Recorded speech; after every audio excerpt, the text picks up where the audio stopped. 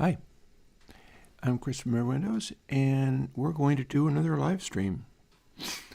And what I have in mind today is fooling around with a bunch of Godot engine stuff. My hope is that I can produce something interesting.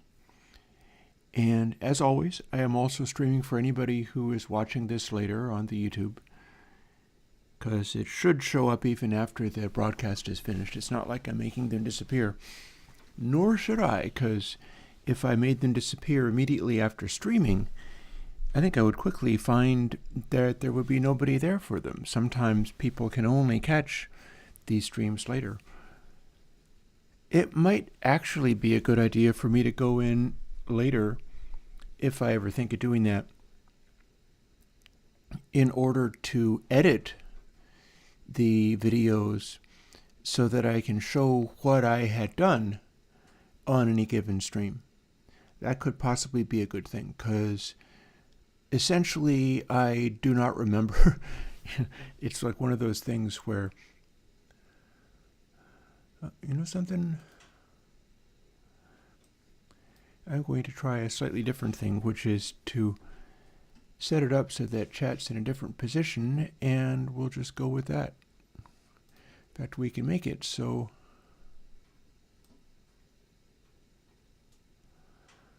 looks kind of like this. And hey, guess what?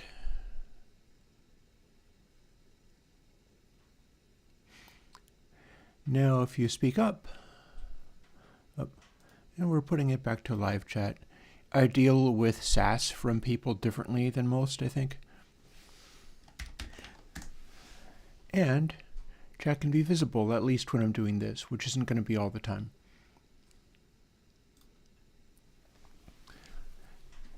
So yeah, my idea for today is to be doing some Godot engine stuff. In particular, I'd like to try doing things I've never done before. That is the sort of thing where I don't know how well it's going to work, but sometimes it works pretty well for me to just kind of wildly experiment around, and I see no reason why I couldn't give that a try today. Indeed, I've already started.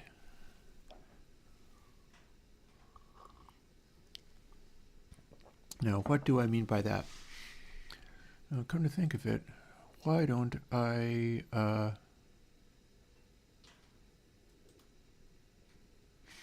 that's it. I'm fooling with OBS a little bit. So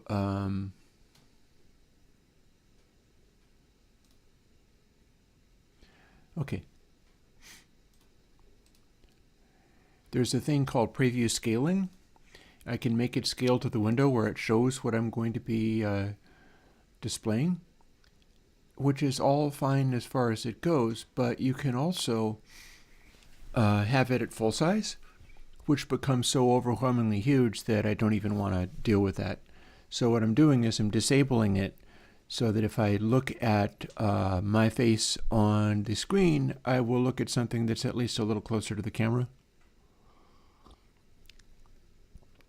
And, you know, some days that's just how that rolls. Is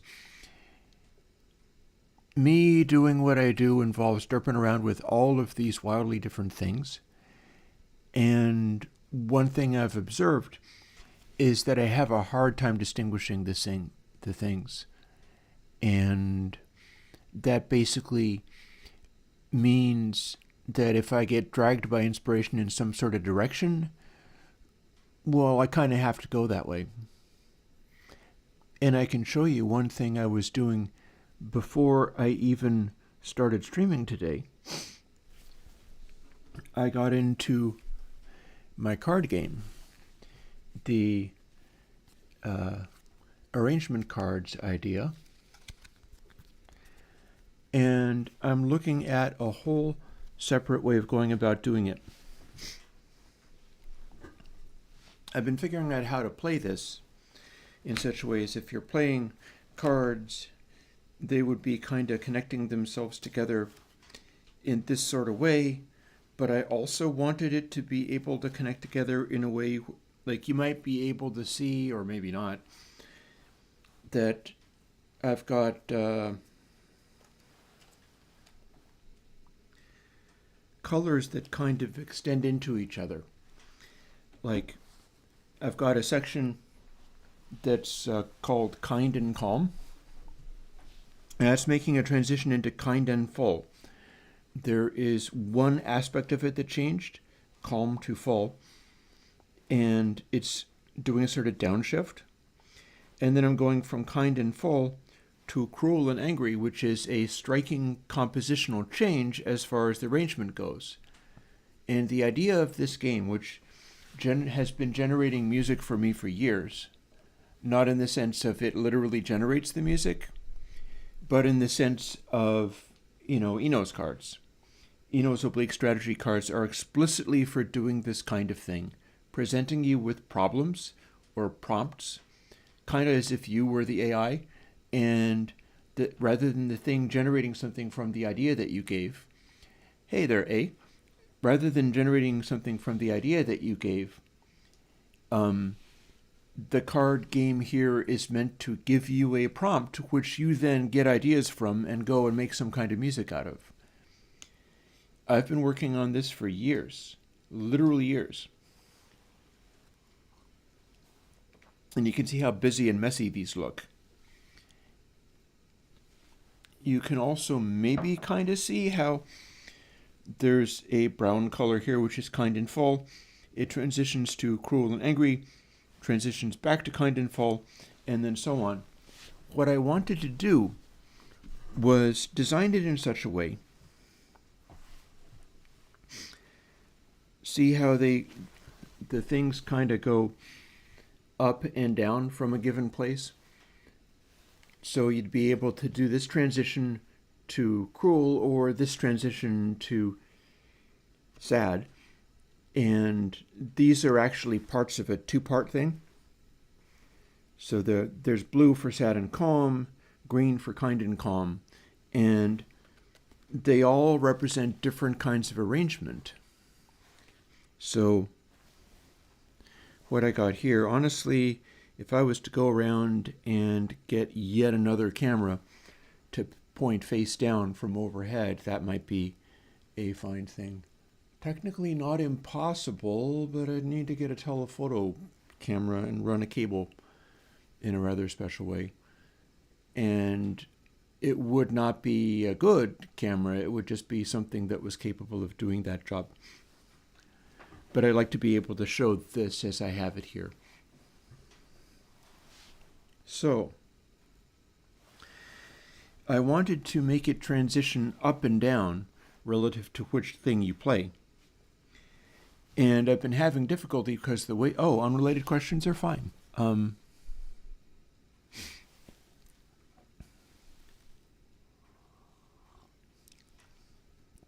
Bear in mind, talking about a phantom center, that center is left and right. And mid-side is not actually center because, people have been doing this.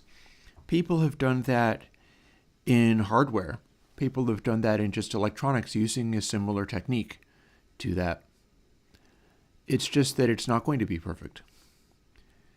What's going to happen is you have to kind of emphasize things in frequency ranges, which is probably where you get the sense of the FFT thing. And it's non-trivial. Honestly, that's a good candidate for AI stuff doing a thing, because in that way I can identify stuff that is exactly matching from side to side and try to cancel out basically everything else. Hey, before 23. The reason it's difficult to extract that is because mid is left plus right, and you can't simply subtract side because left is always mid and side at the same time. Right is always mid and side at the same time. So you can't actually go for things that exist only on one extreme, and it's probably worth me playing with this. It's just not going to happen today. You can't just take stuff that's only in one extreme, as in full left or full right, and cancel that out. It doesn't really work that way. You don't have independent tracks that we're talking about. We're talking about basically full mixes for extracting from a stereo signal. So I wouldn't expect a perfect solution. The solutions I'm aware of are very much about either midside or the spectral thing you're talking about, which is also going to be involving midside. And it's also going to be involving, like, if you can identify, here is a thing, it exists only in mid, it's not appearing inside at all, meaning that it is 100% centered.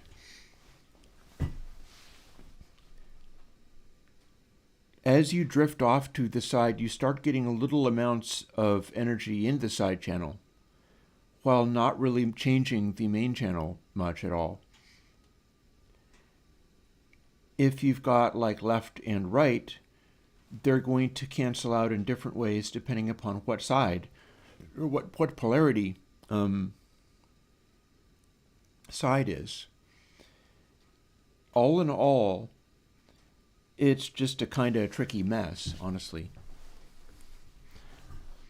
So I don't have an answer for that one. I don't have a solution for it. To return to the work I was doing this morning, as you can see, cards, and this is how I've been doing music for some time now.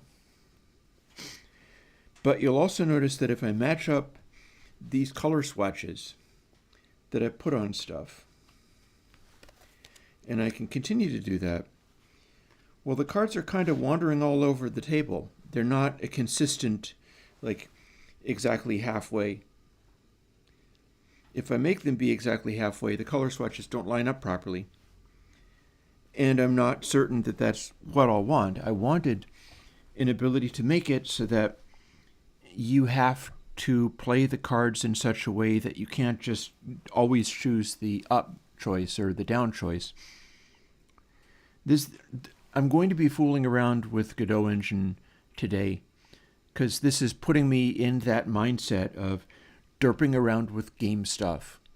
And the neat thing about it is, like, anything that I do in Godot engine today, I could simply upload and let you play around with. I solved that between last week and today at some point. And so I've got exports for Mac, Windows, and Linux. And the Mac one is signed, and I have a way of doing the Windows one where I can at least upload it to Windows Defender to evaluate, which won't actually get past that immediately, but it'll be a step in the right direction for Windows recognizing whatever I produce as not a problem. That's probably the best I can do. I'm sure that Linux doesn't have any such thing. So you might or might not notice that I've got little marks on these cards. For instance, these ones, you can see it more clearly because the marks are in the center of the card.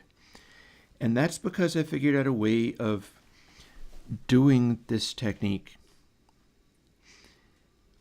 Across all of these, I've got little slashes, and what they represent is how many aspects of the arrangement changed. Like if I change from sad and calm to cruel and angry, well, calm and angry act as opposites. Sad and cruel don't. Those could actually go together theoretically. So we have one slash there, which is one thing that has changed to its opposite in the arrangement. Or there's a, like, cruel and empty is gray colored, and that's for sort of weird, abstract kind of things. And what I've done is I've figured out that when I count up all of these things, I've got stuff like this, where I can go from sad and full to happy and empty, purple to yellow, that's 2 complete flips of arrangement tone. And so that's 2 slashes. It's apparently only possible to flip 2 things if you're going up in the card game. If you're going down, there's either nothing or there's one thing that is flipped. For instance, I think going down, I highlighted the things that are retaining the same. So sad and full to brown ends up being kind and full, means retaining one of the things rather than flipping it. And I was able to work out that if going up can flip either 1 or 2 of the things, and going down can keep only one of the things, never both, otherwise it would be the same. That gives me 5 positions on the end of a card. And so the 2 center positions are positions where nothing got flipped. In this case, what you're seeing here, this weak, I'm going to have to do these and print them properly because the Sharpies are fading. This is supposed to be orange. Now it's peach. And that's brown, and that's gray. So happy, angry is orange. It's like rocking out kind of thing, or whatever you choose to associate with that. Kind and full is brown. Cruel and empty is gray. So happy, angry, going to kind and full is not flipping to the opposite of any particular thing. It's just a kind of abstract transition. Whereas happy, angry to cruel and empty is another kind of abstract transition. It's not retaining any part of it. Up is about contradicting and down is retaining. And so these 2 options, the one in the center is going up without swapping anything. The one step below is going down without retaining anything. One step below that, which can be found here, sad and full to kind and full, it's retaining one of the things, and so it's the bottom corner. And sad and full to happy and empty is swapping both of the things, that's the top corner. So essentially now I have 5 positions to build this card game on based on what you can draw out of it. And it's possible that I could even use the Godot engine to build this. I'm going to be using Godot engine to build this into a set of cards because it's going to be the mechanism that I use to produce the things that are to be printed and made into a physical set. And that's the end goal, because I need one of these for me. And sometimes that's just how that rolls.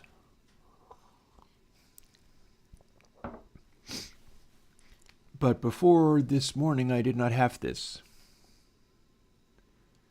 And I've spent the morning going through all of the cards and drawing the relevant things on them,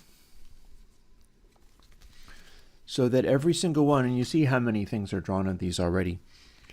It's going to be interesting figuring out how to build this into a actual card set, because it needs graphic design desperately. It's just got random stuff drawn all over it. But I've gone and drawn the reference points for where the cards are going to join together, and on the entire set, everything. Like here is the largest collection, is the bottom one retaining one, and then the top one swapping one. And this bank of cards is this thick. And there's 2, 3, 4, 5, 6 banks. The least populated bank is the one where neither option really does anything. Both of them are just kind of arbitrary. And that's this thick. So there are many questions. One of the questions is, how often does each bank contain, because I've got notes written on these as well. And I've got the notes color coded to how far they are away from playing all white keys on the keyboard. Like in this case, if you're playing a D flat, that's going to be present in keys that are quite far away from the, Here's another thing that I've made fairly recently, and here's one where you can turn it all the way around to over here, and you might find your D flat hovering around here, literally halfway around the cylinder from all the white keys.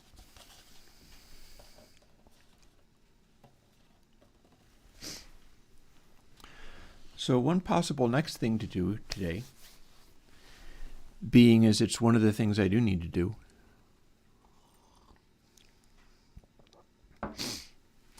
is shuffle these together into a deck with a decent amount of randomization. But first I want to scan through these a little bit because, like I said, I have questions as far as which notes are represented on which cards. And there might not be a significant way to tell, but I might want certain things to be associated with certain kinds of transition. I've already done that, but it's arbitrary. There's no special reason why it would be any particular way. I just associated a bunch of notes with a bunch of cards so that if you play it, you wind up with arbitrary changes. And I'm pretty sure one of the things that I did, although I could be wrong, like look at this. I've got kind calm on a couple of these different ones. But one of them is the key of G, which is very close to white keys. And one is the key of F sharp, which is wildly different.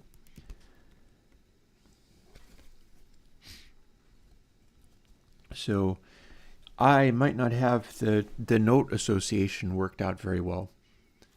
And that is just one of those things. That's just something that I'm going to have to figure out. I do that by looking over this stuff and seeing what, like I could do that. Might be a fine time to give it a try. There's no, as long as I kind of keep talking, it doesn't much matter what I do. I can deal them out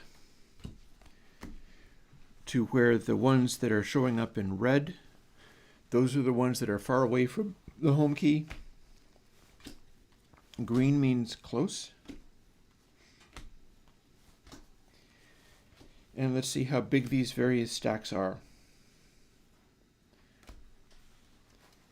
Because like here I've got 4 cards in green, 2 in neither, and 3 in red. And here's one where there's a transition going up and then no transition going down, so nothing kept the same going down. And if I deal out the colors I associated with them, see I've got 2 different G's here. Like in theory, I could go and swap any set of notes for any other set of notes and I'll still have the same total amount, and that might be my best bet as far as figuring out what I'm doing with it.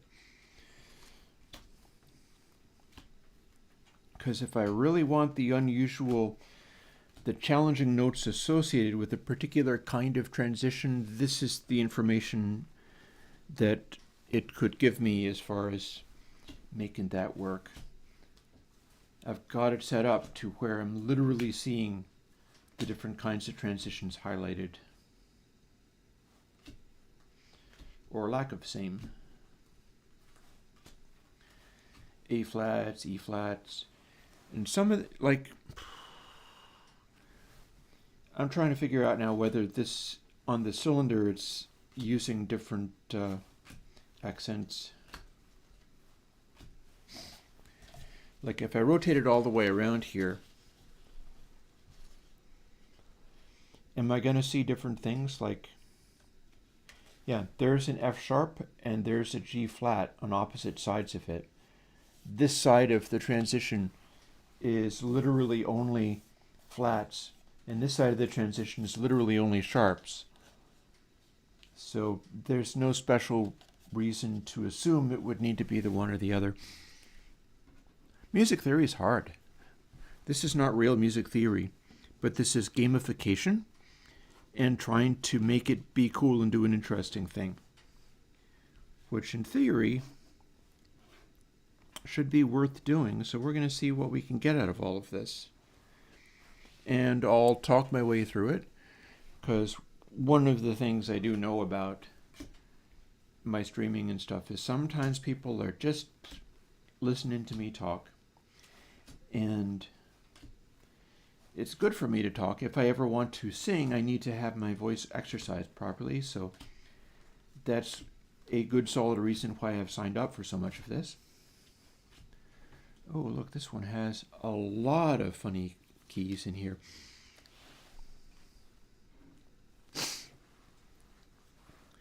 I mean, there's no special reason that you couldn't have a nice and kind piece of music in F#. That is certainly a doable thing. But my idea is sort of associating weird, abstract, challenging things with a context that makes them more difficult to compose. So you have normal stuff and it sits in the keys people are used to. And then you have weird departures like into gray or whatever. And those would be more likely to jump to keys which have a lot of sharps and flats. And so it kind of goes along with what you're doing. And so that might be my tactic going forwards. But yeah, part of what I'm doing here is just manufacturing the streaming where I am openly talking about what I'm doing. I'll try to get more on mic. Got to reach over here to do this part. Oop. Solving the problems. And there are multiple purposes to that approach. Oh God, look at all of those.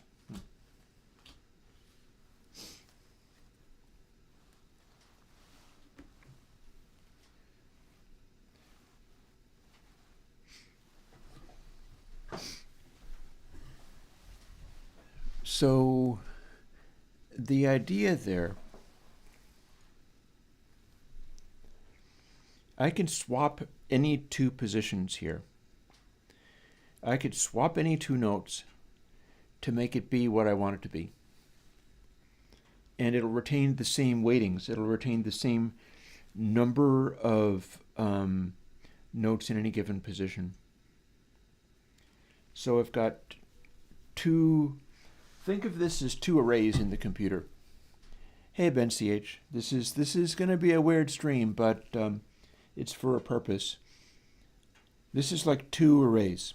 It's like 1, 2, 3, 4, or 0, 1, 2, we're pretending we're in C. 0, 1, 2, 3, 4, 5, or 0, 1, 2. Hi Mel. I do in fact have coffee and I'm going to be making more.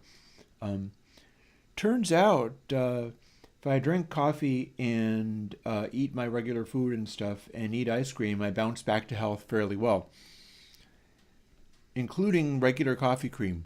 What hurts my constitution is quote-unquote sucralose.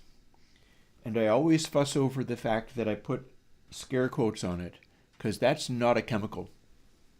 It does not have any sugars, sucra, and it is not an ose. It's a trade name. And it's a trade name for a chemical that basically nukes me whenever I mistakenly ingest it. And there's a funny side effect to that, too. I was talking with somebody in my recovery network, made a connection along those lines. It's going to be interesting. But turns out, me being a drug addict who doesn't use or drink in recovery, I react to stuff like that in an interesting way. If I'm consuming something that's going to hurt me bad, I begin to crave it, which is very weird and uncomfortable. It's like, wow, what a helpful reaction that is. But it's true. This coffee creamer that I use made a change in its packaging. And the change in the packaging was from dark purple to lilac for the sweet cream flavor of Super Creamer.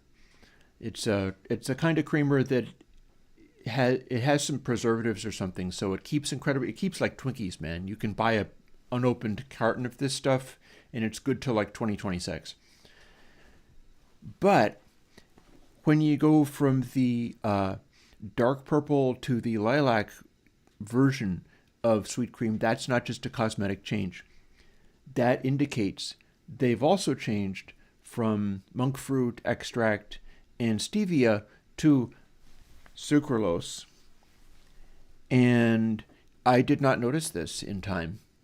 So I got some of the kind that had sucralose and began putting it in my coffee. And the next thing you know, I'm like, oh my God, this is the best thing ever. Must have more of this. And so I'm drinking lots of it. And then the next thing you know, like my organs are failing. and I'm having to claw my way back to health from that, which it looks as if I've been able to successfully do it because enough of it has gotten out of my system by now. But that was a real scare. And the funny thing about it is, I was still able to get Super Creamer because the store that I get my groceries at had two different flavors of it. One of them was the one that I would prefer, the sweet cream flavor. But they also had vanilla, so I went and looked at the ingredients. And the vanilla is being formulated with the monk fruit stevia, which I don't react badly to. I switched over to that. I'm doing just fine. And I stopped having the wild cravings for needing to guzzle lots of this coffee with the creamer in it. It went back to normal, which is interesting and not necessarily, that's not a bad thing. It's like, if I am drinking a kind of coffee that doesn't make me want to drink all of the coffee ever, that's probably good. That's probably all to the good. I'm just saying that was an interesting ride. And I'm also on the back of Tuesday's work was plugin work. And I got enough done. That gave me 2 weeks worth of plugins. And I've already got a little bit of a backlog. So I'm letting the plugins sort of marinate a little bit more. I've gone in and edited the plugins I was building for K-Plate 240 and 140 because I needed to include the single all-pass filter on each channel that I'm using for K Cathedral 2. And I swapped that in, and it seems to be working fine. I haven't critically investigated it very hard. And so, should be able to do K Cathedral. Should be able to do K Cathedral this coming Sunday. Kind of looking forward to it. Should be nice. I've also successfully done, I'm probably going to want to build a version of the Final Clip, which is the one that I formulated for Final Cut Pro. I'm probably going to want to build a version of that I can use. So I'll have some plugin building stuff to do on Friday and or Saturday if I want to really push it. But yeah, and I've also done 80 Clip 8, and that's looking very promising. So that means that today could be whatever. And I mean, it could just as easily be Minecraft, but there's all these other things I also like to do. Here's one of them. At some point, the gift exchange that I did with the guy from Whimsical Wraps is going to bear fruit. I sent him a Make Noise Oak Host as a swap because he's an Airwindows fan. Hey, Igor. Yep. 80 Clip 8 now has the ceiling control where it goes from what exists in Final Clip, which is the golden ratio degree of ceiling, to literally just up to 0. So you can dial that in or out as you see fit. It's probably, you're never going to need to dial it back all the way, honestly, because 80 clip 8, especially if you start using more layers of it, is going to resist high frequency overs so hard that I can't imagine it would become a thing. I really don't feel as like it's going to be very good for intersample peaks. You don't have to only deal with that through the use of oversampling and then sampling back down again. It's also possible to do it algorithmically, and that is what 80 clip 8 will be doing. It's also fascinating that now I've got a slew clipping in there. But that's what I had in Final Clip for reasons, and it translated to 80 clip 8 pretty well.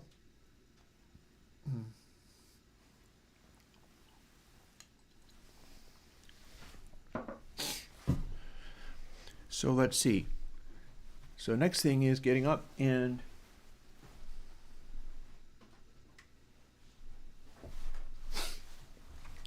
grabbing my markers. Because there's 3 different kinds of markers I'm going to need to use.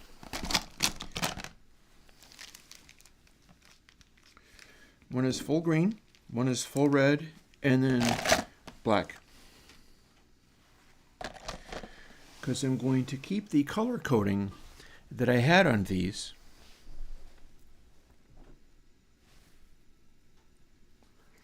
But my job now becomes identifying what sections in these need to be swapped. So it may possibly be that what I should do is go and make another cup of coffee to... We could do that. Shall I do that? Shall I do that? I know that I can set you up with some music. So let's give it a shot, shall we? SWB audio capture.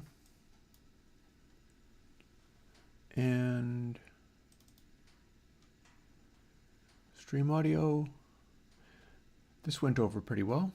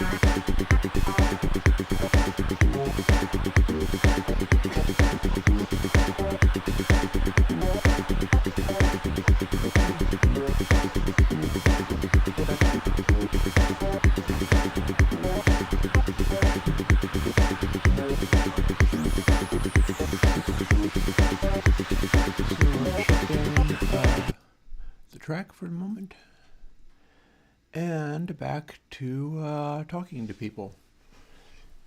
I've managed to chase away several people doing that, but it's fine.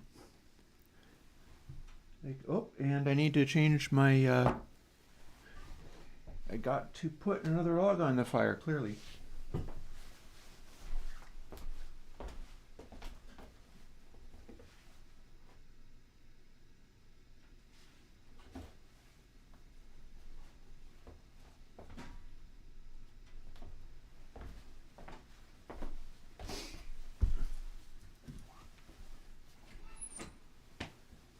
It's like the non-evil version of Five Nights at Freddy's. You kind of have to keep going through and doing these repetitive things without forgetting them.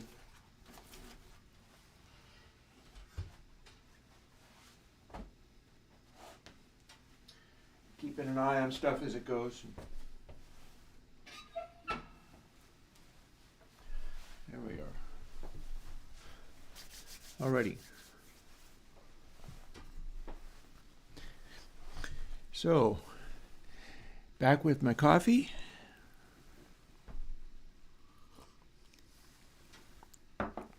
And a challenge. And the challenge is, see these cards? Which of these notes need to be swapped?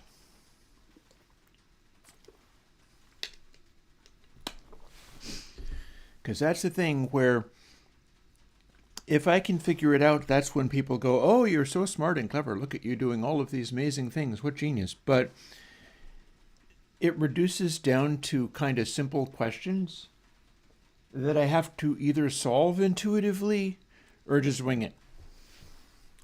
So let me go to sit in front of these. I'll point the mic at myself still.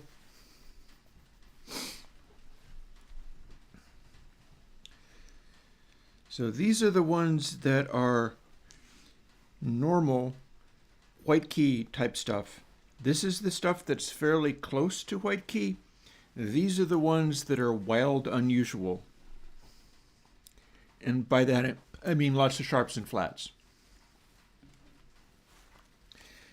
All of the notes that I produce here are like, well, now hang on a second. That's supposed to be there? No, it is not.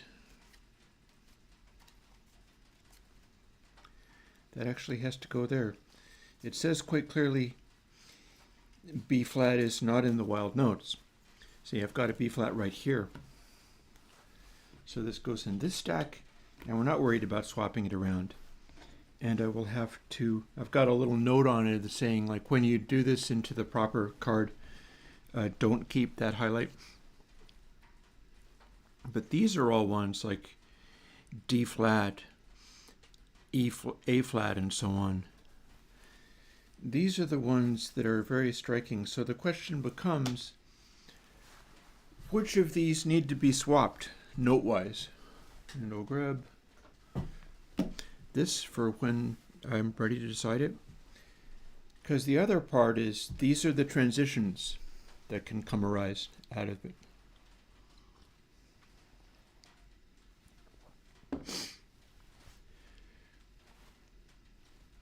Let's take a little gander and see how many of these things are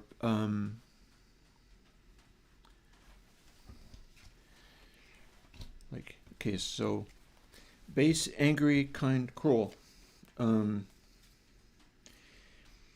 I'm going to sort these based on the idea that cards with green on them should have simpler chord progressions, and the weird stuff should also get weirder.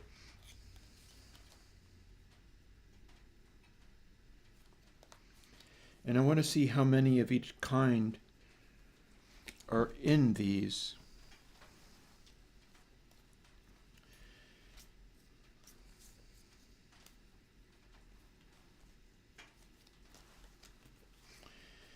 Like, see, there's red here. Red implies I'm doing something striking. Red could easily fit with a bunch of sharps and flats, contrasted with easier to play stuff that is more chill and mellow and so on. So if you're trying to compose something and you're going, like, okay, let me pick just greens and blues and make really mellow, chill music and stuff, you might want it to sit under the white keys and seem familiar to people. Whereas if you want to do wild things like grays and reds, then you might go into lots of sharps and flats and be more challenging.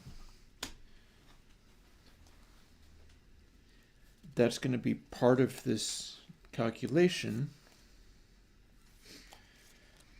So I'm kind of trying to organize things on the basis of what I'm looking at here, and then maybe emphasizing it.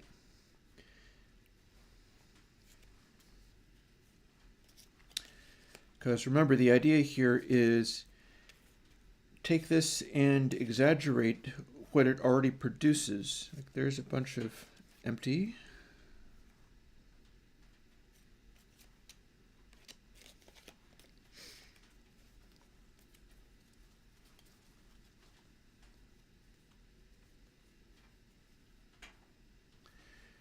Any one of these gives you a note, and it also gives you choices of different arrangements to come from or go to. So for any one of these cards, it's going to be either, it's always going to have the one on the side where it starts, and then it's going to transition to one or the other of the additional options.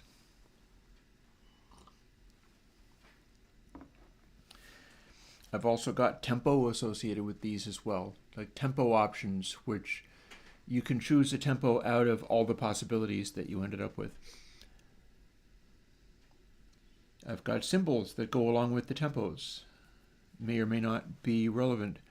Let's sort these.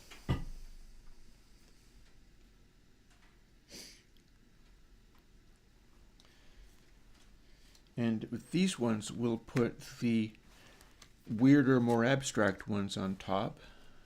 And we're going to ignore all these ones here, which are in the middle somewhere.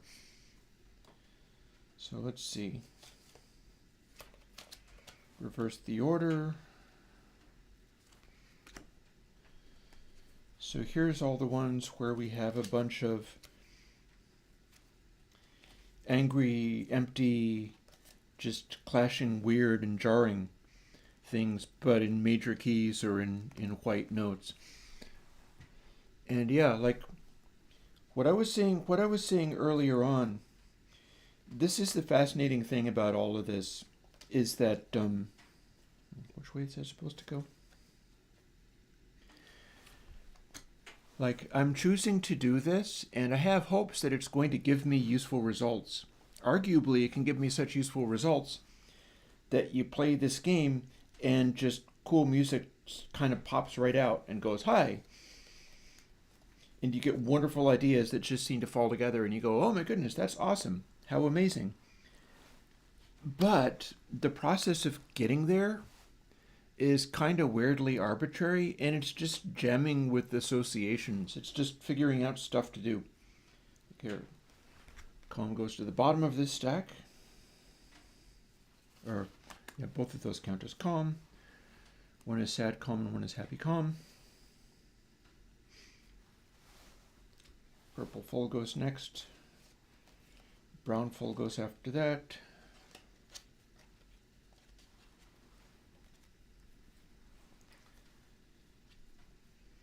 And then we got happy empty, and then happy angry. And this stack doesn't have any of the weirder stuff. So I guess what I'm looking at here, these are among the ones where it either stays the same or changes one thing. These are ones where it stays the same or does an abrupt flip to something completely else. These are ones where it retains the thing or does a kind of abstract shift. These are ones where it does an abstract shift or abruptly flips something. Here's one where it does an abstract shift or flips all of the things. So these are relevant because these on the side are the ones where it does a striking change, but the striking change also means that if I'm trying to associate keys with easy or hard, like lots of sharps and flats, or normal, anything that gives you the option of this top option where all of the things abruptly flip to something else, there's an argument for doing either or both. Like, if you get the option to do the really extraneous thing, you might want to have an unusual choice available.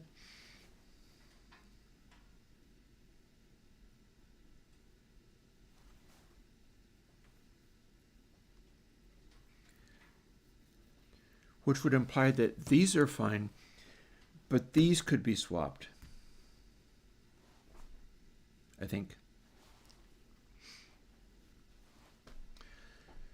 So, and then over here is the one where everything is kind of an arbitrary flip. So it's always going from something unrelated to something else unrelated. And we have very few of these sharps and flats one. This is A flat. And a slightly larger number of white key ones. D, D, and A.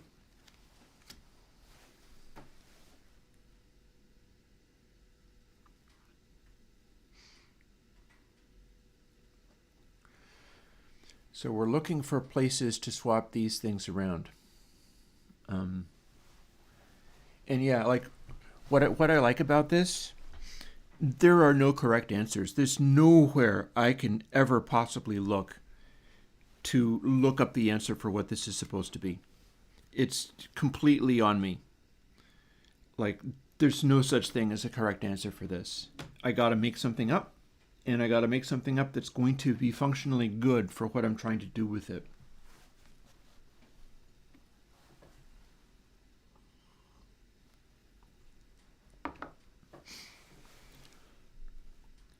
I think I have an association with non-white keys and grays and reds.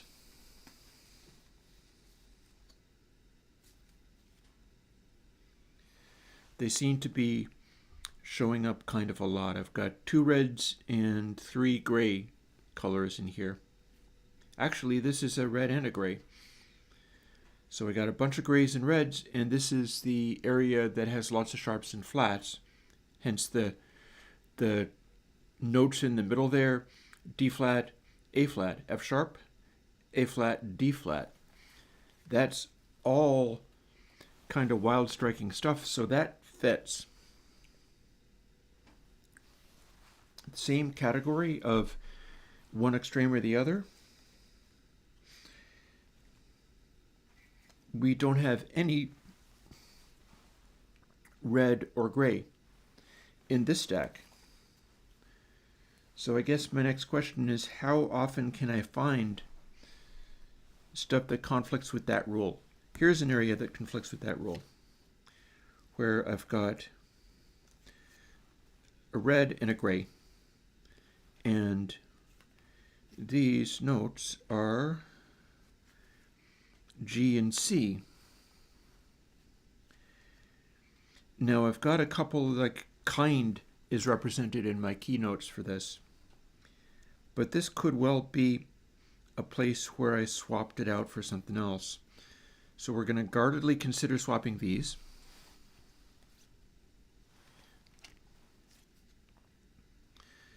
Same here.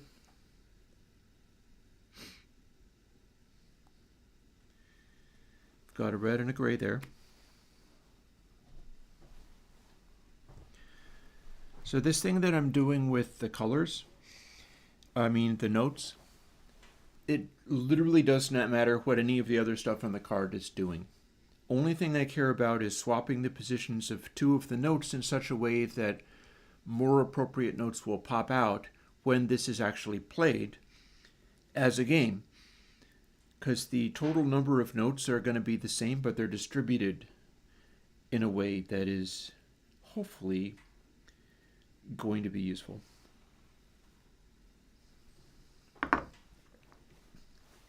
How about here? What do we got here? This one is the one where either one thing changes going up or there is no change going down. These are 4 cards where that is true, but we're also playing white keys, and we're either coming from we're entirely coming from a angry or empty. We're coming from a red or a gray.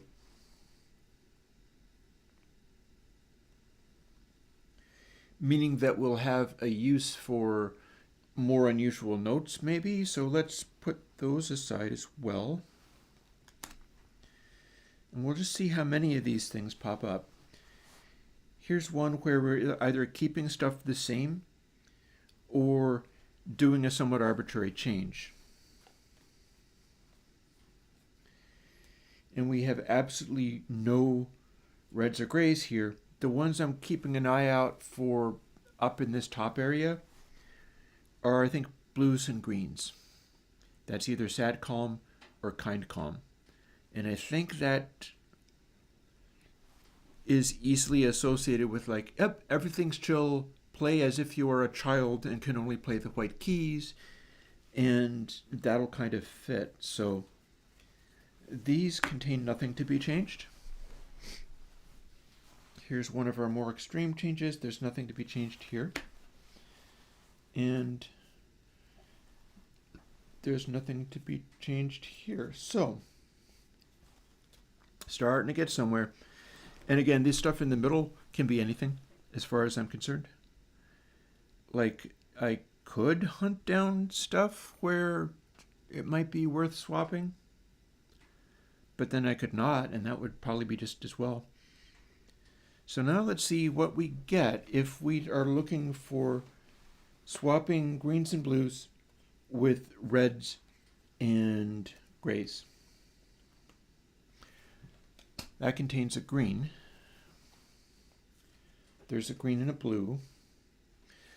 So we could be looking to swapping these things if we get the same numbers and kind of try to force all of the stuff, especially like this card has a green and a blue on it. There's no reason it should have an E flat in there.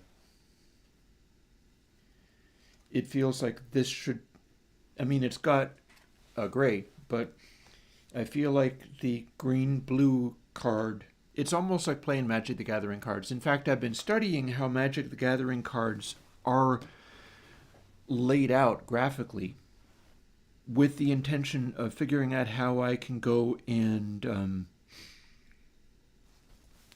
use a somewhat similar font, use some of the same design tropes, and make cards that look like they are correct.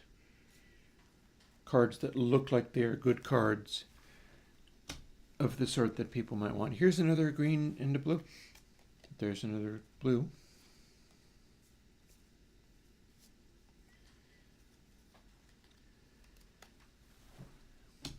Okay, so if we were to take all of these, pull them aside, at this point we can put everything else back into its box. Let's see how many of these.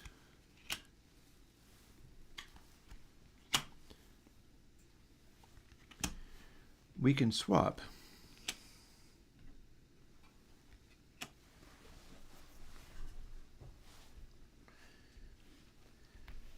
put the rest of it over to the side because I'm just writing that off as not thinking about it anymore.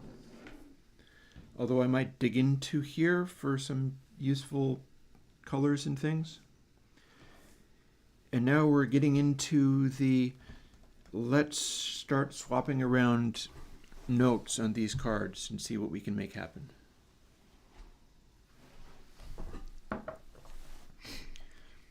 Let's find particular tropes like cards with green and blue on them.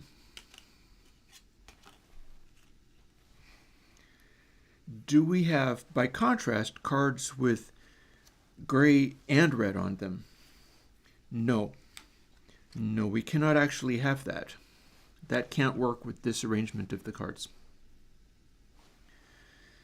It's only going to be either gray or, so what are my options there? These always transition to something more aggressive, but these are the ones that have more dislocating switches. It's empty to kind or angry to kind, red to green, gray to brown.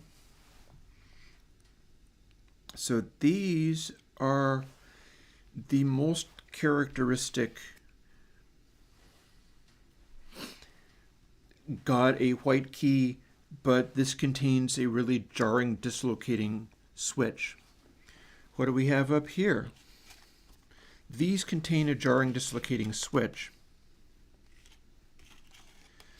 These contain something of a switch, these don't.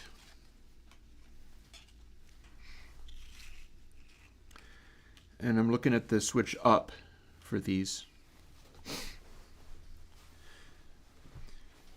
So we could start pulling some of these out already and going, this jarring switch here could contain one of these notes, and this that contains blue and green could actually have the key of C, or C major, the note C, to go along with both of these. So this is a swap that we can do. By the same token, here's another jarring switch from angry to kind, green to red. And so that could contain also a E flat apparently. And then we can swap a G note into where this card contains the capacity to have a green going to a blue. And so if you do that, you're getting a G note which goes along with the key of C, or many keys in the center of the chord chart. Onward, what else can we do? We've got literally all of the same, interesting. So we've got literally all the same notes here. This is, okay. So I mean, I could just literally swap all of these and go with it. That might be what I do. The question becomes, which notes do I want to include here?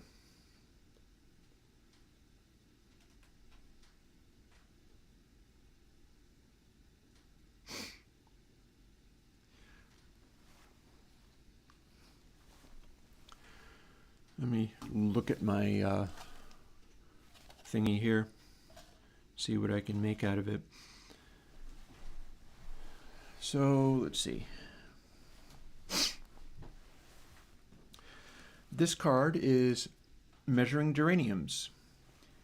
It can swap from calm to cruel, green to red. So if you play this card, you're specifying an arrangement switch that can go from very chill to suddenly exploding and crazy. In fact, I've got a 23-8, or 23-4 if you want, I suppose, time signature accessible through playing this card. meaning you could go from chill, calm, nice, nothing particularly unusual, to exploding in 5s with an 8 on the end of it. So I've got that written down here too. And to bring that in, to swap it with a major note. Okay, so if we went over to D,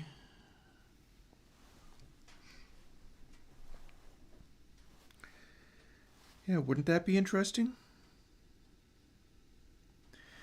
I can swap this one with this one. So D flat becomes D, meaning that the key of D is also a key where guitar soloing is easy on the guitar neck, like that. And it means D flat, which is a wildly tricky one, goes to a card that switches from empty to something else. And so one that is called None Such Unchosen is the name of that card. And it's one of those ones where it's kind of a weird abstract transition. So I think I like that. I like that.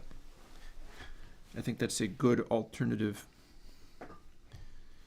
F sharp. We could do another one of that kind of thing.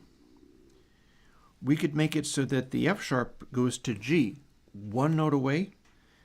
Very huge change in key changes, but that means that the second calm to cruel transition puts G on the table, and then the F sharp goes to this one where it's also coming from empty and going to either blessed relief or happy with whatever else you've got on the table. So now we've got sad and calm to cruel on 2 of these cards. And there's a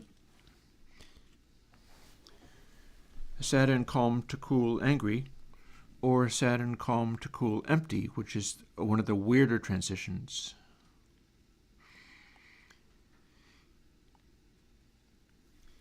So this first card's called Crabhole Bachelor. These are all from anagrams. This is all going to become a heck of a thing when I'm done with it, but this is the bit that I got to figure out right now.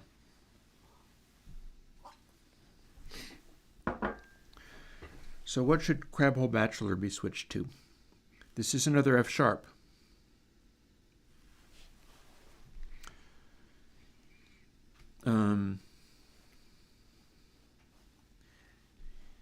Here's another one of those where it's a kind of abstraction. Nothing really goes to anything else.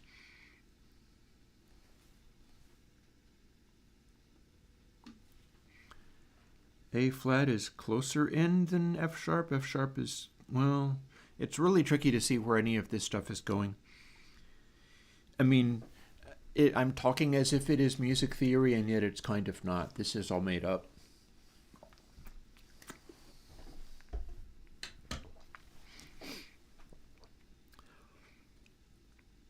So if we were to take something and put it in the place of where Crabhole Bachelor lives,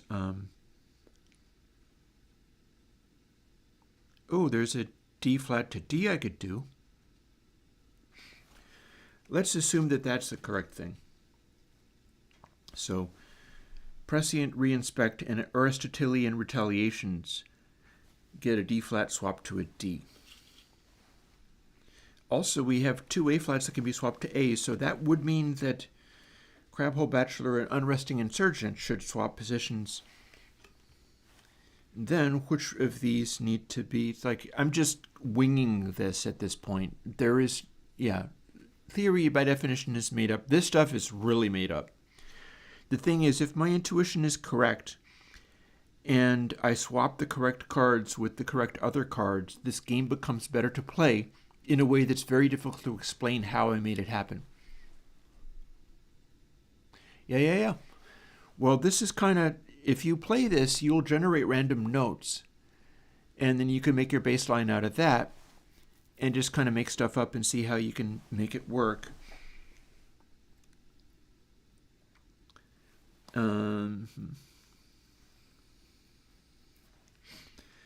So here are my two options remaining.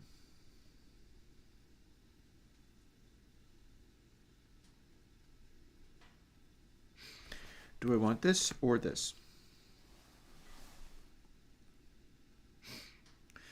This empty could go with either of those if they were actually being swapped, which they're kind of technically not. This one's called Siberian binaries. These are relatively similar tempos. These are also they're very similar tempos, in fact.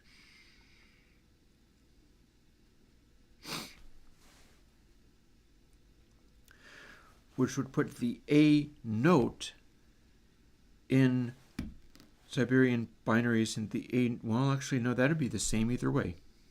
That doesn't make any sense at all. Not that any of this makes any sense, but probably. Alrighty. Both of these have a capacity to switching to sad full.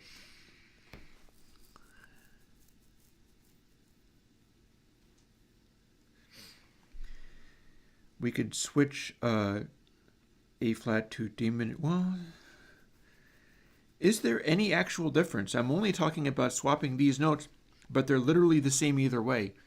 So it doesn't freaking matter. There's no point in even hesitating about that. It would be the same no matter what I do. I'm only changing the notes. Cool. Alrighty. And now, not everything is on YouTube, that's for sure. Yeah, I mean, technically I'm on YouTube right now, but it's all about the experimentation. So what we're going to do is first cross off the relevant thing and then write in its replacement. So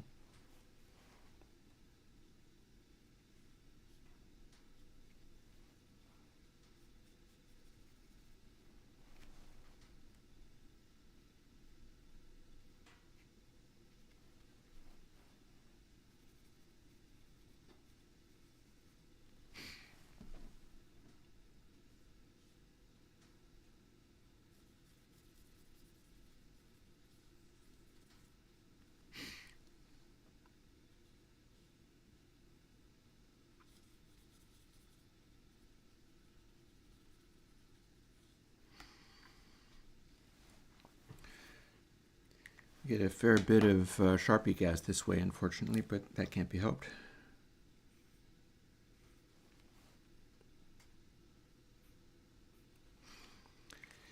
The double line of red is how I'm indicating that it's way off the color chart, and the highlight of green is how I'm indicating that this is very strongly in the, except for that I'm making the, whatever. We are doing what we are doing as well as we are doing it, as well as we can do it. And none of this stuff really matters or makes any sense, and so we're going to stack it up however we see fit. It'll end up getting shuffled anyway. I'm just trying to randomize that part a little bit more. Okay. F sharp and C.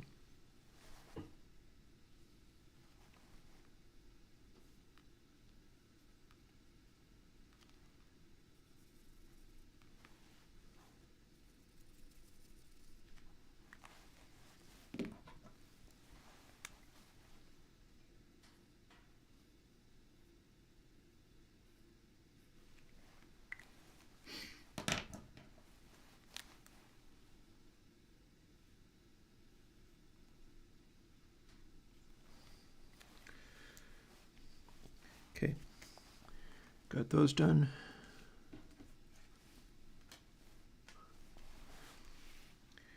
Here we have some D flats and Ds.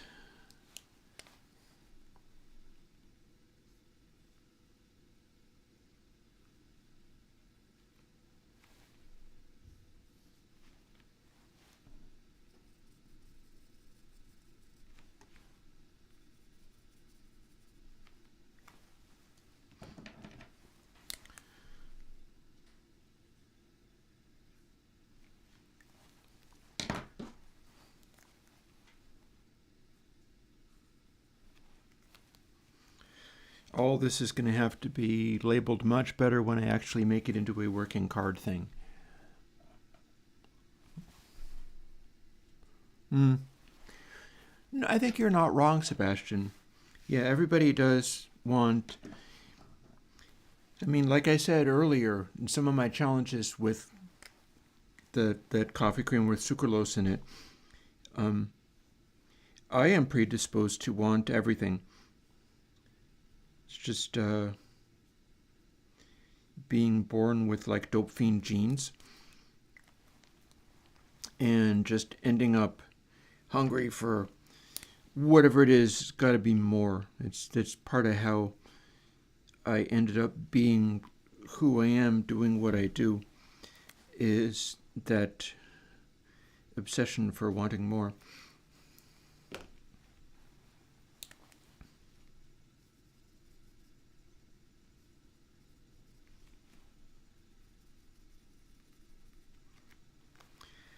Certainly for at least some people, that is just part of the equation. Alrighty, coming along pretty good in my weird little task. We're going to switch over to coding before terribly long, but this is something that I needed to do.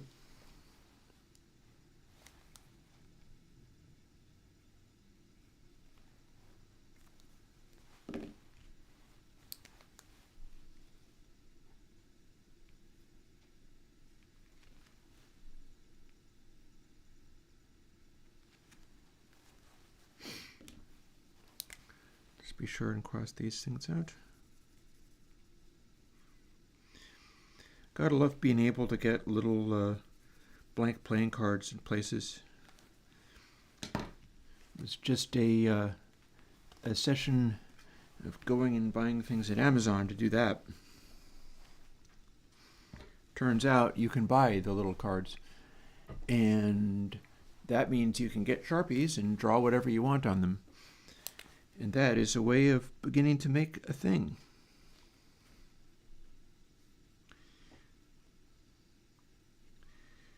When I go for doing these for realsies, I'm going to want to find a place where I can have them printed with edges that are shuffleable. Because there's a big difference between having something like that, which is nice and playable,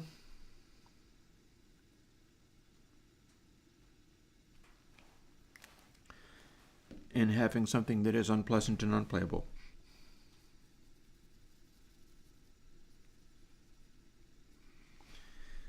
If you have used cards and printed on cards, and then the cards can't be shuffled because you're butting paper ends up against each other, that makes it just much less fun to deal with. And I know that because I've been experiencing that with these. These are cheap Amazon cardstock, and so it's a bit of an issue with that.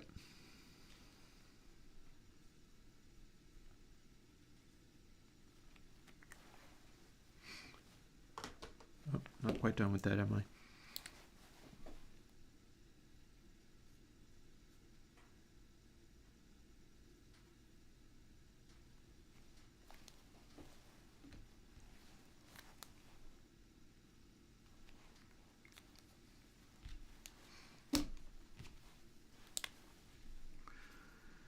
These are ugly by now.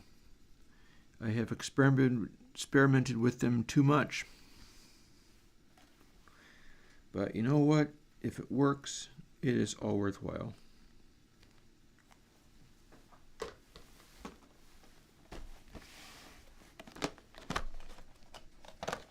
Put these guys back.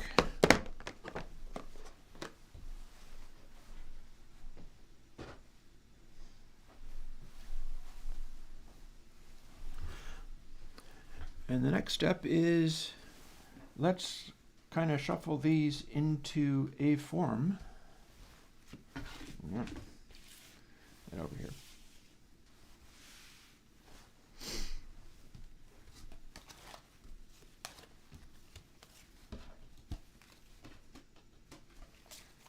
kind of grabbing stuff off the top of my stacks until there are no more stacks to be grabbed. Then I'll shuffle it as well as I can, a little bit more. And then we'll lay out, like, what would be a good number? What is it, 11? I'm trying to, I want to steal more from MTG. Like, what is the correct hand from Magic the Gathering? We'll use that and go from there. Just as an arbitrary choice for how to make it do a thing. Noiseless lionesses, personalistic pictorialness, respects scepters, anti-modern ornament, serpentinous supertension.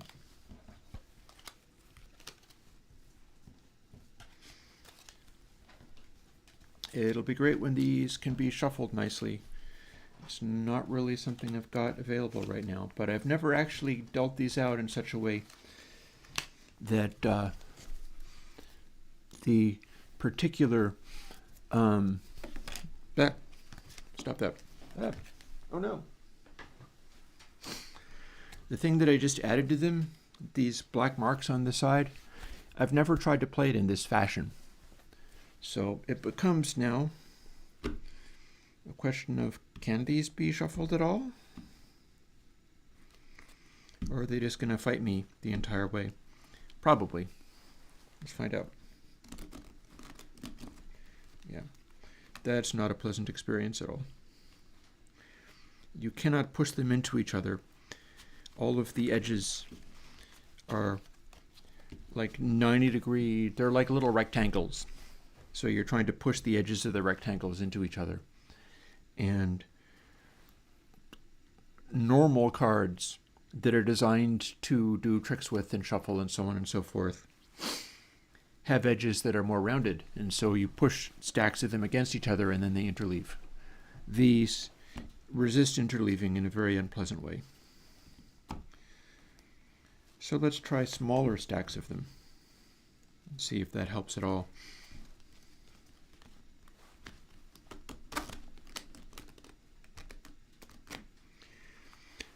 Kinda not, but better than nothing. Go back to, you can't see me do that, so I'll make it so you can.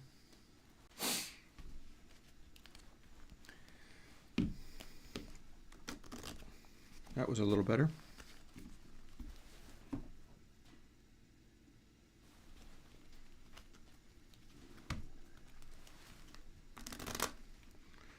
That was a little better, but it's still fighting me.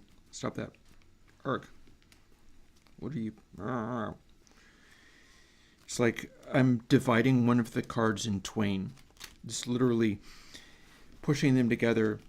It's attempting to use one of the cards to bisect another one of the cards. Since they are simply made of paper, it's literally attempting to slice one of the pieces of paper in half and stick one of the cards between the front and the back of one of the other cards, which would ruin them completely, by the way. So that would be bad. Let's not do that.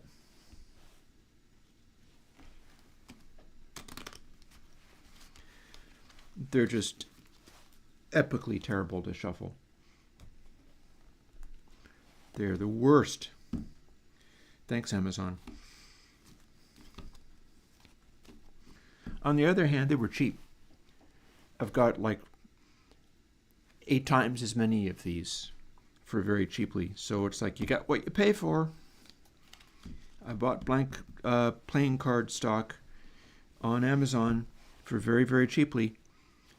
And somebody in China somewhere probably produced them. I am given to understand recently that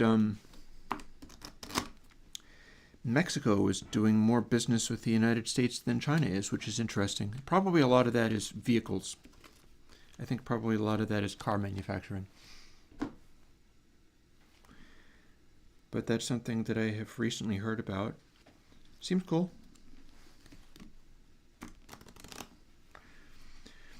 Doing commerce has its uses. It keeps things a little more stable and a little less chaotic. if you can do that. Yeah. Come on, you.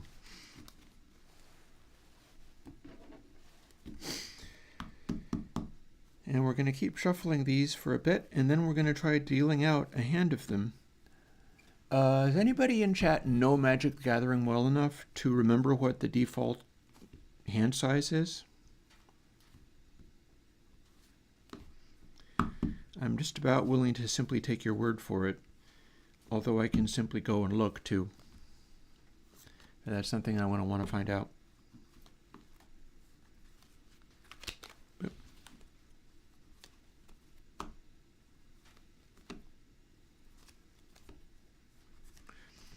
This is a Scarny cut.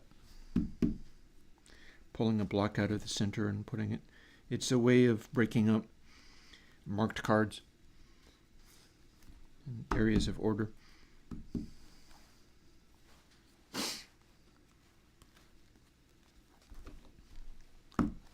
Yeah, I'll go and look it up, no biggie.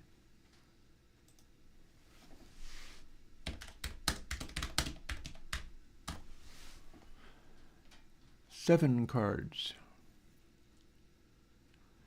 Deal up to 7 cards. On the origin of starting hand size, exactly 7. Okay, 7 is also a prime number, so that seems cool. You could use only prime numbers to start off. But, that said,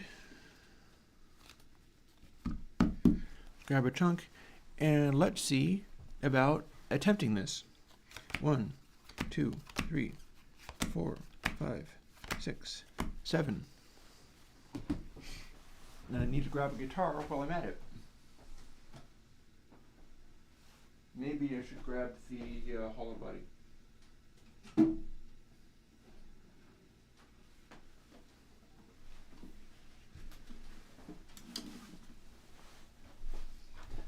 So if all goes well, this will rapidly show whether I have something here or whether I don't.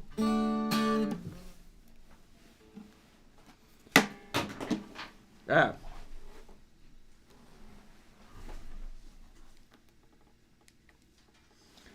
It is the chaos of creation, big time. I am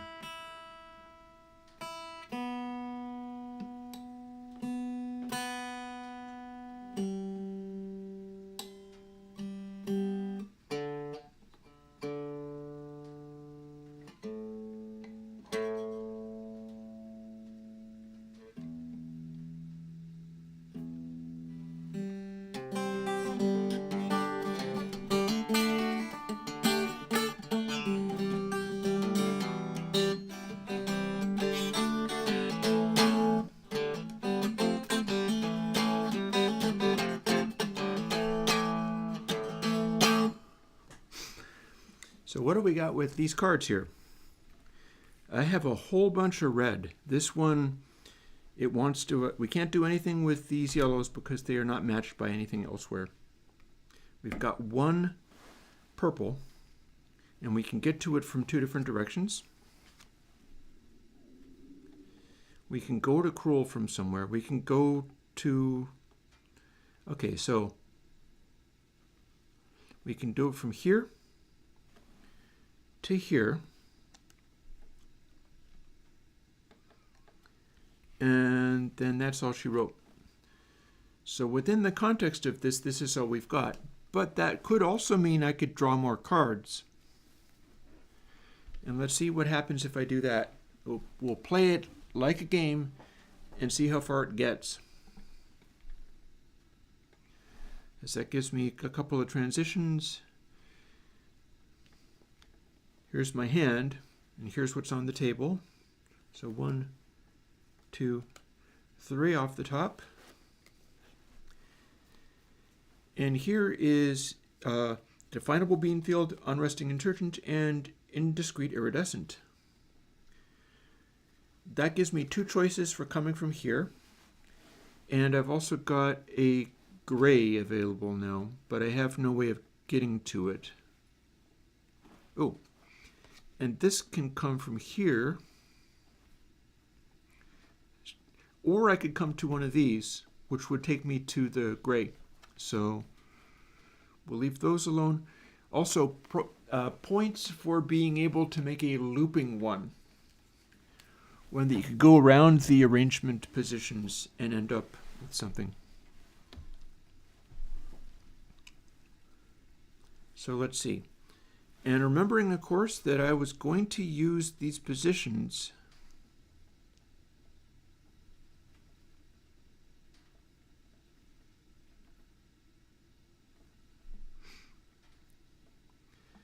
so that went up a half and then down a half.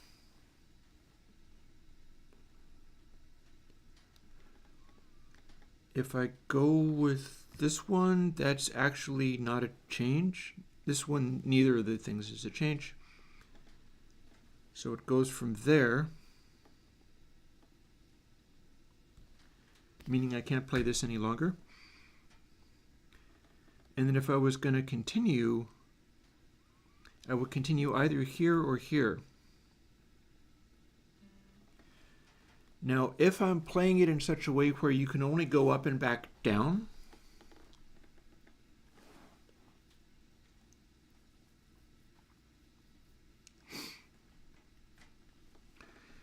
I could play this one and then I'm done, with possibly a return to the red, because that's also on the card and you can just top it off that way. If I was to play this one, I would be playing, see these guys, it goes up one, then back down again. Oh, hang on, I gotta align these properly. I should go through and use the black marker to make a dot on all of these cards on the other end. Could be worth doing. If I can think of something amusing to say while doing that, I'll start doing it. That said, because it really needs the reference point, I need to be able to see what I'm doing.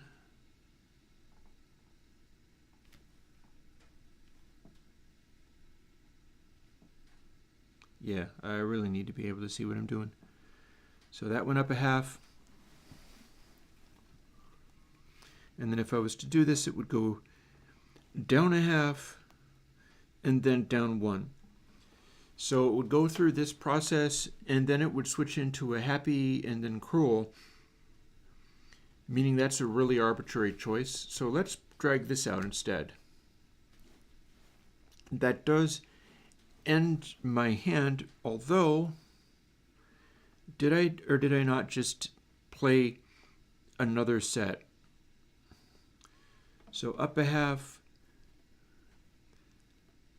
I had 3, so that's 2 more, so 1, 2. Neither of these are going to give me a solution for coming out of here. But both of these mean I could add one to this side if I wanted.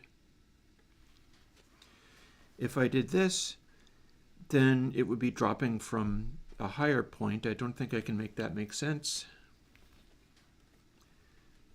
If I did this, we'd be starting at an even lower position and then kind of heading up. So we've got E, E, G, B, F sharp for the cruel and angry section, and B. So we got E twice, we got B twice. I wonder whether I'm going to be able to see chords on this. That's what it's for. That's the hope. G flat would also work. Either of those are just way the heck off the charts. Oh no, wait, there's an F sharp floating around over here. Yeah. Yeah, so I'm looking at kind of this area. I'll make it so I can just barely see the F sharp there. It first appears as the diminished chord. It's a bad sign. Not really, but and my E's and B's are also here. So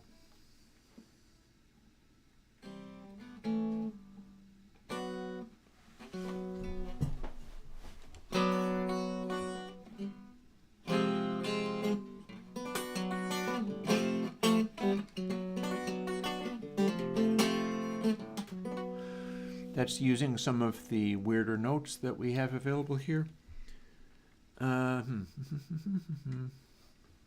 So E. It wants me to be in E minor to use that note. Feels like that's more where I'm going to be finding E's here, so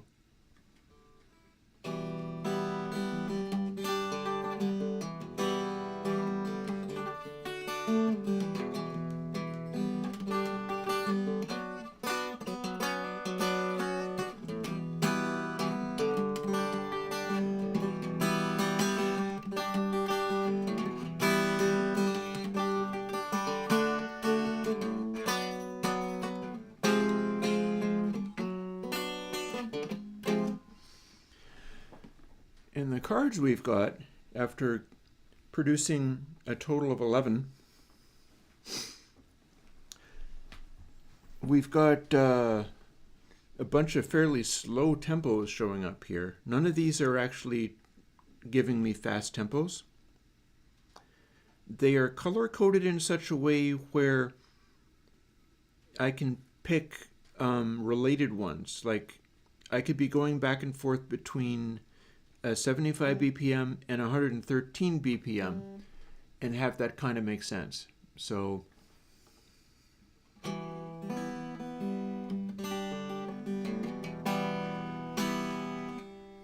I've got two different column options.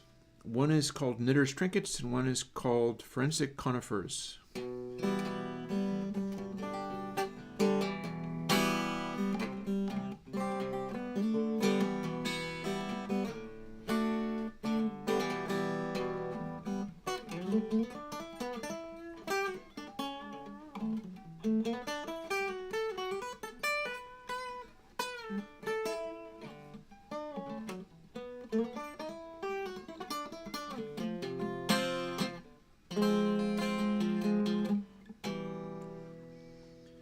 Got almost a Phrygian thing going on there. Except for I'm pretty sure Phrygian would be bringing in a major. Oh, and that's not even an F sharp, is it? That was an F. This is the one.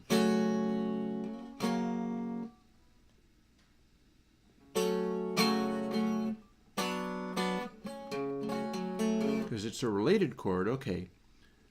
F sharp major finds F sharp minor finds many places here.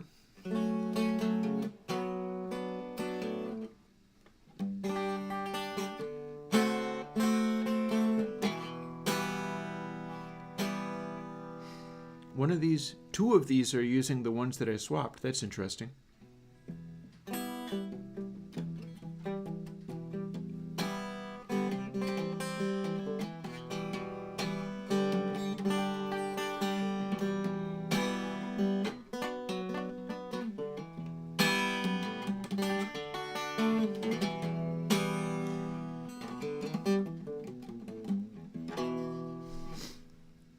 And the succession of switches, this goes between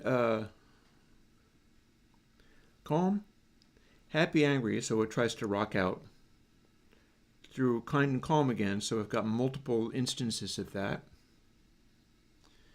Goes into sad and fall, then it goes into cruel and angry, and then it goes into kind and fall and finishes up there, possibly with a reprise of cruel and angry, as a series of changes. So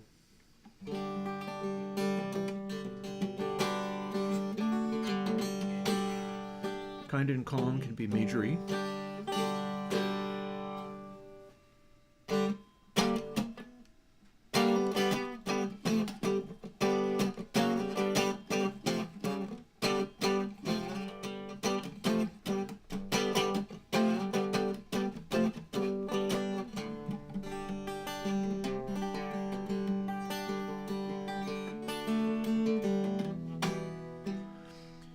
So kind and calm to happy, angry rocking, back to kind and calm. Sad and fall drops to the relative minor.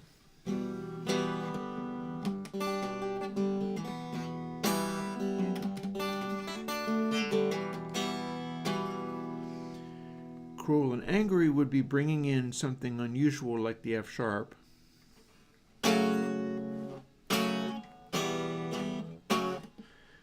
And we've got two different 23s here. We've got three different 23s here. What that means is the cards tell me that if I am going through this other, like,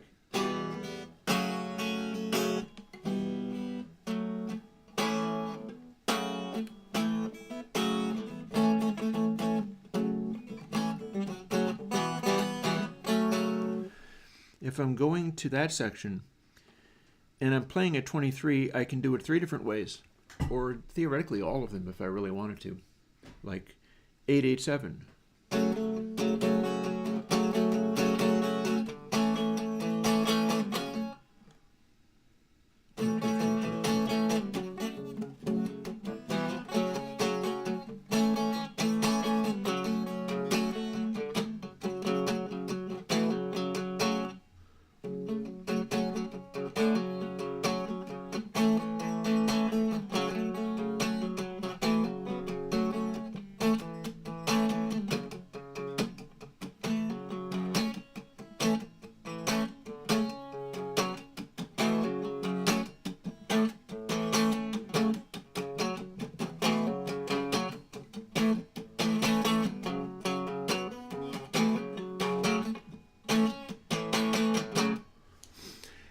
And that's a 23. That's 8-8-7.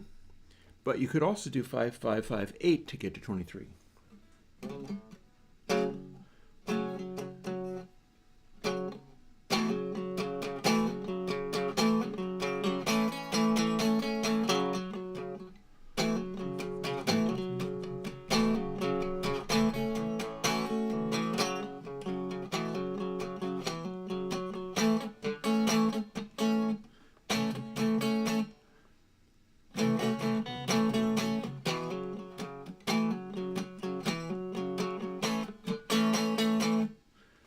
Got to count that a little better.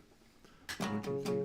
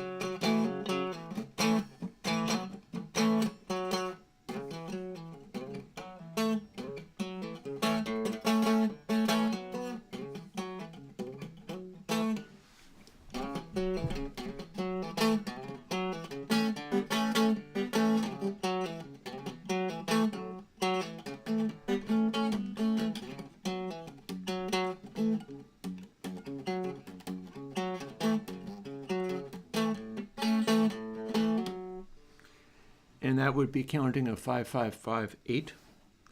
Or we could do a 7-7-7-2, which is also 23. 23 is the dumbest and most difficult time signature I've got in this card set. So it's interesting that I ran into so many of them. And let's see, so 1, 2, 3, 4, 5, 6, 7.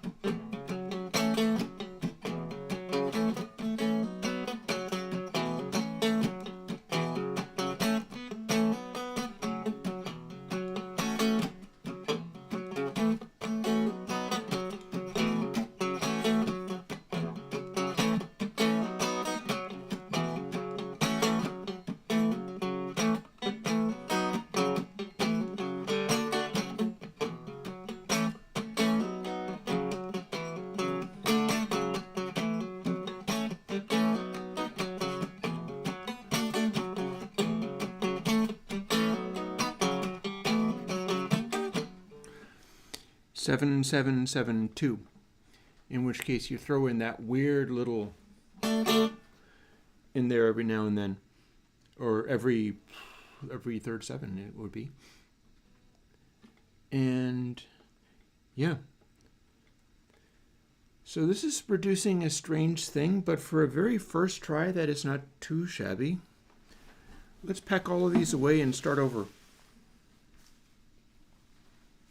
Let's pack all of these away, do it a second time and see what happens.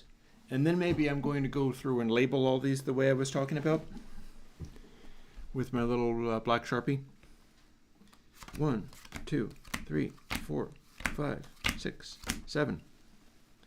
And then the deck. What do they call that in MTG anyway? You don't just call it the deck. Library, maybe? So here's my options. This is a change that can happen. So is this. This is a change that can happen. So is this. This is a change that can happen, but it could also come here. And we can do this to this in various places. So let's see, if we were to start, what happens if I start with this angry in a really weird key? I have to switch to either sad or happy. We only have one sad fall available. That does amount to straight across with no other change. I don't have another red to switch to. So if the game operates in such a way that I have to move up from this point, which it doesn't necessarily though, I don't have another red to switch to, but I've played 2 cards. I'm going to peek into the deck. If I played these 2 cards, that gives me one option for going from angry to sad fall to sad calm. So that's an evolution from there. Starts with a fanfare. Switches over to this. It's much harder to see what this is now. We could do a thing where it's just evolving in this direction. I've got a lot of, like, the whole thing could become a giant angle. See what we can make happen out of there. I wasn't actually anticipating that, but we do have a whole series of evolutions here that could happen.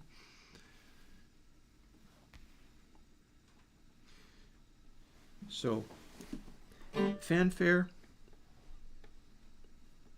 A sharp and A flat and F sharp available. B, C, and B flat, interesting. So there's a wild selection of notes available here. And then if I was to always switch to something else, we would do an abrupt change to cruel empty from here.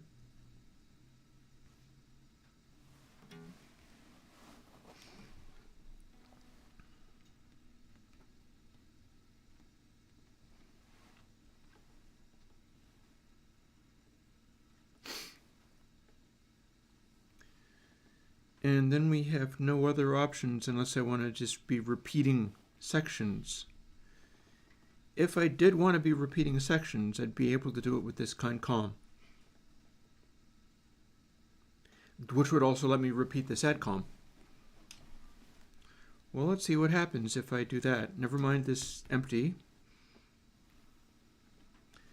We're just going totally sideways here.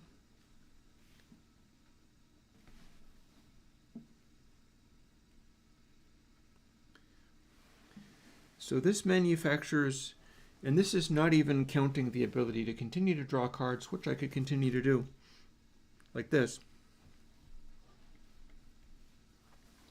Draw back up to a hand of 7.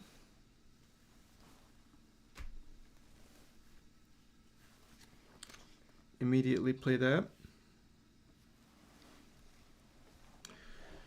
So this makes a very long section of stuff where we start with a aggressive fanfare kind of thing, transition into sad full, sad calm, kind full, back to kind calm, back to sad full,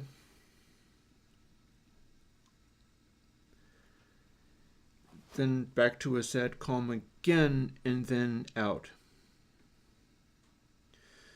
So this is weirdly symmetrical.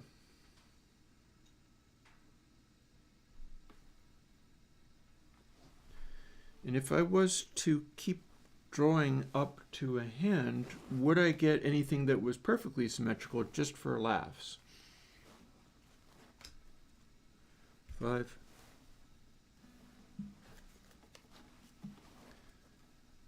Seven.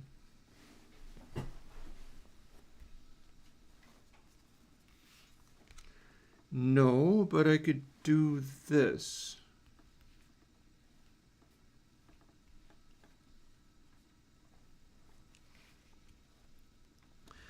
So here's where we get into the extent to which it is inspiring ideas that you could then be like, let me try and do that. I'll use these notes to do it, and let's put it together and see what it sounds like.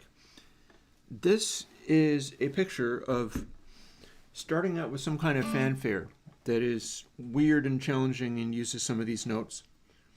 The notes I have on the board are A flat, F sharp, B, C, B flat, G, C again, B flat again, and F.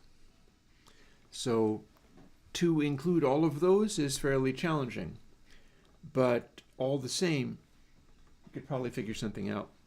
So you'd start with a fanfare and then switch over to sad and full in relatively, like, we're probably talking about, although we don't actually have the note on the board, relative minor. Actually, that's not the relative minor, if that is it. Well, we've got F on the board, so if F major,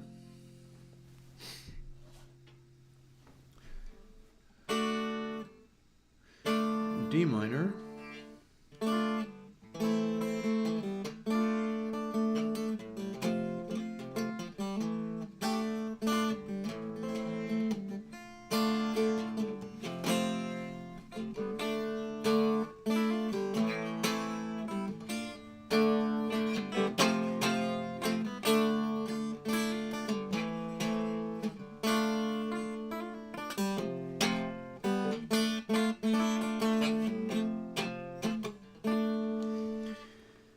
and the sad full goes to a sad calm, so a lot of this just stays the way it is.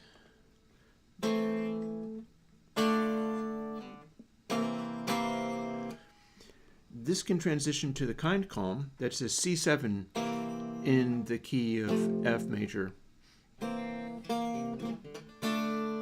We've also got a G minor 7th.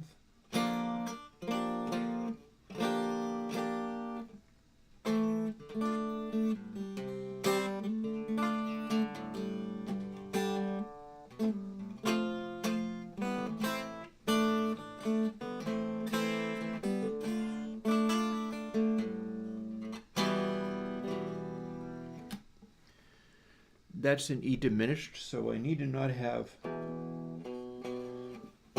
B. B flat's okay, except for B is one of the notes on the board, so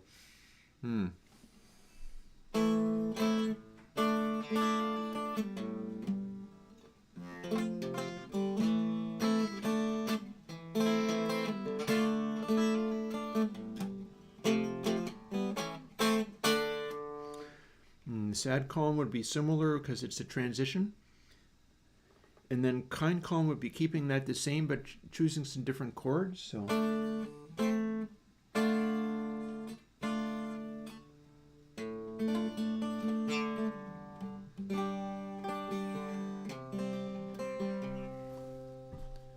which means we could be drifting over to the key of G if we want.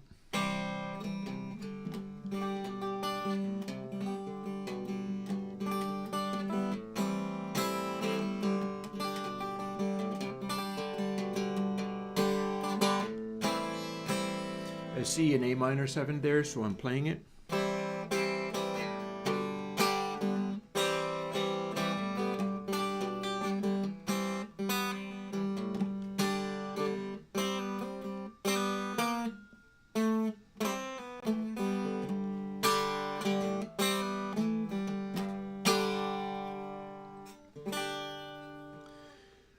Kind full would be more of an arrangement change of more chordal stuff rather than the arpeggiation.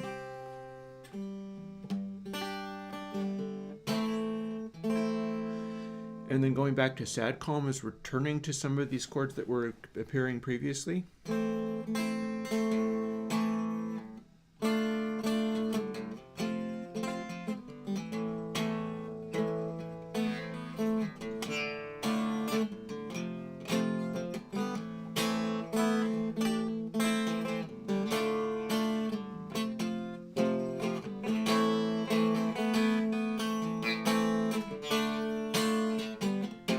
We're not even getting into the variations on time signatures we've got available on the board either. As far as I'm concerned, if you're playing this, you get to pick any of the extraneous stuff that's sitting there, but only what's on the card somewhere. So we've got everything from a couple of different options for 118 beats per minute. We've got a 99 beats per minute, which is very chill. We've got 196 beats per minute, which I've described as transcendent stillness of top speed, so that's interesting. That is the same type of tempo as the 130 and the 99. And then finishing up this stuff.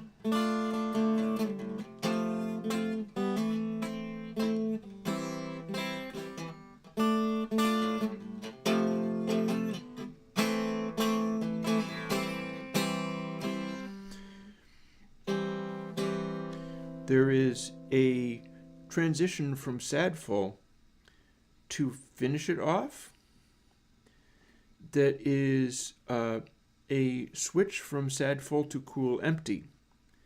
So that would probably, and the cruel empty has a tempo of 0 on it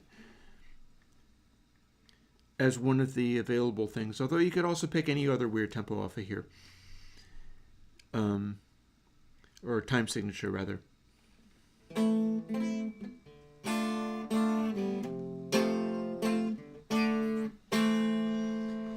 So if I go all the way over to where the F sharps and A flats live,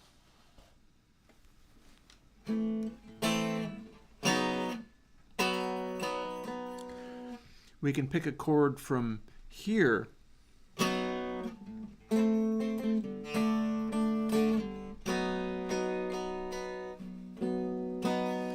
as just a strange capper, which could return as some of the stuff that we did for the fanfare.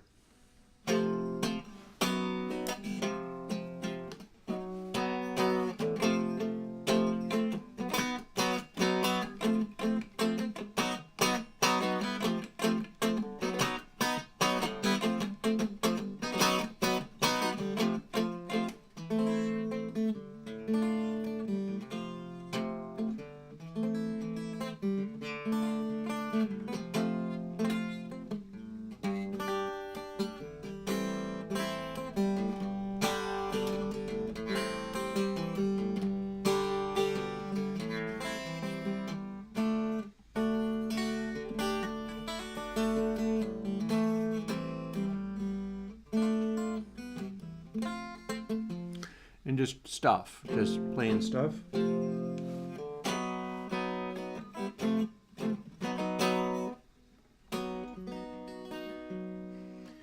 So playing this bank of cards would be like making these slow evolutions into each other and making up chord progressions where stuff just gradually shifts and changes. But you'd be starting out with a chord from the black keys zone. The fanfare could kick off with that abruptly bouncing around between, say,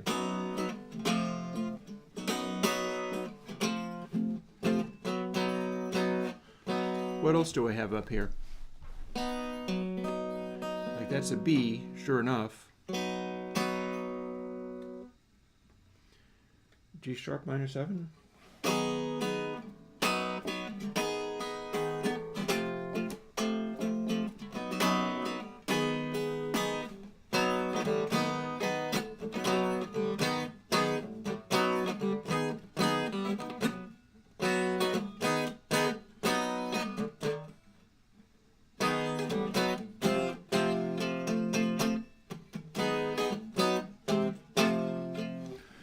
Just stuff. You get to do stuff. And it would go into this area of evolving around. And then you would end on the chord that was part of the fanfare, which is not part of the key that we've been in the entire song. So you'd be going like...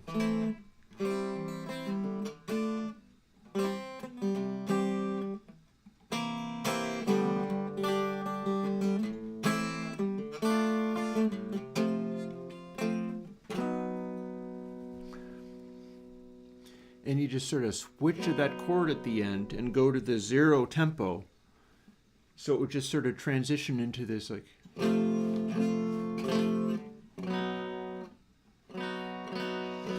But it would echo what you started with, because it would have started with that chord as part of the fanfare, as part of the sort of jarring section of it.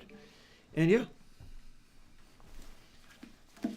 I have a feeling this will end up working.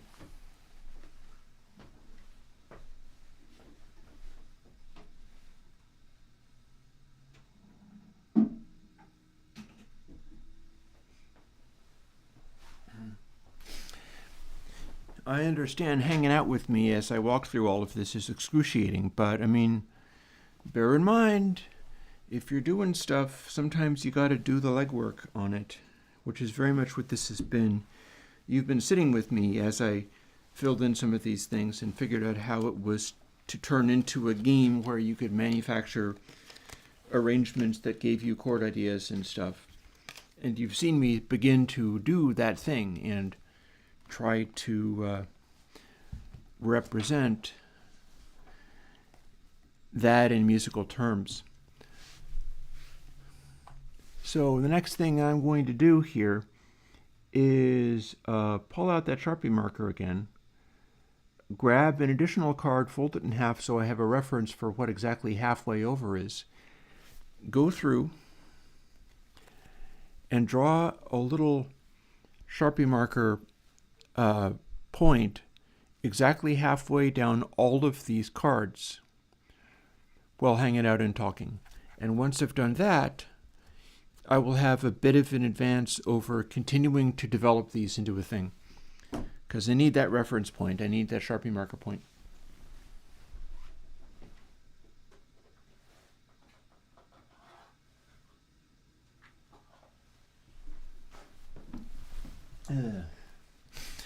And once I'm finished doing that, we'll fire up Godot and fool around with it.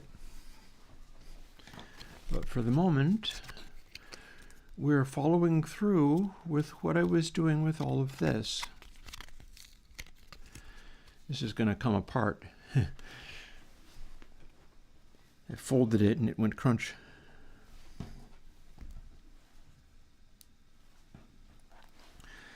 So I'll pick this up and turn it around. And I'm going to be doing it kind of like this. I will hold them in this way, which will show me where the mark needs to be. And I'll make a little mark on every single one of these where it belongs. And that will show me where they are to be lined up when actually playing it, because the marks that I made with the colored markers aren't actually very good. I mean, they're okay and all, but as far as being able to actually functionally use this for its intended purpose, it's not really there. It's not really working. So we're going to go and double it up a little bit. By which I mean draw on these cards with the Sharpie. Every single one until I'm done, at which point I get to go and do something else. But yeah, I feel like the sounds I was getting out of the cards this time around, that was fairly functional. It feels to me like that was fairly functional. It kind of worked. I wonder whether I can pick up a larger stack of these and go through it more quickly. Let's find out. Picking up a larger stack of them.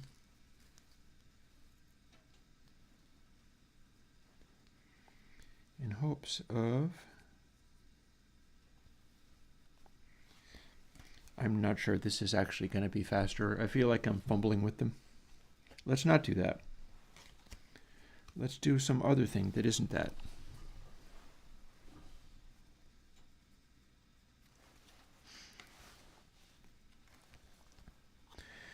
Because one of the interesting side effects of all of this is I kind of feel like I'm going to take these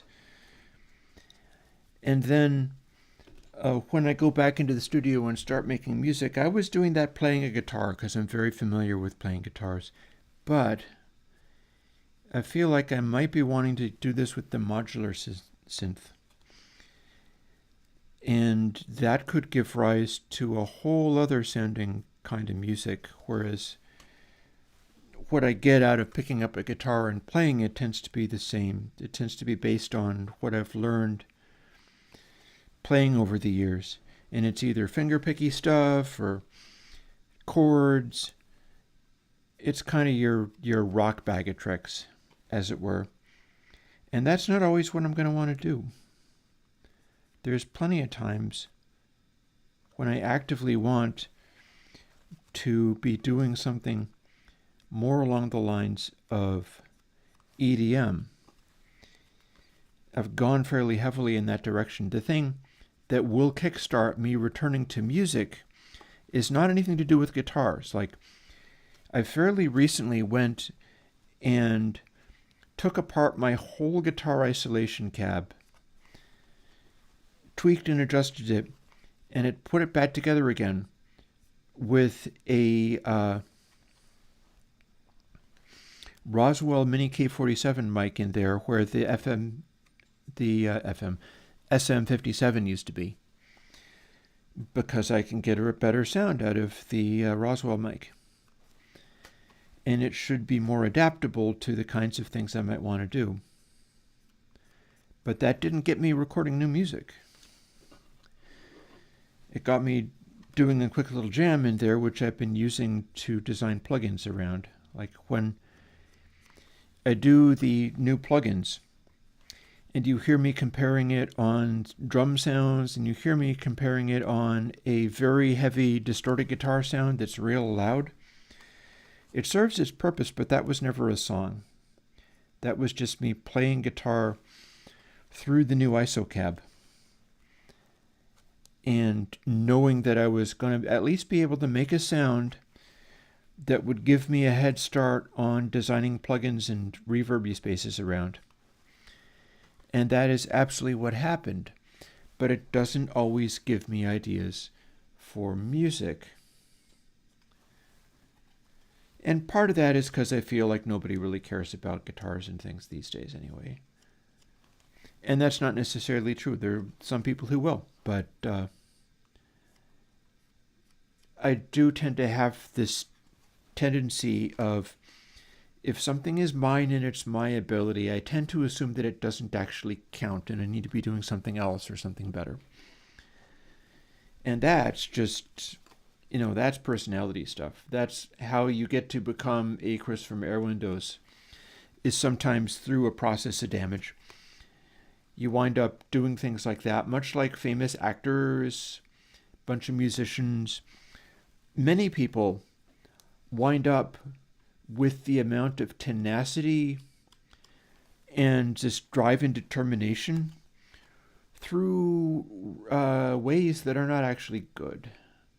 It's very common, in fact, to become a creative and find success because you tried harder than most people were willing to try, because you didn't feel that you were enough, that you weren't good enough. And therefore you had to make extra effort, even to feel as if you were. It's the Red Queen strategy. It's running twice as fast as anybody else just to feel like you're staying in the same place. As Lewis Carroll knew what that felt like. That guy was another unusual person, shall we say. And my personal way of dealing with that kind of damage / scenario, where you get to be the person who does the things, but the reason you're doing it that way is because you feel that you're basically garbage and have to try 12 times as hard as anybody else just to be able to get by. It's like a mental deception in a sense. I know there are people who have done that on purpose, where they actively try to con themselves into feeling like they're behind, that they intentionally damage their well-being and set about making themselves feel like they're messed up and failing and not doing okay, specifically for the purpose of performing harder.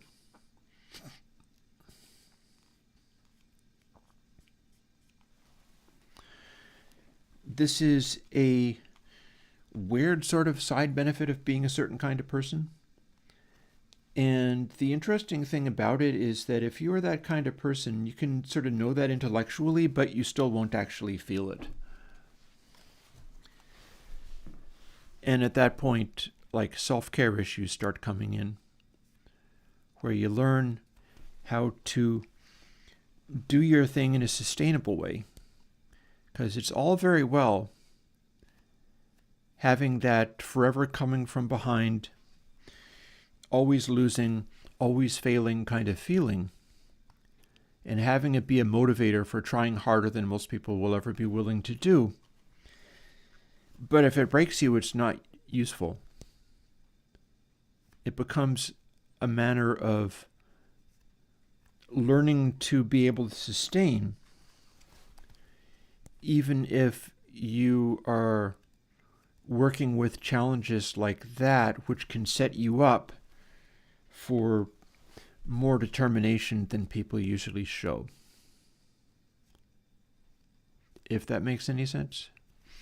I don't know. At the moment, I've got a crew who are just here to listen to my voice, and there's nothing wrong with that. It's actually quite funny the way I can talk about these really grueling, heavy-duty things, and yet apparently I'm talking about it in the voice of Bob Ross or whatever, to where people are like, oh, it's so soothing listening to you talk.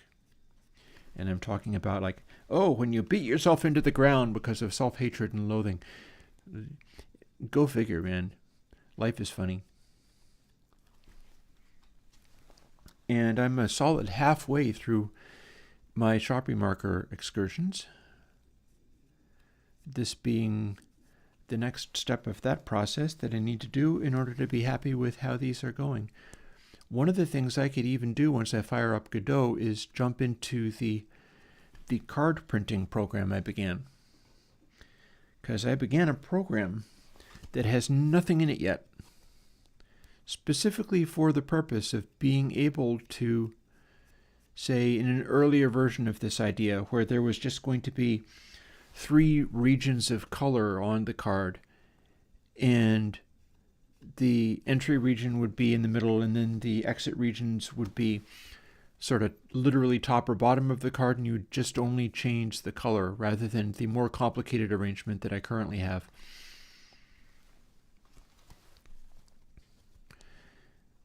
I had started up that program. By the way, it's getting towards where I could go for yet another cup of espresso, maybe as a little reward once I finish doing this Sharpie marker coloring business. And I also see that I could fire up the wood stove a little bit more. It's not terribly necessary because this is not the coldest of days out here in Vermont. It's a fairly chilled, as in not very chilled, day. It's supposed to be maybe as warm as 40 or so.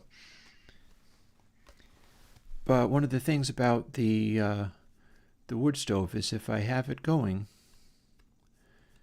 it's easier to keep it going. So maybe what I'll do is I will finish marking up these cards the way that I need to mark them with my little reference thing. And then once I finish doing that, I'll start running around doing some other stuff, and we'll fire up the same music I was playing before. I believe somebody was enjoying that. But then I will fire up the wood stove again, and I'll run off and make another cup of espresso, and that'll probably carry me through the rest of the day, honestly. We'll see. That is a initial guess, anyhow, in that I think that'll work out just fine. Also, seeing as I've got like 8 people hanging out, if you do have questions or anything, this is a lovely time to ask them, because I'm doing a brainless, repetitive little task that doesn't require me paying much attention. So this is a perfectly fine time to fill you in on other stuff that I'm doing, or answer questions about how to use this or that, anything like that. It's more or less never a bad time for that. What happens is, if you ask a question that is unanswerable or is in some ways not a well-formed question, I will basically just say, I don't know. I don't try to front and answer questions where it's not a well-constructed question.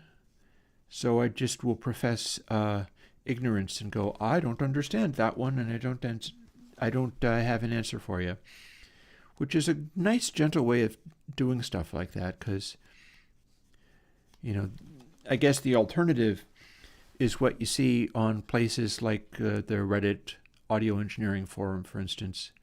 I've been watching that go recently, and there's been conversations about how people show up on that forum and are all upset and sad because they show up and then working audio engineers make fun of them and are like snarky and silly.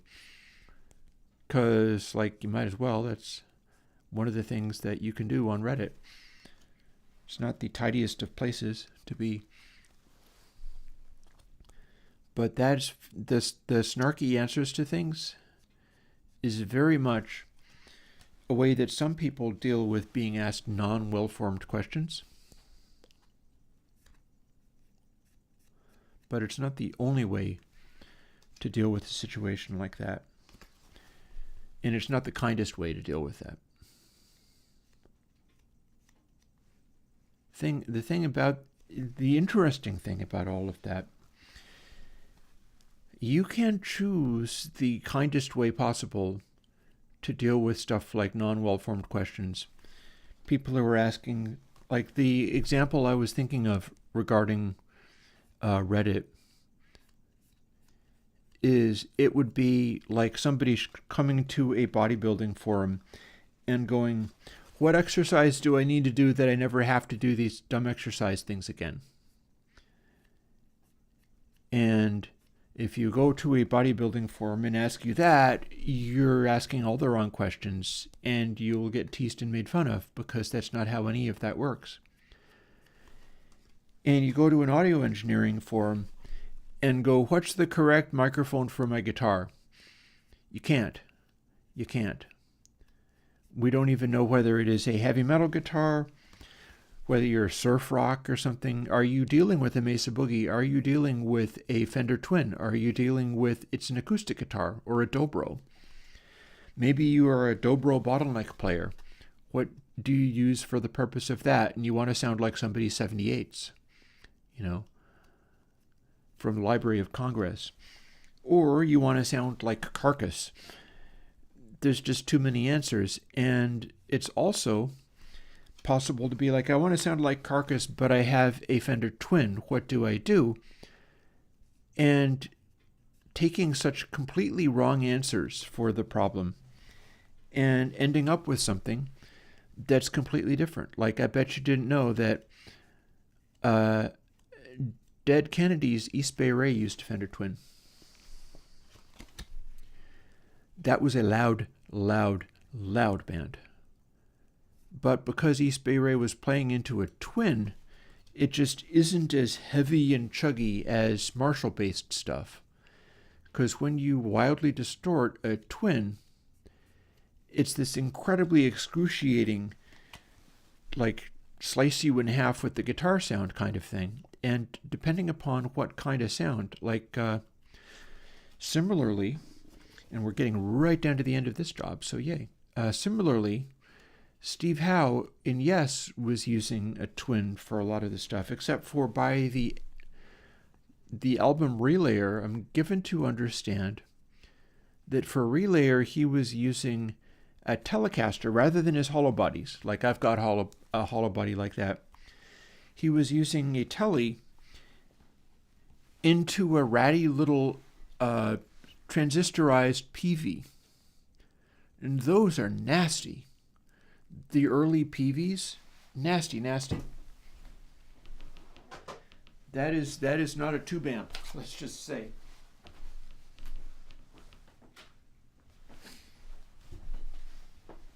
And you would never, ever, ever, ever want to take something as ratty and fundamentally nasty as a Telecaster and run that into a tiny little transistorized PV. But that's the sound of the guitars on Relayer. And you could hear it even in the mellow stuff, like on To Be Over.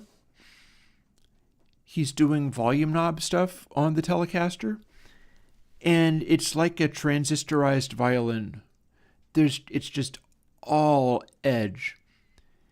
And yet that's that into like plate reverbs and stuff. And the highs coming off of that guitar sound are just not to be believed. It's overwhelming. Though I do see I have a question, so I was asking for questions previously. Let me answer it. Igor is asking, 2-tape is designed to be used in master bus. What about front tape? The intentions is an interesting question. Look, I made all of the labels on this.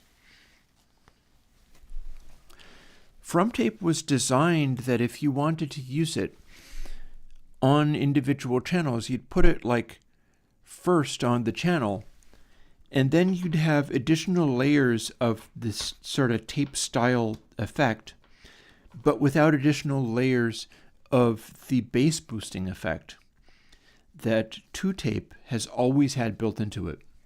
Which is not to say that I'm always going to keep it exactly the same kind of bass boosting style that it was at first. There is the idea of doing another 2-tape and trying to expand it and do things I wasn't doing previously. There's one fundamental algorithm that all of those, everything tape-wise in Airwindows land is either iron oxide or 2-tape derived. Iron oxide is one kind of saturation and a complicated series of filterings that are a very unusual way of going about it too. And then 2-tape is an entirely separate algorithm which uses some variables inside it called mid-roller and whatever. Probably worth refactoring and finding new ways of describing what that is made out of. Like it says mid-roller, but I'm sure I can come up with a better name for it and tidy it up so that I have the same algorithm, but it just translates better to making sense. But yeah, that algorithm is both 2-tape and front tape. Iron oxide is more of a weird bandpass with saturation.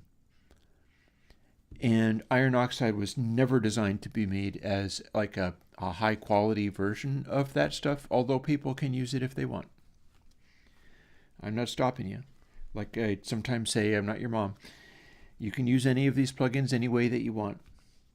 The reason that I say it's probably not suitable for master bus duties and high fidelity is that iron oxide is using such an unusual, messy technique, whereas the 2-tape plugins are much more designed to do all the things that they're meant to do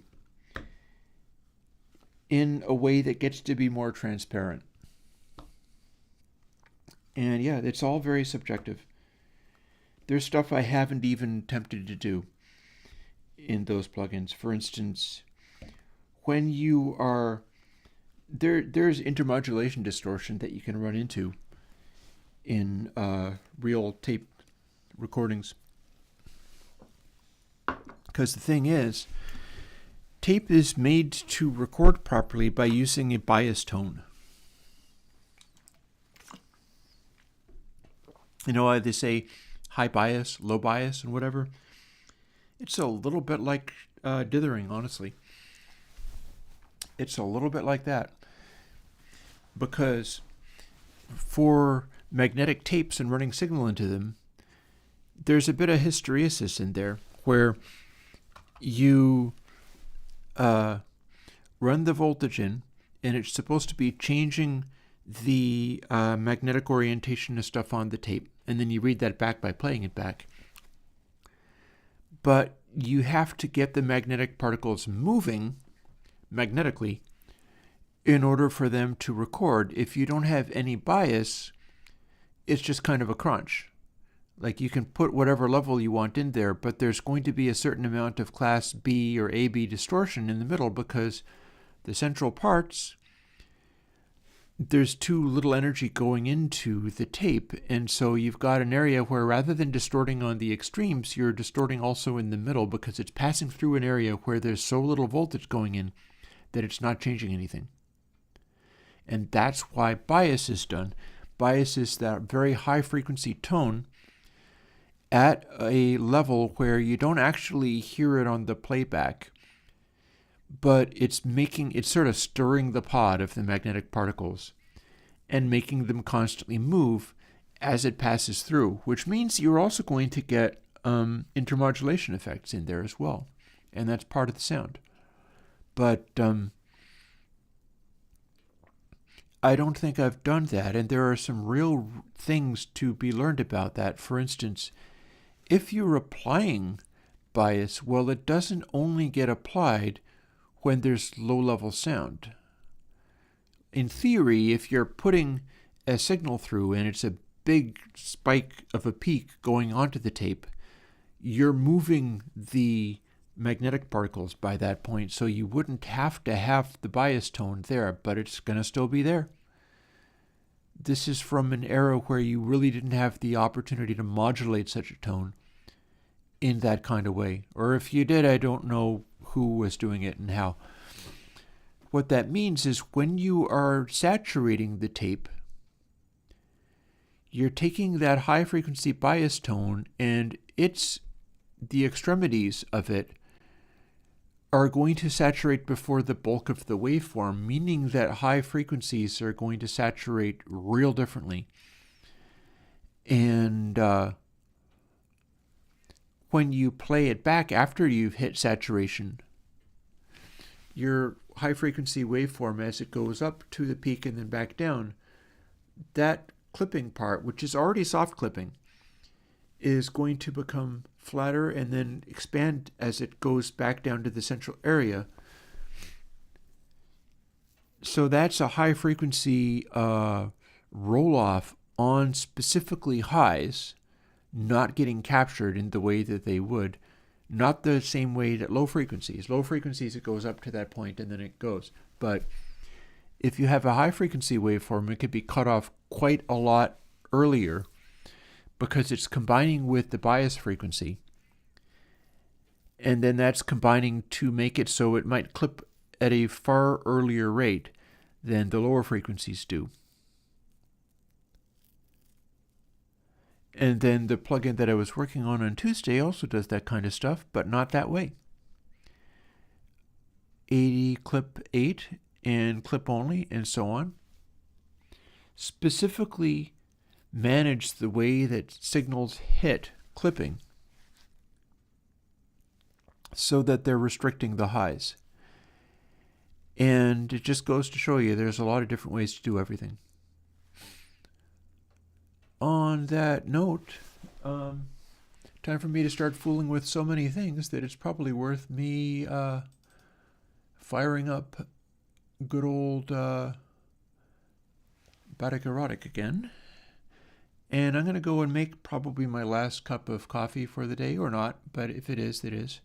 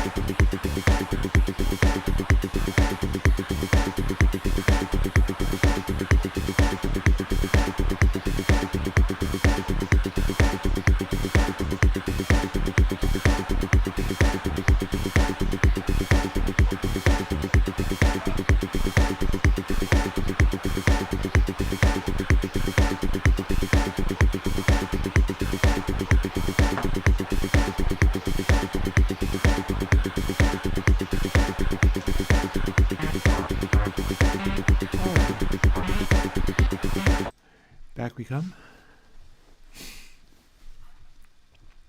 And here's what we were doing. We were listening to that.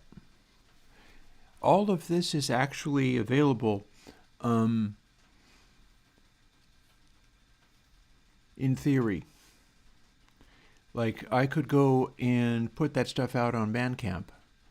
A lot of it is kind of worked out and figured out, and it's just a matter of whether it's like any of it interests anybody, because it's all kind of, a bunch of it is all kind of strange.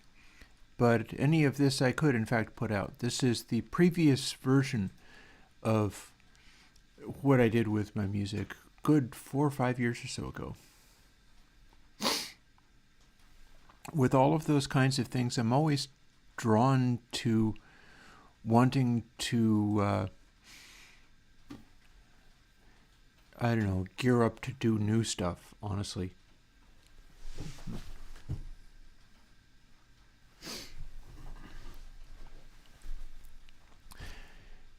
So,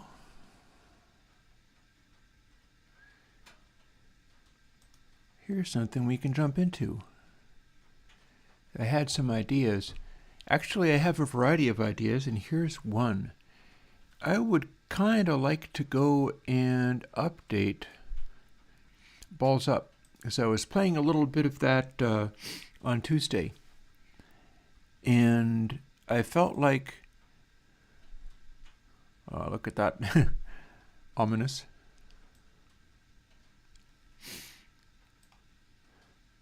I felt like it was all very well me doing this, but my synth was far louder than it needed to be. And that's something I could fix. And the rest of it is fairly close to being done and something I could put out and let people have. I mean, there's fussing I can do over making bits of it better, but then there's also good reason to move on to something else.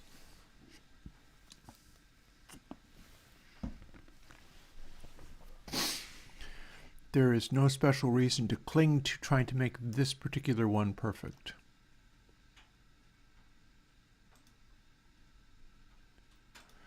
So if we go over to script, we can see where some of the sound comes from.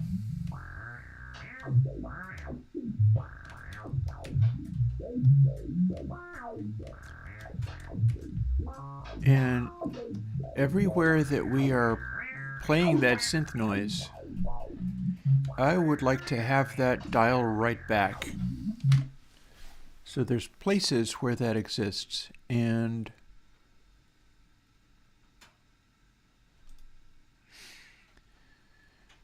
this is what it is. So it manages its own volume and pitch and all that kind of stuff.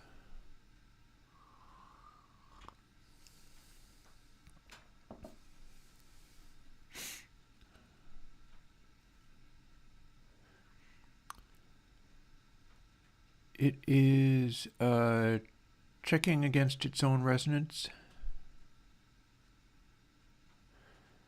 And here is exactly where I turn it down.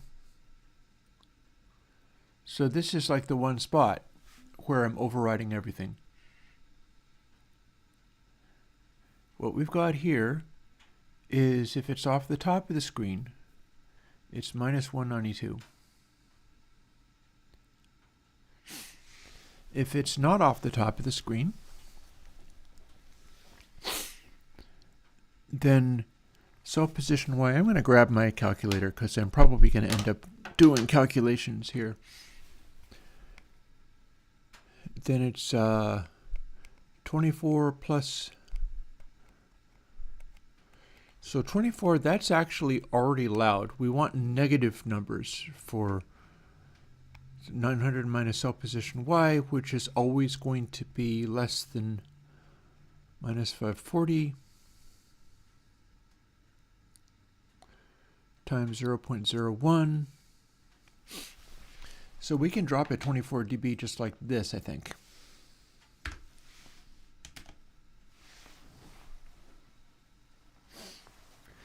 Let's see what we got.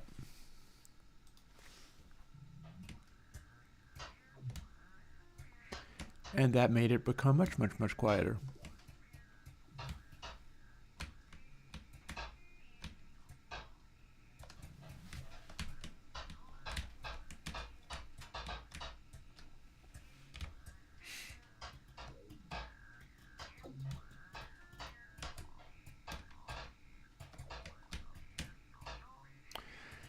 And if I keep playing this, I will end up getting the breakbeat happening.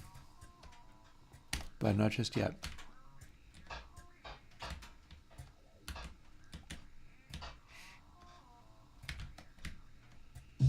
There we go.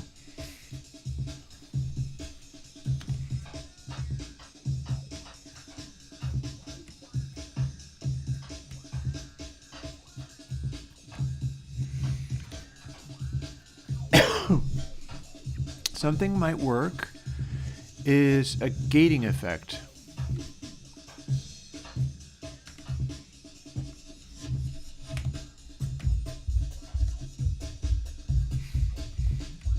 We got our drums, we got our pulsations.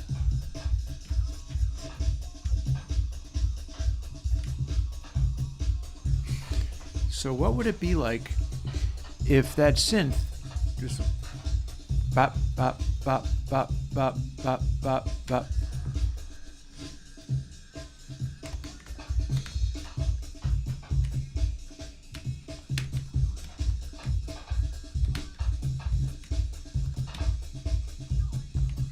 Oh. And got to boot it around. I was also thinking about making the game slightly easier just so that it was more of an idle game kind of thing, where it wasn't that stressful, or at least not seemingly as stressful, getting it to work. And it's a damn shame it keeps losing the groove as we respawn, but I don't know any other way.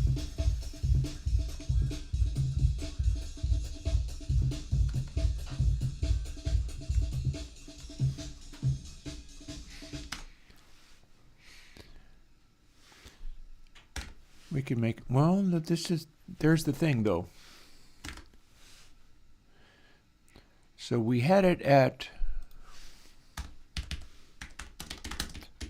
loud. Oh, we don't use that for comments here. We use this for comments here.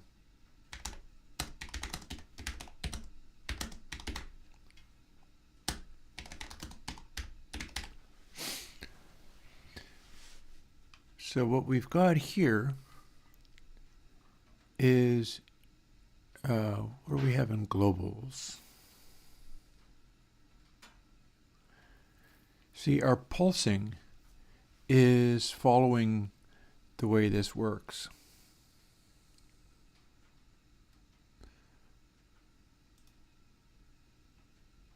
In fact, I think it's here. No, maybe not.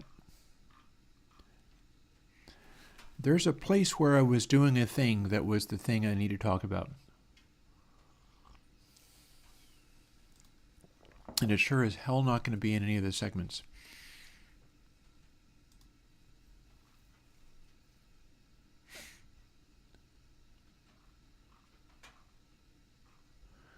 That's just launching everything.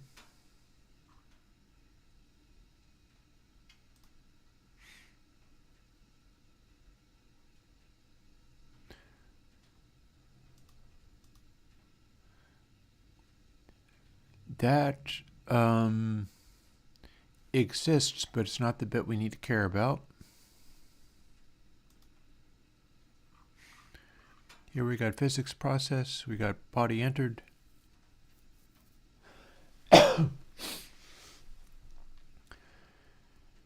So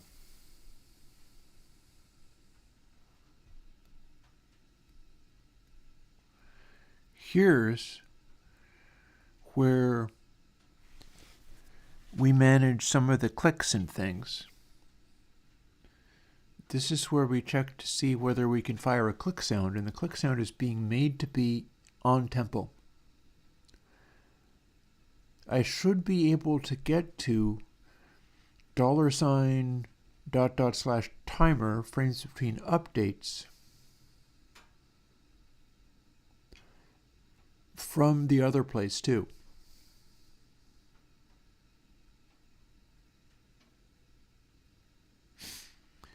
And that's where we click. So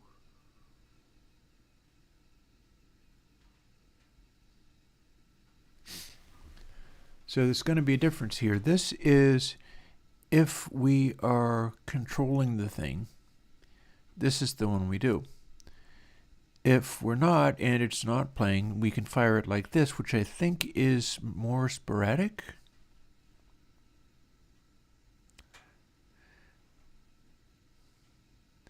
And then that one is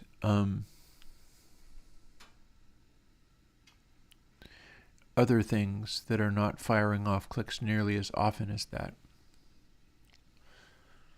So in theory, we can just take this bit and then lose most of it. But this outside thing,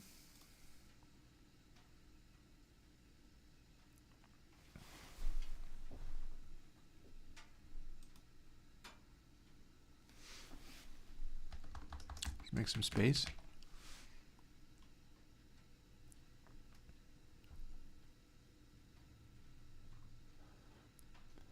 None of this stuff is being kept. We don't have access to any of that, but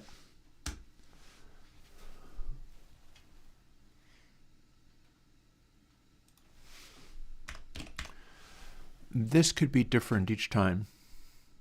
So let's see what happens if we start trying to move this around. We'll put it there, and then we'll option drag it and we'll put it there too, if we can. Maybe we can't. We'll copy and paste it then. These need to be indented because it's GD script.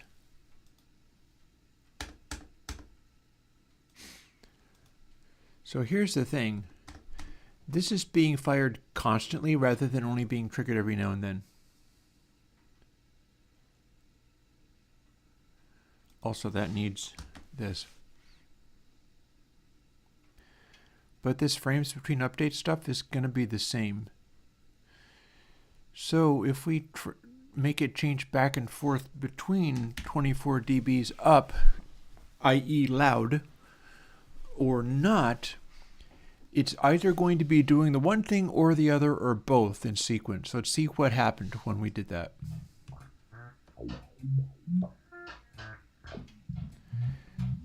Okay, that's what we get.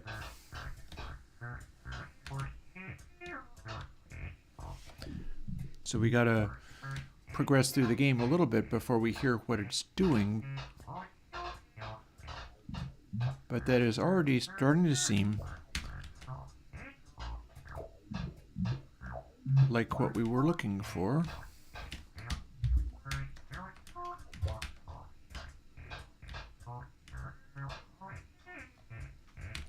I just want to hear how this relates to our tempo.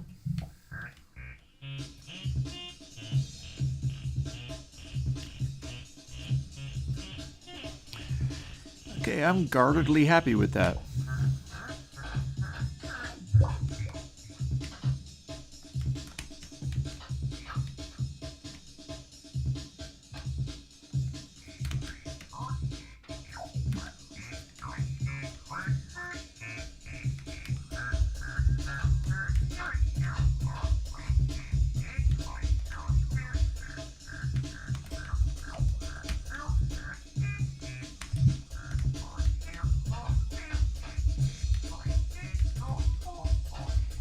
Harder to hear it being weird, but I can do something about that.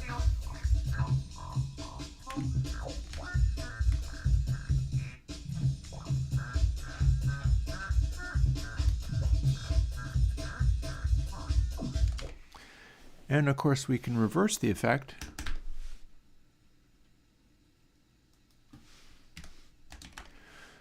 This being apparently a neat little we're getting our backbeat thingy going together. So now if we do this, And we do the same stuff.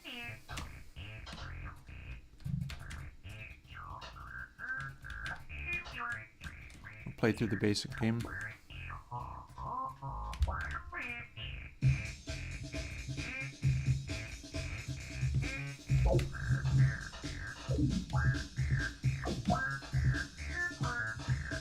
And now it's in time.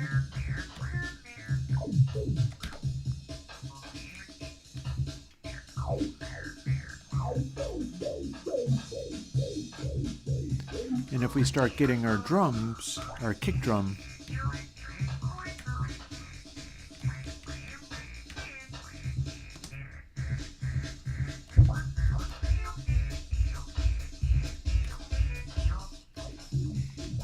yeah, that's an improvement.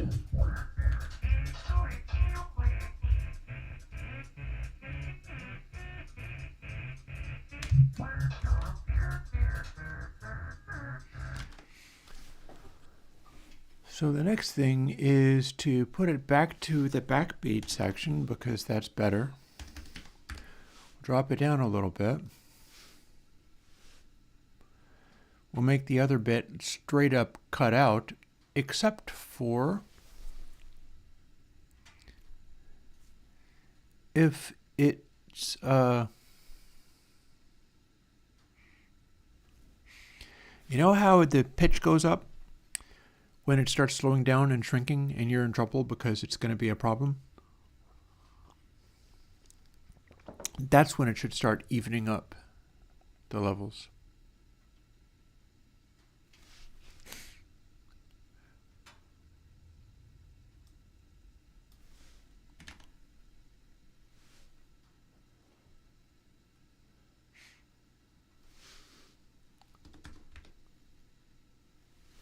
Hang on, have I got this right?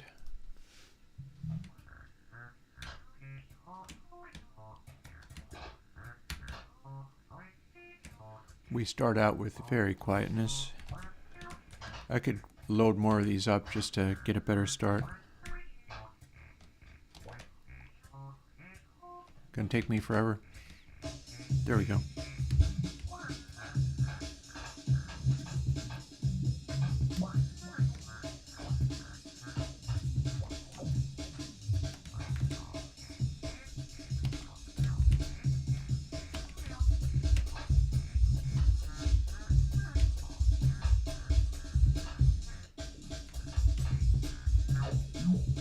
That's right. It's doing the thing. So this is the correct orientation. So this is the one that needs to... Oh my god, wow, people don't like Godot very much, do they? This whole stream is labeled Godot. It's about time I got into the Godot. I know it doesn't sound very nice over the speakers into the microphone, but there's nothing I can do about that other than switch it over to SWB audio capture, at which point I can't hear it. So let's see, next thing. Velocity length is the bit I need to care about.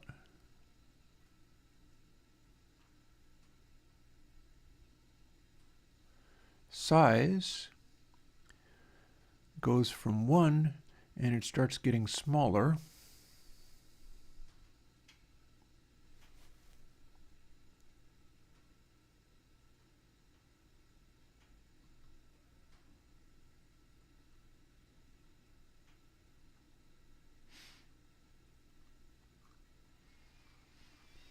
So a size of 1 is fine, it's what we want.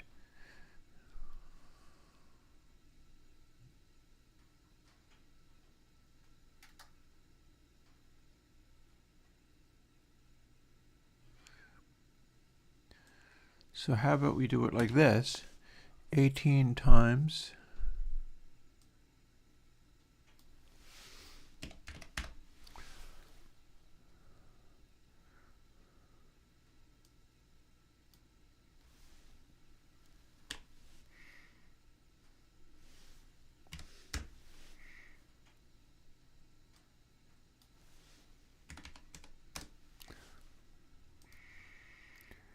So now, assuming that works, and it looks like it should, we can have our volume level and stuff, but it'll start bringing up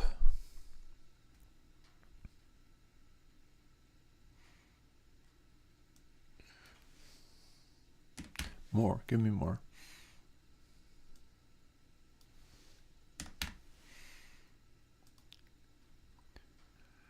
That will bring me, it'll be a maximum of really loud, which is probably appropriate.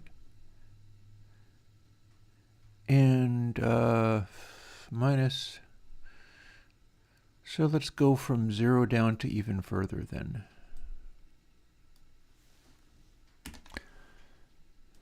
Let's see what that does. Also, this is probably where linear velocity matters.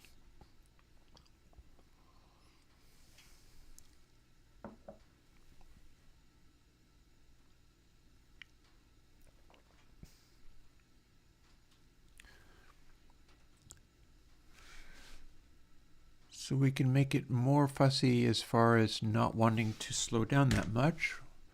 Like, oh, there's another thing that would be really good too, and it doesn't belong here in the code, although I can still do this. But maybe I don't even need to do that. How about let's split the difference to 50 instead of 300. But the bit that I need to do is not there. The bit that I need to do, if we can find our thingy, come on, where are you at?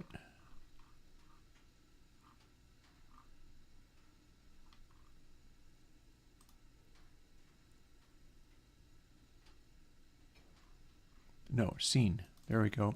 That's the one. So I'm going to want to look at that and fuss with my inertia and gravity. So that's not going to be the thing.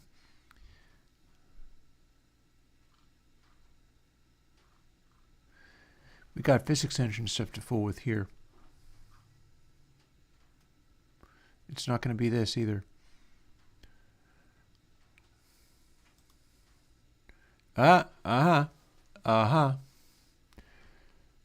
So bounce, more bounciness, and less friction. And that should make this thing be a lot more cooperative.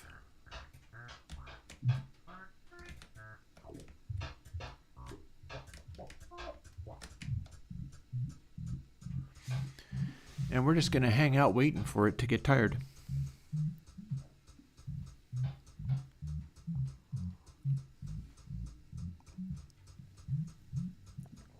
Hear it building.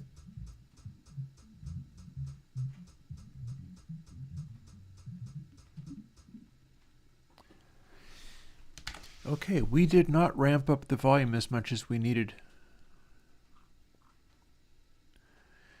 It needs to do much more crazy things than that. So,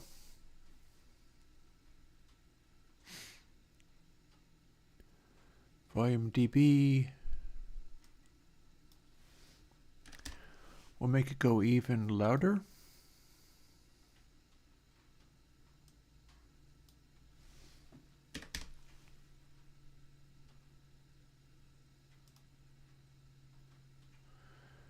And I'm now wondering whether I can do a power factor in this in some way.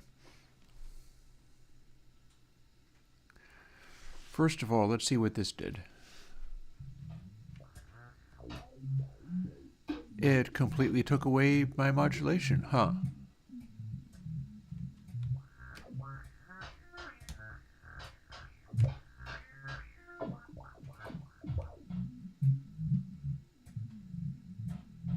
Didn't expect that.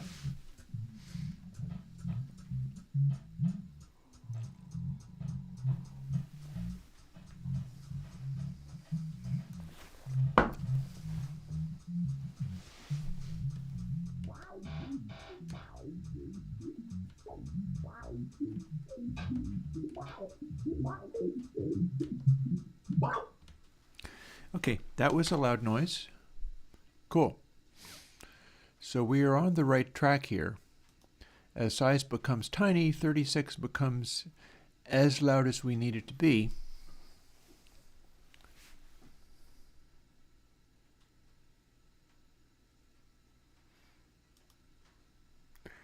Zero dB, not that big of a deal, so let's scale it up.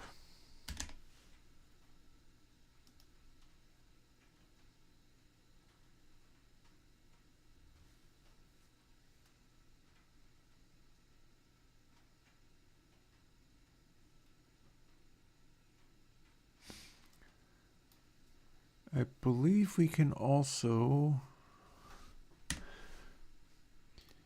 make it chill out a little bit more at high.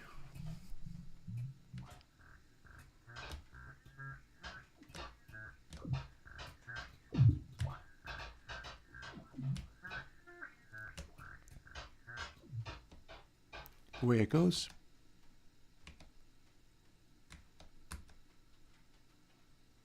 It'll be coming back.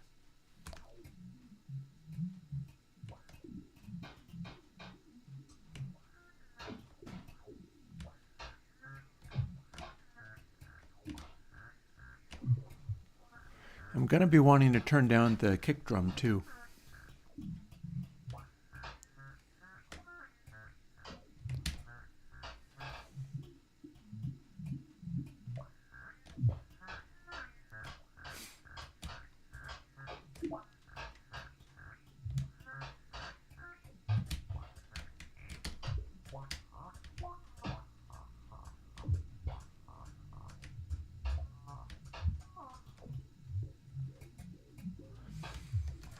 And now it is time to let it come to a halt, even if it takes it a little while.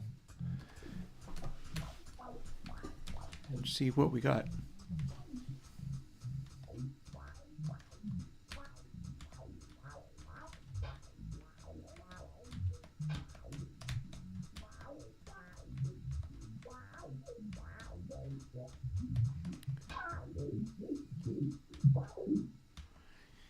Seems to be about right.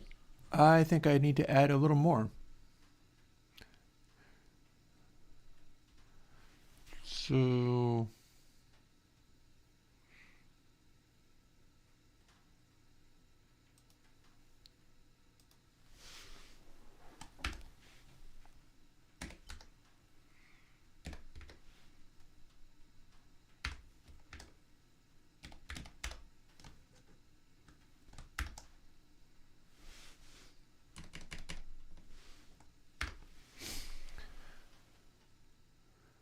now what do we got?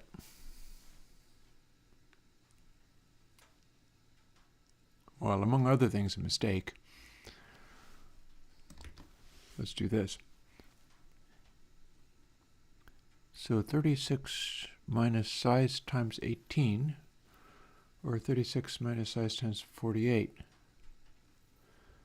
So this should make it end up with a loud, noisy jam when it's ready to. And it's being fairly chill for the moment, because we are waiting for our jams. Our drums are not. Oh, here we go.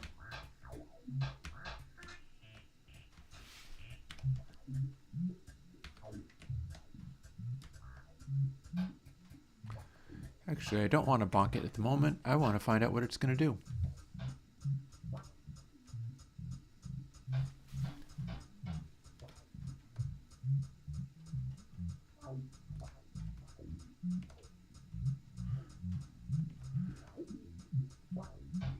And here we have a problem area coming. And the game is over. Interesting.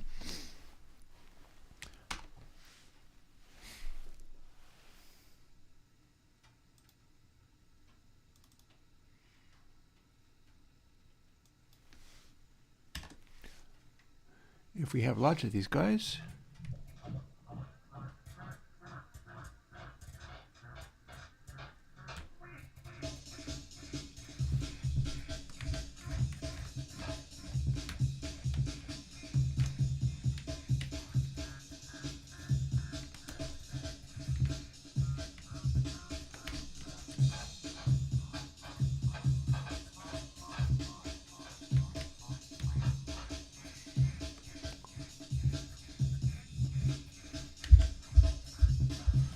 Oh, I was going to make that quieter. Okay, let's make that quieter. Where are we setting it?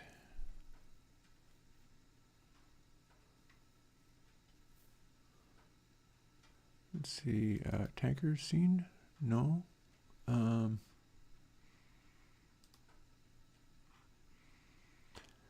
Game app GD.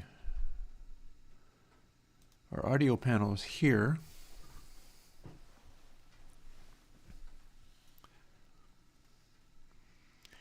We got our low pass built in on the kick.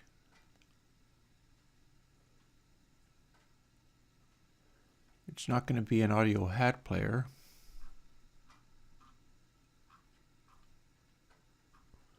It's going to be like kick wave. So if I was to go and find where the correct scene is, this is Godot, everything's a scene. That's no longer even a thing. I don't believe we have any of these.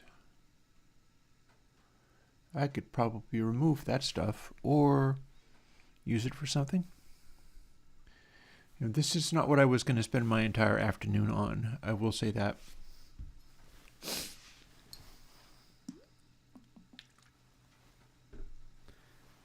But there were some things I was going to do and am.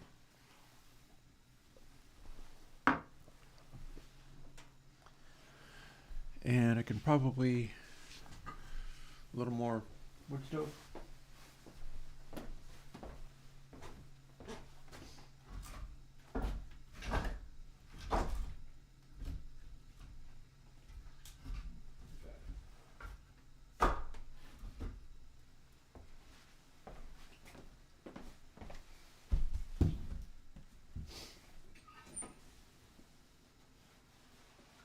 Lovely.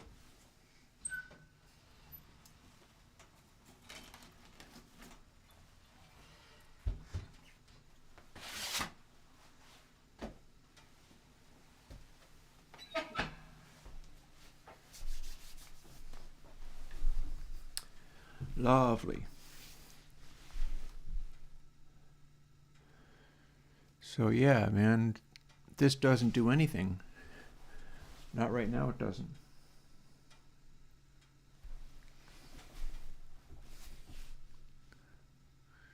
Globals, game map. I would find that under G here.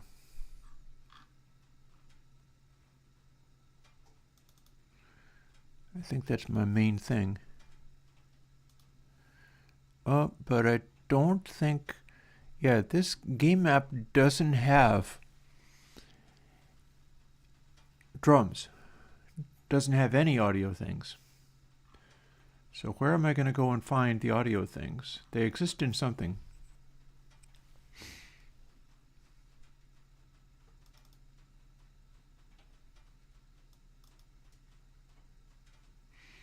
It's not audio asset player. It's not going to be audio click player because that's the thing that where it's bouncing off of stuff.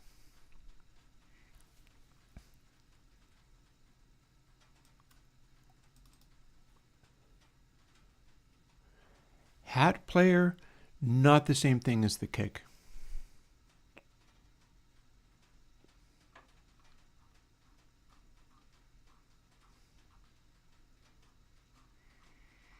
Levels, also not what I would call useful.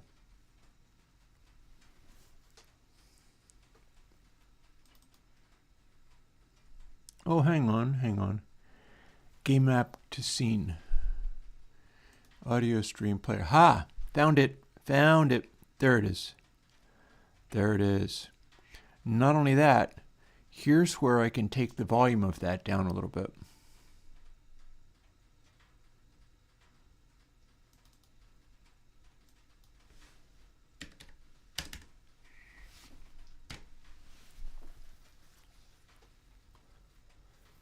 That should do nicely. Having now changed that,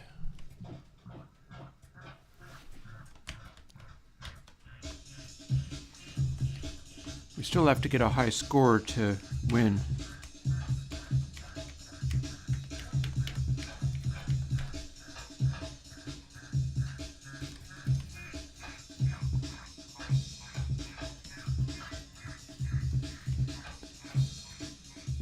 still have to get a high score to hear the kick drum.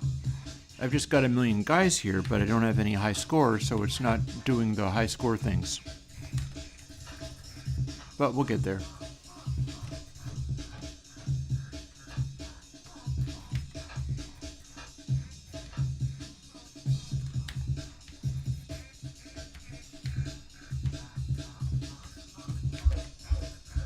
There it is.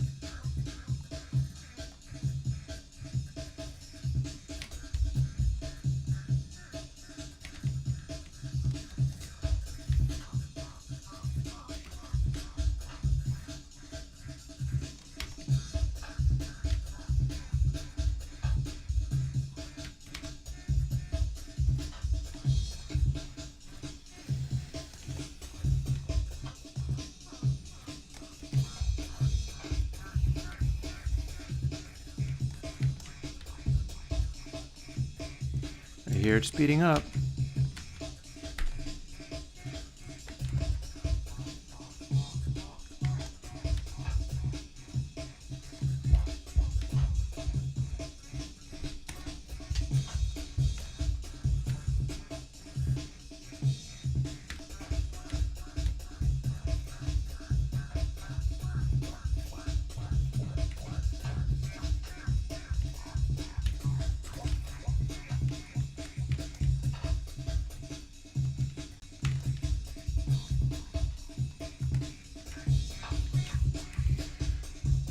See, this is along the lines of some of the thoughts I've had on design. It's not on like mixing.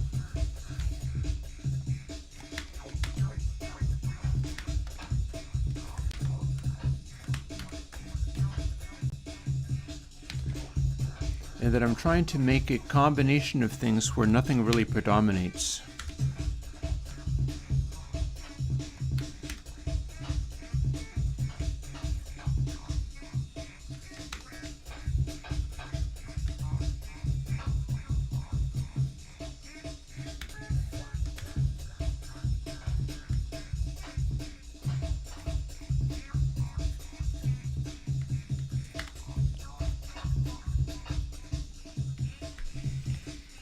So the idea is you can make out what's happening, but maybe you have to listen kind of closely for whether that ball is slowing to a halt and causing a problem.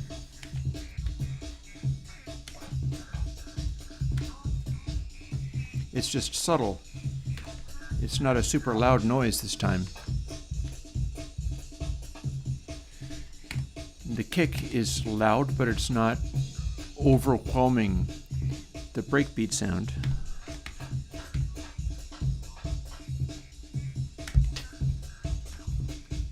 Sometimes it's quite loud, but sometimes it's not so much.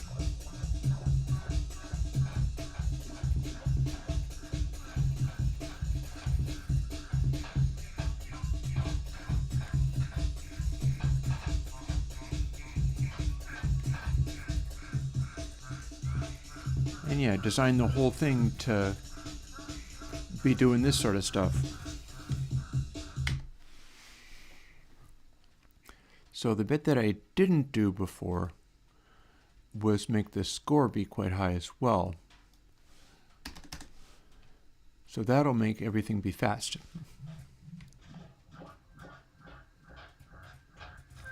Unless it doesn't, huh? Oh yes, it will.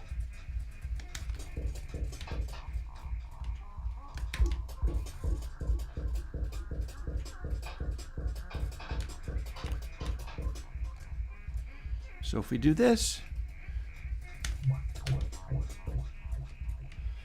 and if I get the breakbeat going,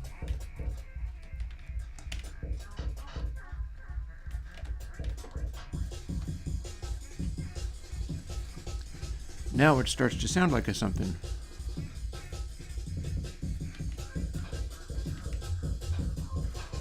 But there's still a subtlety to the mix.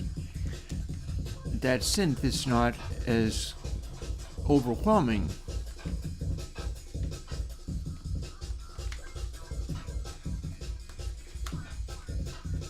It's tracking.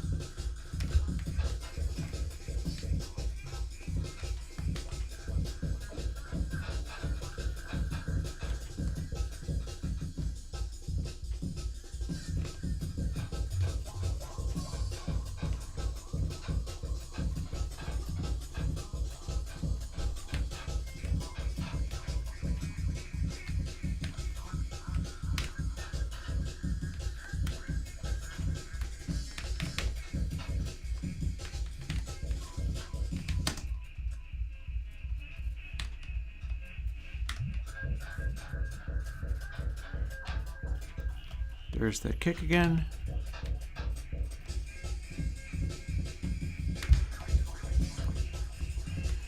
And we can make the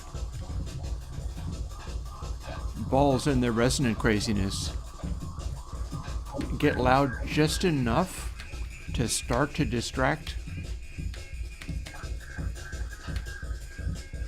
but mostly they are a subtle side effect.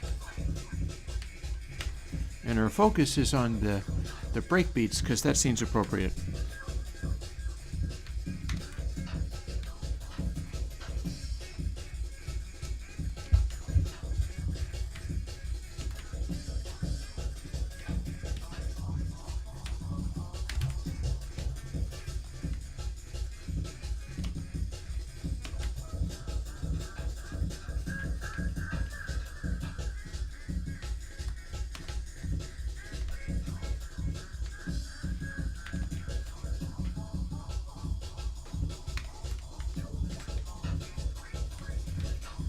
Always difficult to tell Q's and B's and D's apart.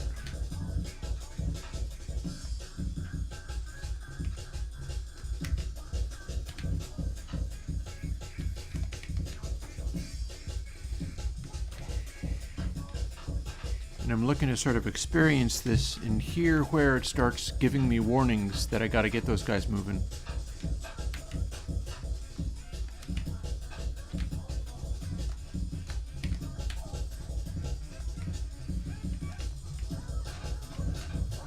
That's a warning sign. There we go.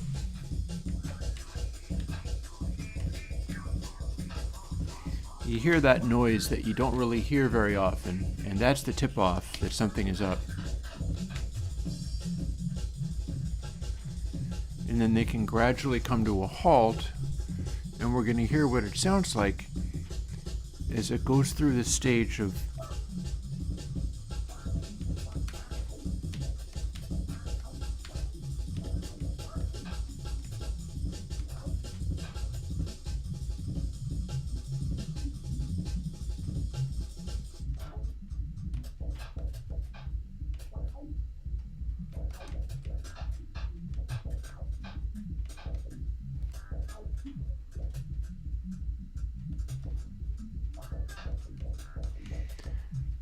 you can hear that as you're controlling it, the kick drum starts hitting.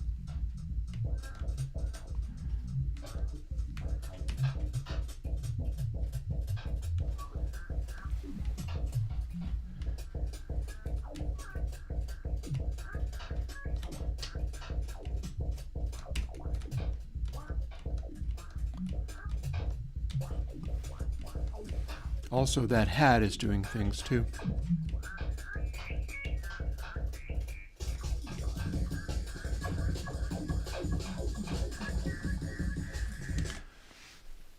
Let's put it all back. Score begins at 0. Players begins at presumably 1, but let's see what it does if I tell it it's 0. Nope, didn't like it. Didn't like that one bit. Players does need to begin as 1.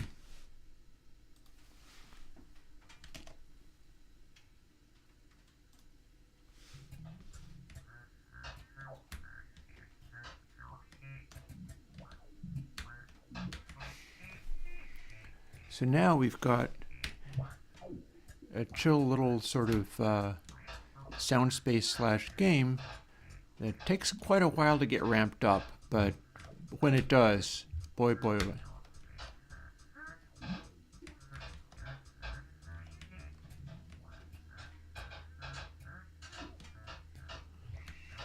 And we've scaled it up to the point where you can kind of ignore it as it goes around, but not completely.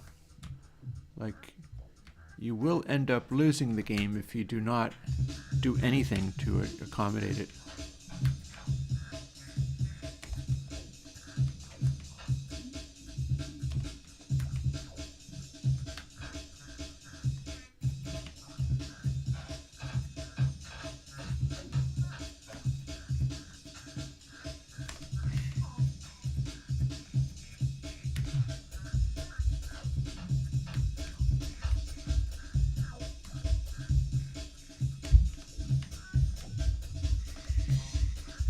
Our kick is still quite heavy, but when it starts getting high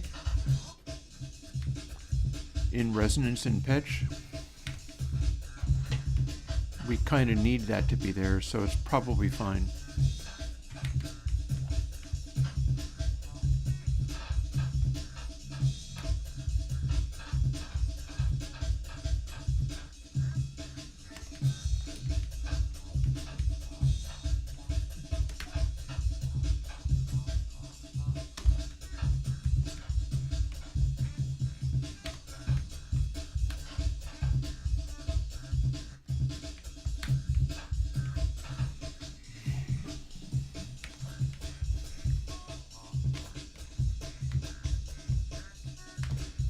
This is not a hard level.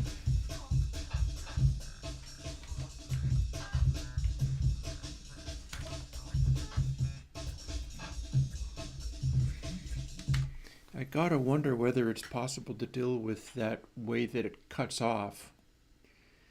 It cuts off and the beat goes away, and that seems not great. It would be really nice if I could keep it going through the level change, though I don't know how possible that would be. I mean, I know I'm not loading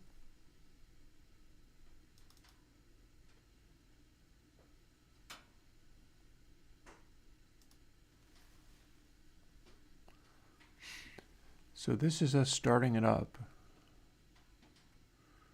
Upon ready, we're setting these things to here.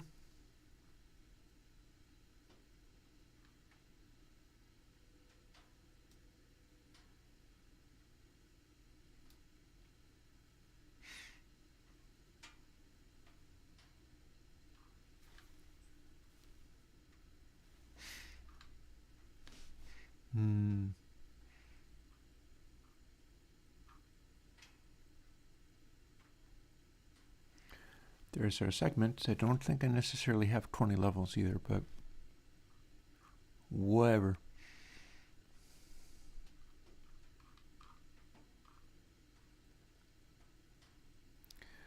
So if we keep relaunching game map, what does that then mean?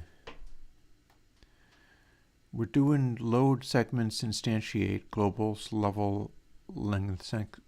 We're doing this, basically.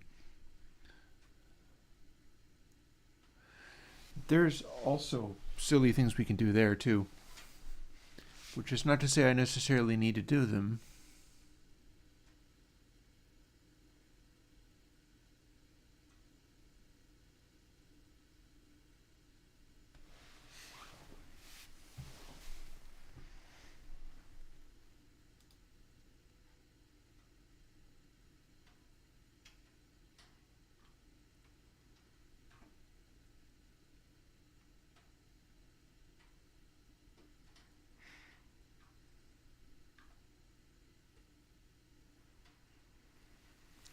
Here's where we find out whether we have completed the level. Here's where we find out whether we can even do anything. So if this does not succeed,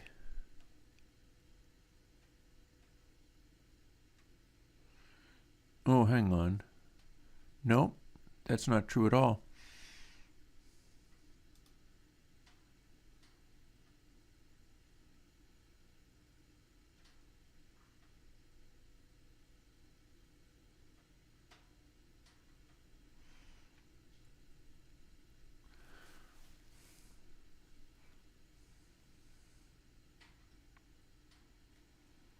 So, bada bing.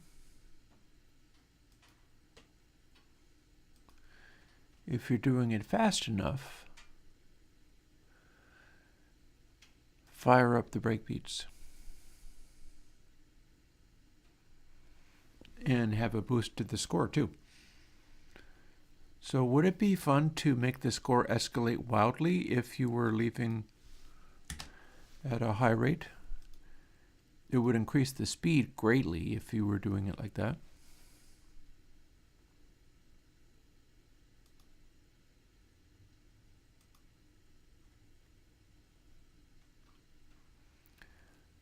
That stuff is all normal. Self queue free deletes this for each instance of tanker. We're going to be doing stuff like this with other games in future.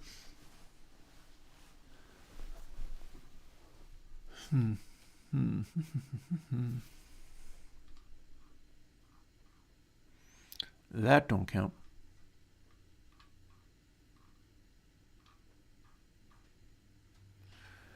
So where do we actually get the start a new level?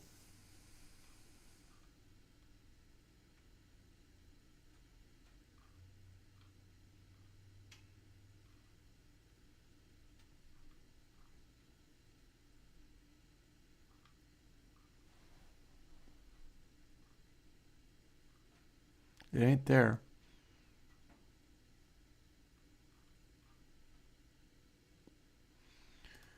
Here's where we have self queue free. So at what point, seeing as we can deal with all of these things,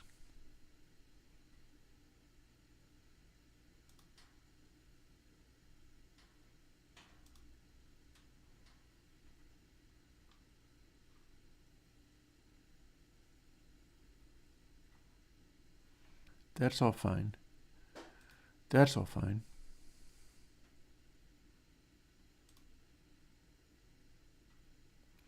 How do we go about doing that?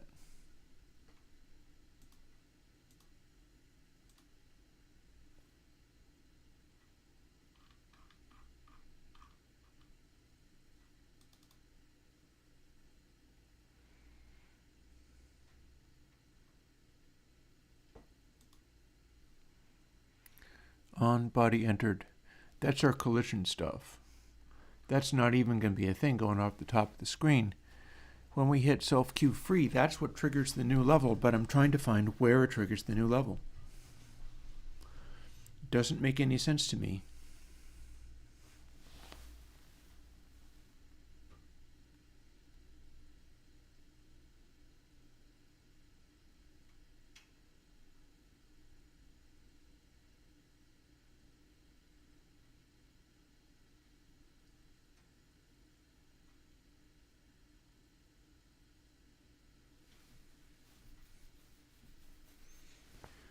Where is it triggering the new thing?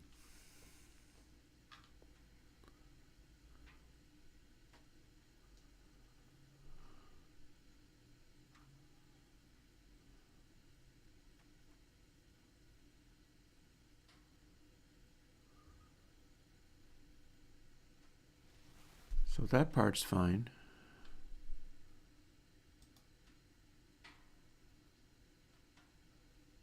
Does this mean...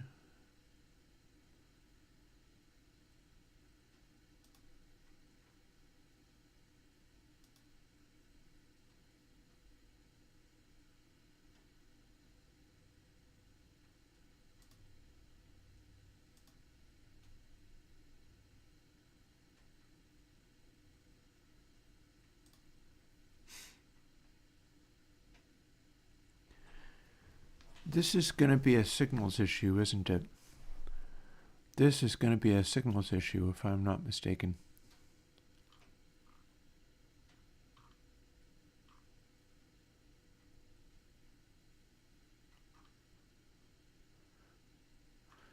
So now I'm wondering if we're relaunching new levels based on what Timing Ball is doing or not doing. And that wouldn't make any sense at all, but I'm not willing to assume it's not the truth. That's useless.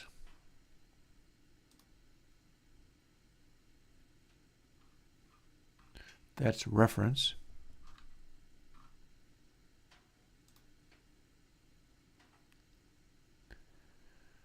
So we're calling game map ready each time a new thing is supposed to happen. And then it does all this, and then it just runs. But we have to be able to recall it at some point.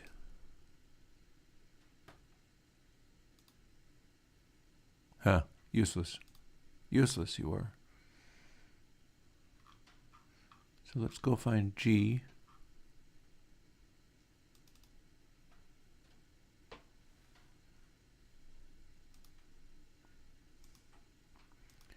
No groups, and I do not see that this is necessarily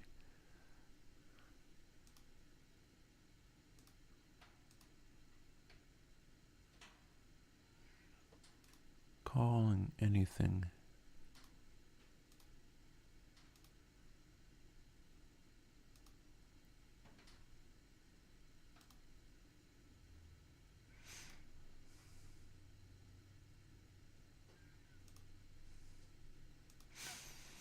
Yeah, so my thing right now is I gotta figure out what is calling this for each new level. We're capable of making a new level, but I see nothing anywhere in this game to tell me time to start a new level now. And I know what it would look like. Errors. Okay. Fine, fine.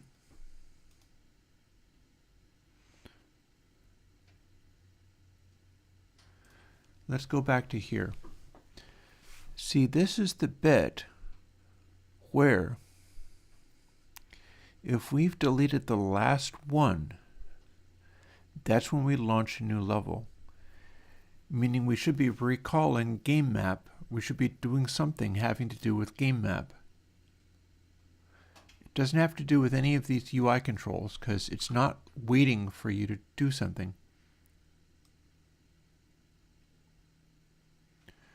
And this is limited upon whether you not got nodes in this group, which may be a damn slow way of going about this, honestly, but one thing at a time, I guess. If I wanted to run much faster or learn how to do it in C#, finally got this whole system to work with C#.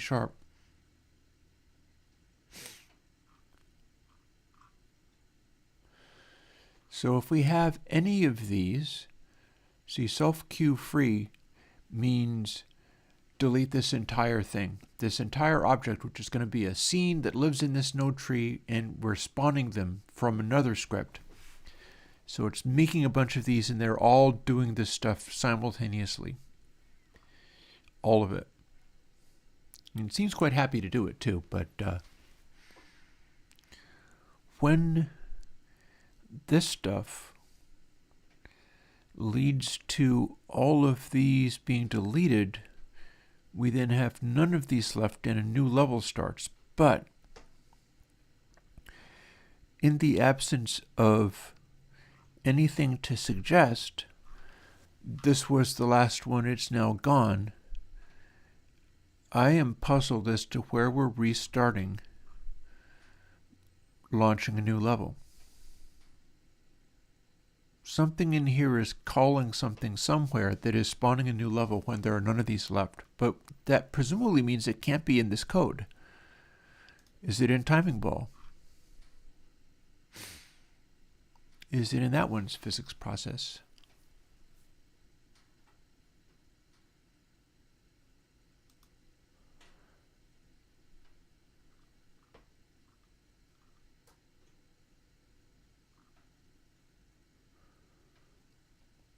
But it does not look like it's in that one's timing process. Timer GD? Well, hello. That's separate. That's here. I bet this is where we're going to find it. Let's find it. Aha! Aha! There it is. Got there. If get nodes in group tanker size less than 1. So here's the next thing to play with. Can we fire that only on the beat and not disrupt the groove?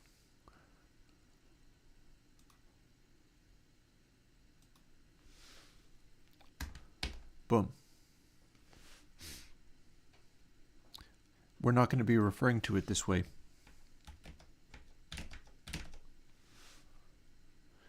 And this is where it trips and falls down. But in theory, this bit now would work. We're resetting those things.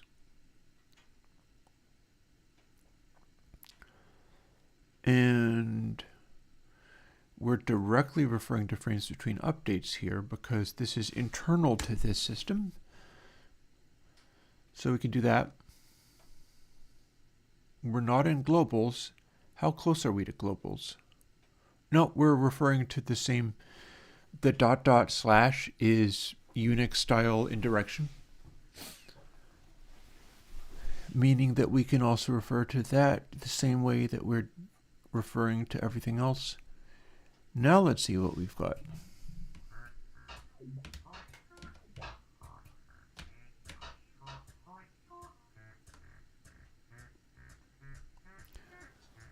Well, we just learned something.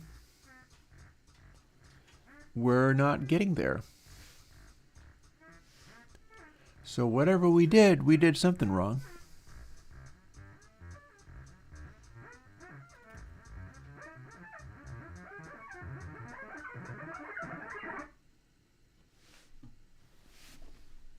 Okay.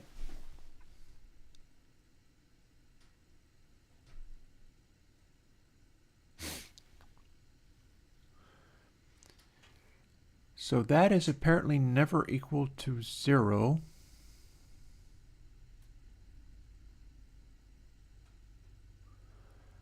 Because if it is less than 0, it does these things. So it never actually gets to be equal to 0. So what do I then do?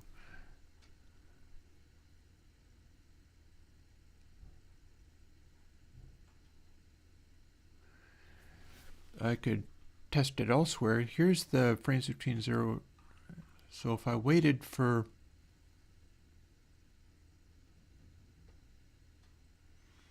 this stuff, doesn't do anything. This part didn't work.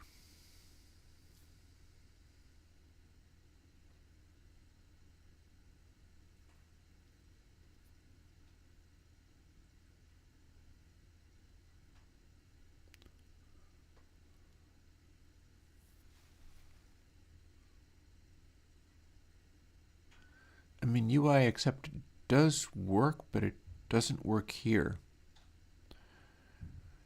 We do not have an ability to make this bit work. Like, none of this is doing anything.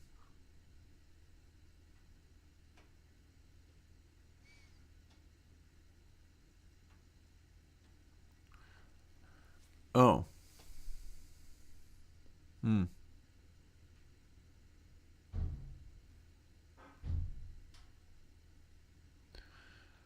Well, one thing I do know is that this part is now stopping this bit from working.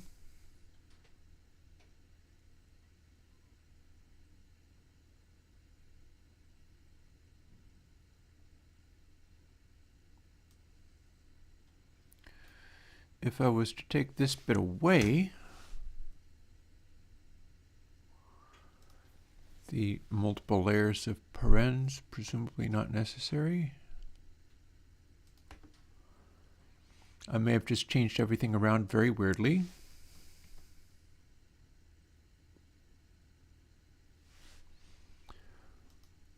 Oh, hi, that doesn't make any sense, does it? No, it doesn't.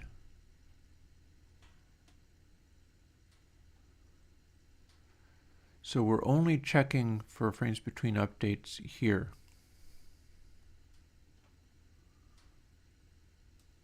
Yeah, this whole idea didn't work.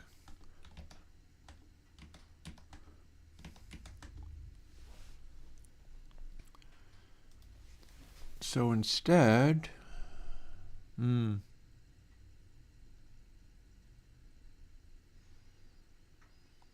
we just dialed it back, I know that. Now it will successfully go to the next stage, but it will not do it in time, will it?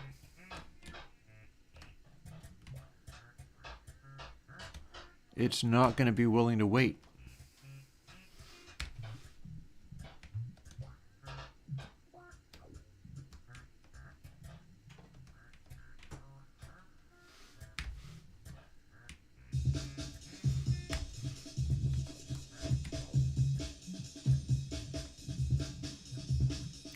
See?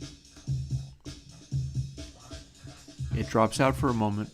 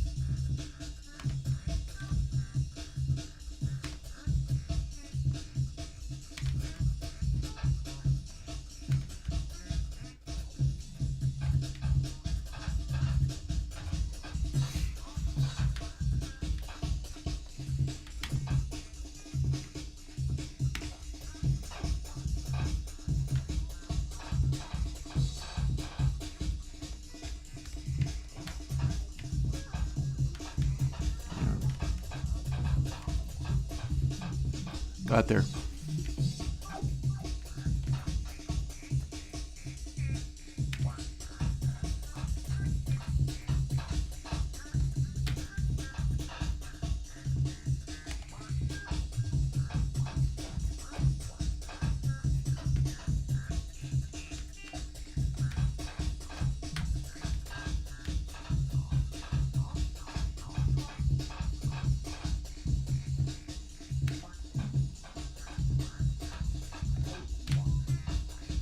Oh, got trouble. But not too serious trouble.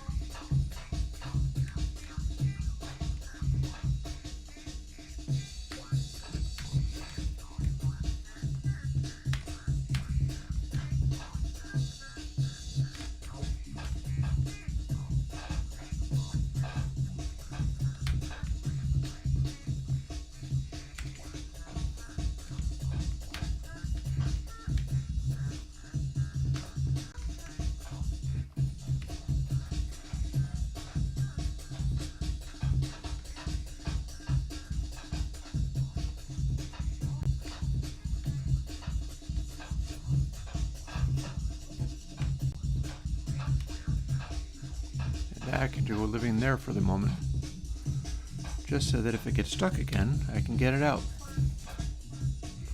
Or not. Apparently it's becoming a problem.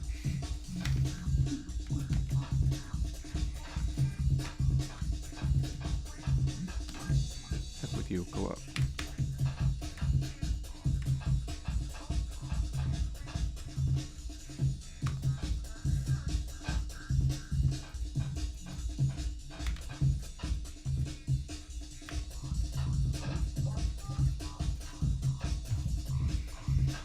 I could probably scale these according to how tough they are.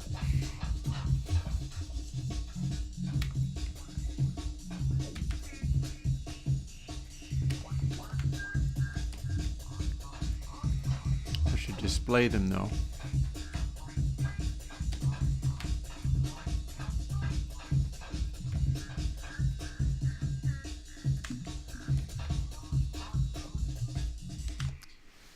Yeah, it might be worth displaying them, and then also seeing as we're doing this a certain way, ramping it up by going through all the ones that are fairly easy and then starting to include more and more. Returning to the sort of easy, silly, fun ones. Like the way that would work lives here.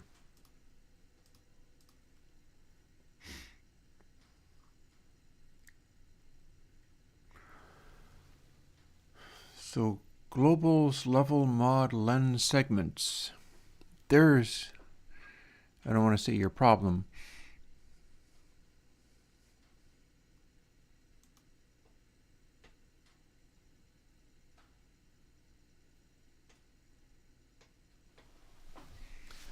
But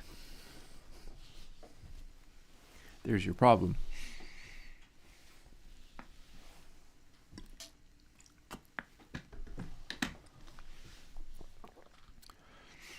So what we want to do is figure out which ones of these are tough and which ones of these are amusing or fun or nice, because it's meant to be a sort of idle game silliness.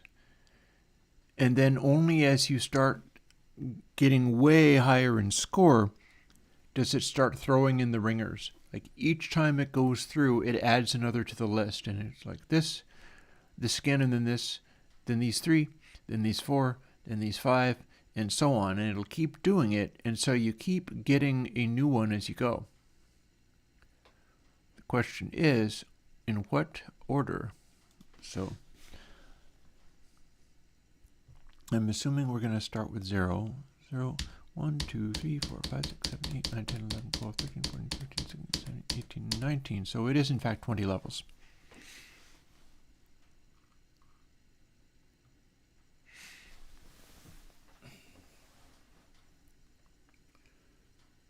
So score, mod, another thing.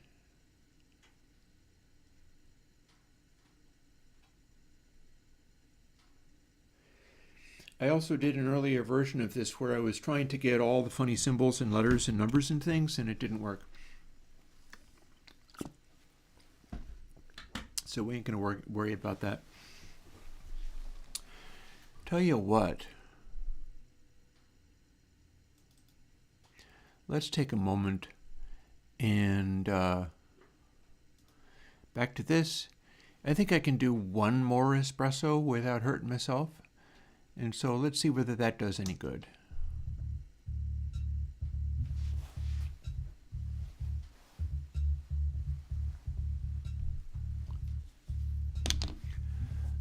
Back in a minute.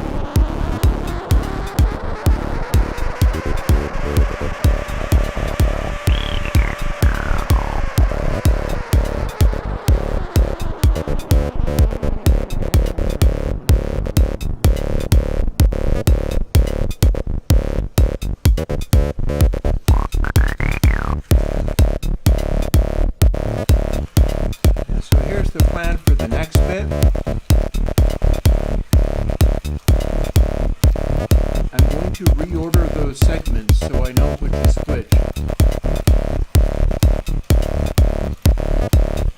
I'm going to identify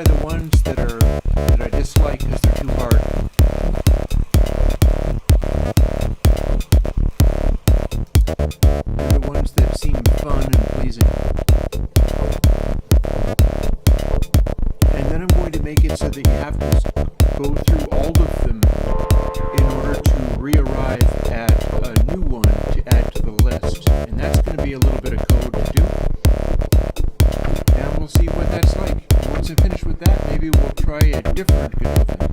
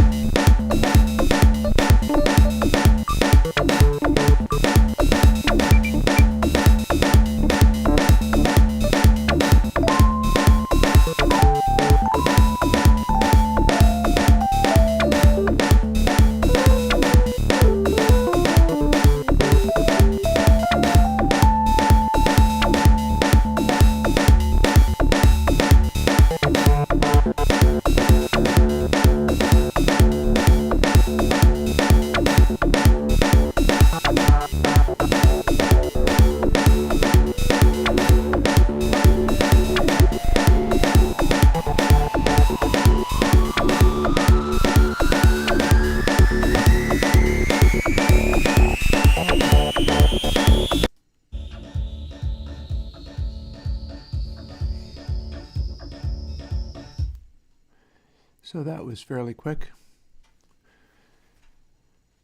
So here's what we're up to. Can I put comments in here, I wonder? Because I can certainly go and check what all these mean.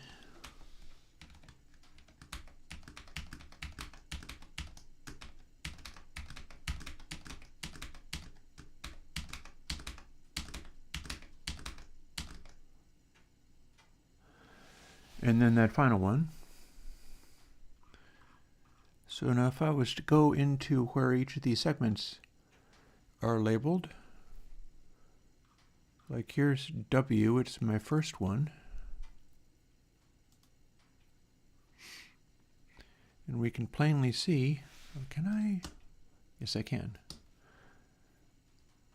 That's our, let's just go through maybe and identify them all.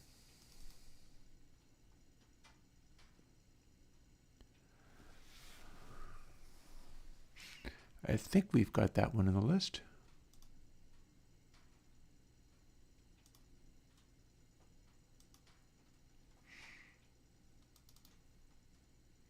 That one's a classic.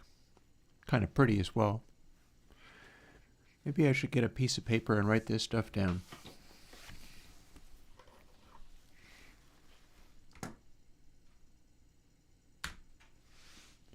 Let's not move any of those things.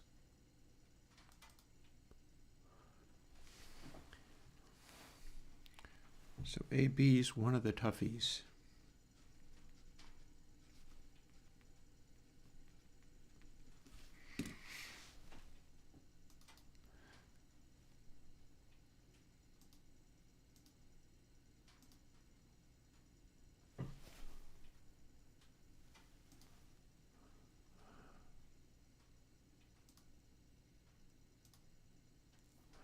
That's one of the easies.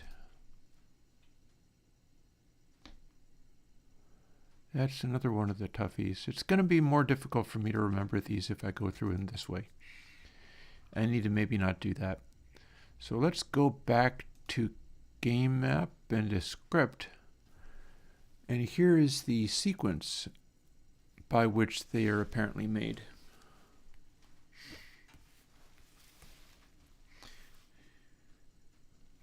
W, Y, H, O, M.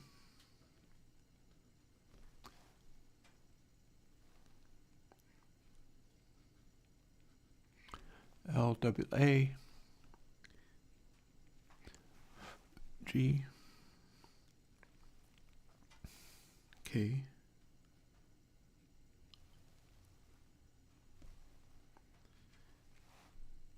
C, N, A, C, F, A, F,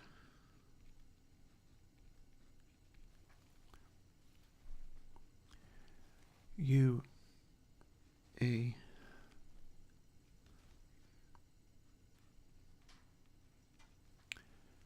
B, P, and D.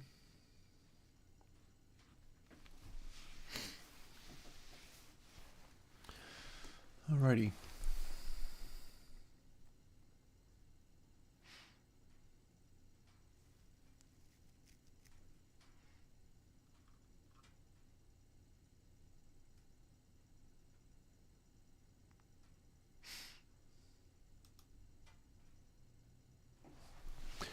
I'm going to need to add another global, I think.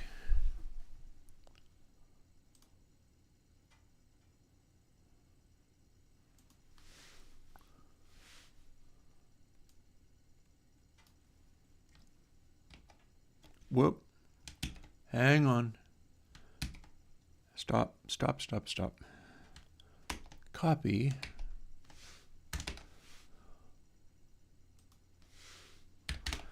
And we're going to call it level mod without having it be all capitalized.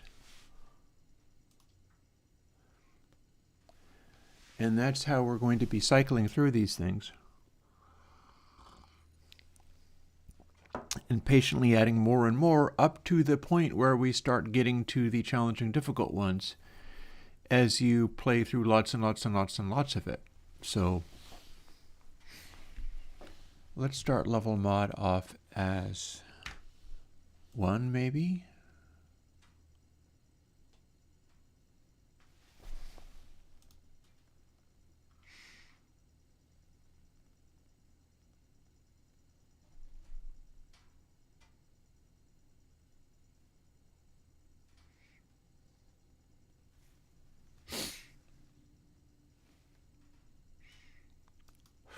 So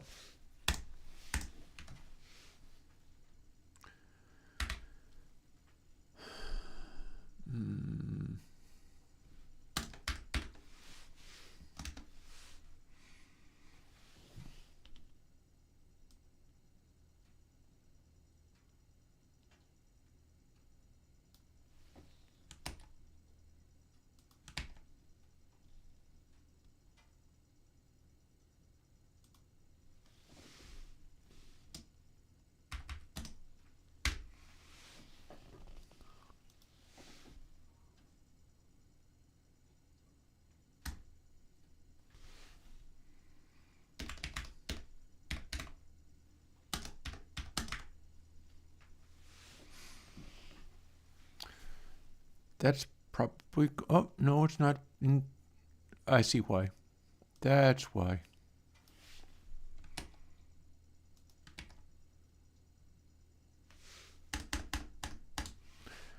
That would work.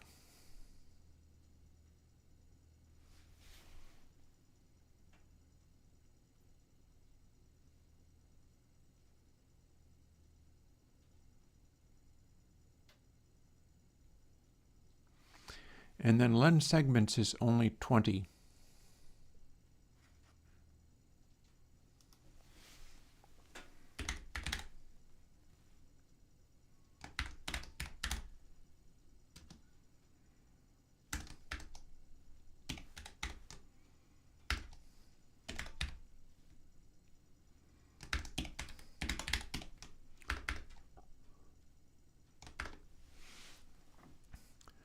We'll find out soon enough, won't we?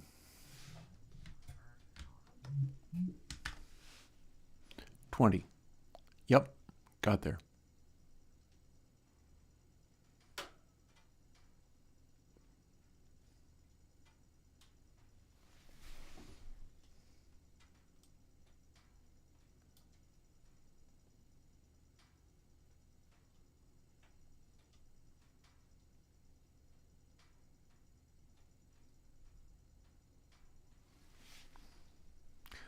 I wonder what happens if I do this.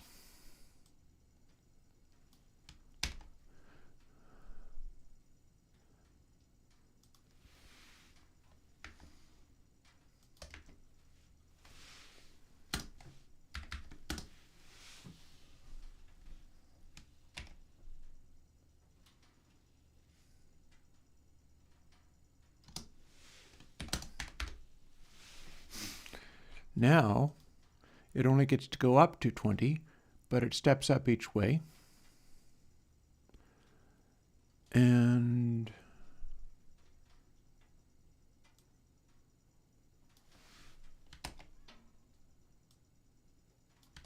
we do this.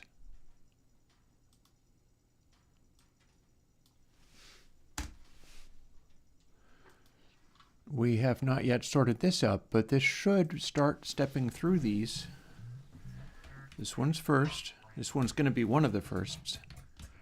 Get 2.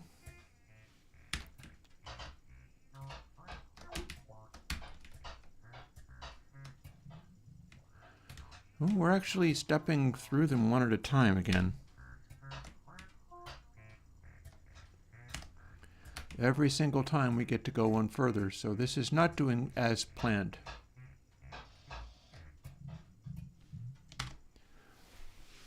Fair. Fair.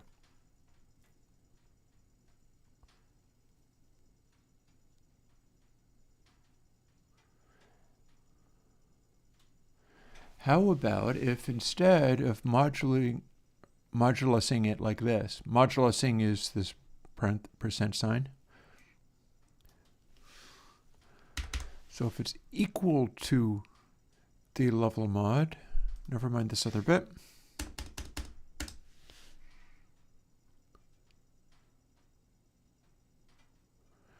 Then it goes up 1, but we're still modulusing it by this. Let's see what we got now.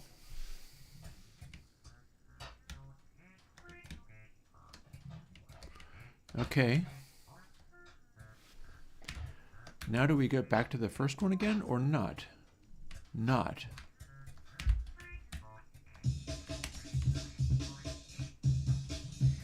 Yep, that did not work.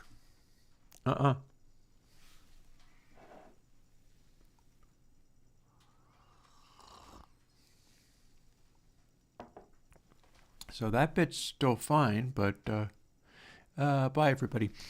I'll catch up with you later when you come back, I guess.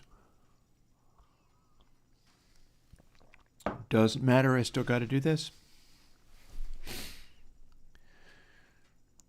So what's happening is we are stepping up past these things.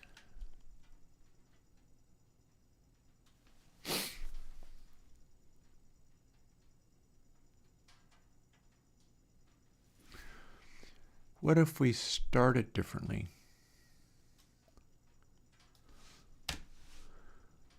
Now what is it going to do?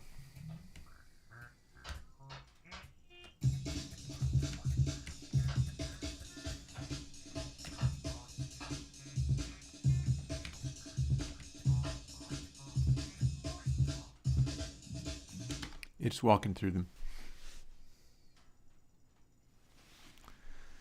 Well, what if we started it at a larger number, like 4?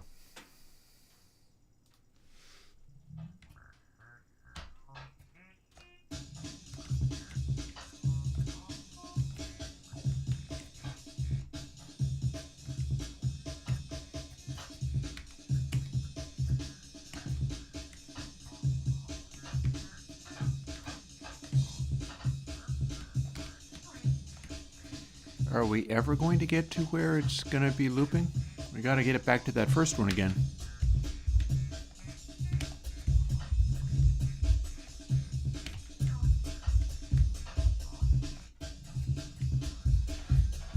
That doesn't look like it's looping to me.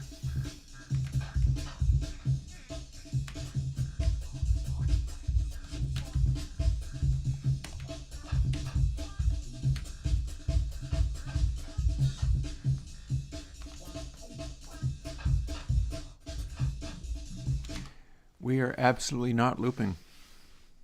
No, sir.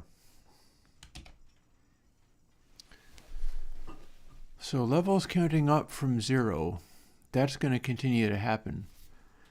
Level mod is not counting up correctly.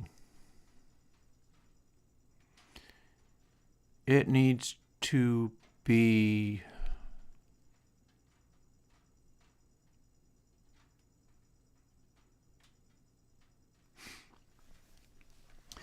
supposed to end up going 0, 0, 1, 0, 1, 2, 0, 1, 2, 3, 0, 1, 2, 3, 4, 0, 1, 2, 3, 4, 5, and so on. It is not doing this. It's being real cranky and grumpy.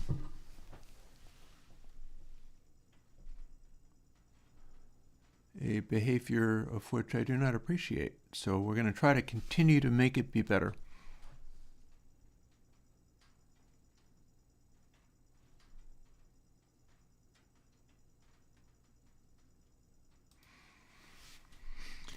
We could start by disabling this and then going back, calling level mod 2,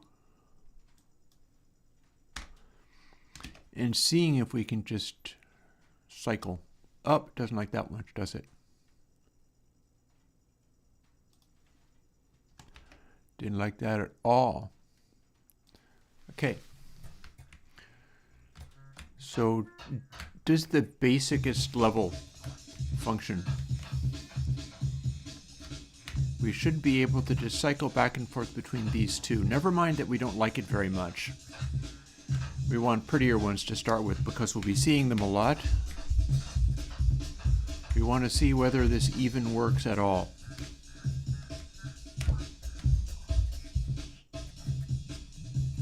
Hello. That looks different. How is that a thing?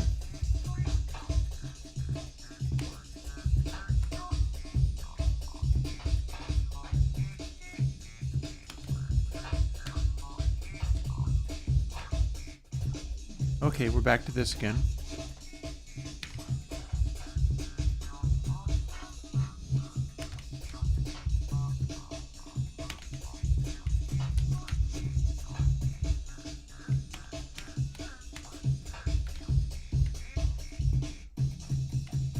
Got this sucker again. This is why we do not like it very much. It's a little too annoying.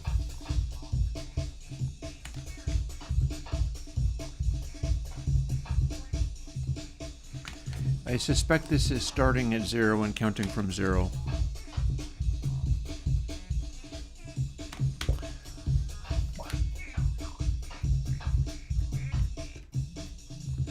Yep. So we are apparently counting from 0.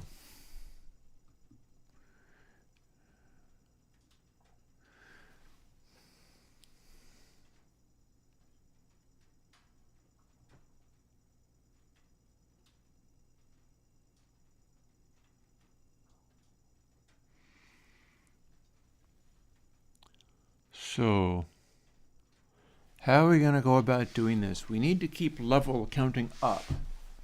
Level needs to count up from 0 to whatever the large number is that we get to. That is unambiguous. There is no option other than to do it. It has to work that way. We are then trying to diffract this load section into a wholly other thing. We're trying to use level mod, but we might not be able to actually get level to count up properly. And we've got level mod set up so that it will increment, and then it will stop incrementing once it hits 20, meaning that we can use this modulus function, and that part will at least work.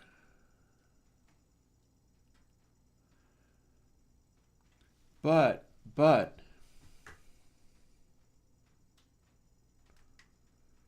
our other count isn't going to work.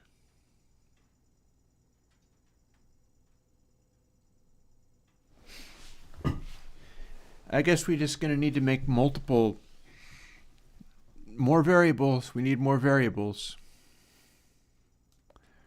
This one alone isn't enough.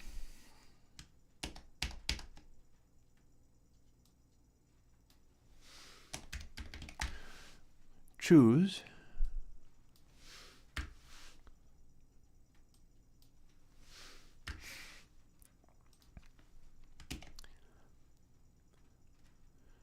so here's how we're going to go and do this.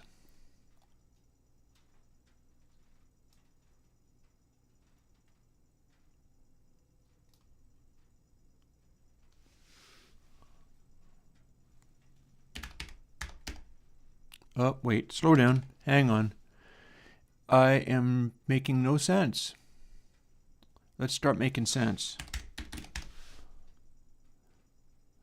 We do not modulus that by anything.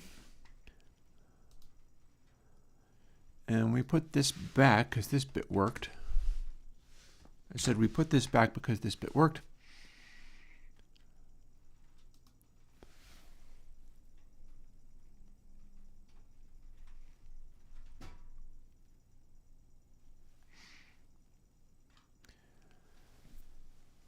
And how do we go about doing this, though? Well, I know every time we see this, we're going one further.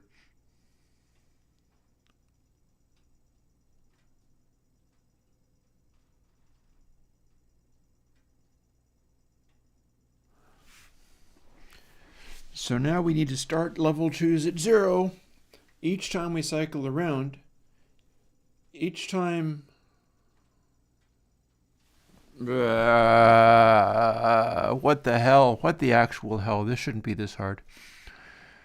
Oh no, I scared everybody away. I'm sorry.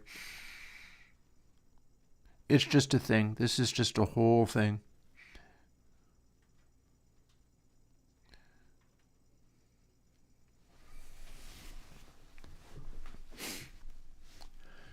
Let's change this into a series of if statements that make better sense than this. If this is dumb and doesn't make any sense. And we got to stick the globals on everything, everywhere. We don't get to just simply use it.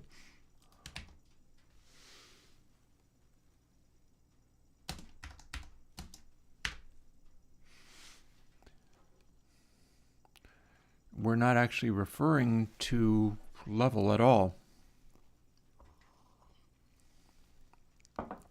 And that's weird. Why is that? I guess that's just how we show the score. We do need to refer to that for a score. So, we're not actually telling level to be higher at all.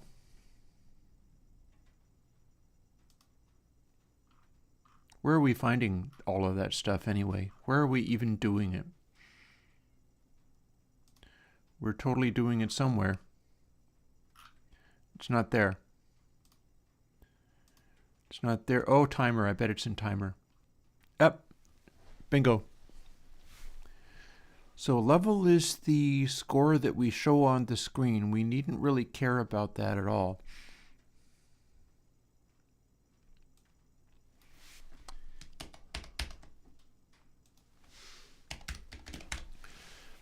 So now we bump that up.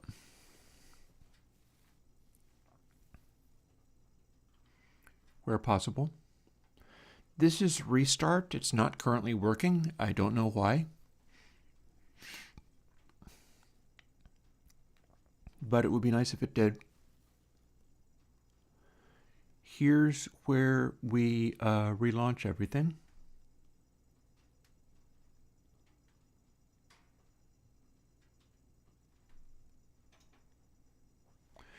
I do wonder whether I could just call ready in there or do something else to that effect.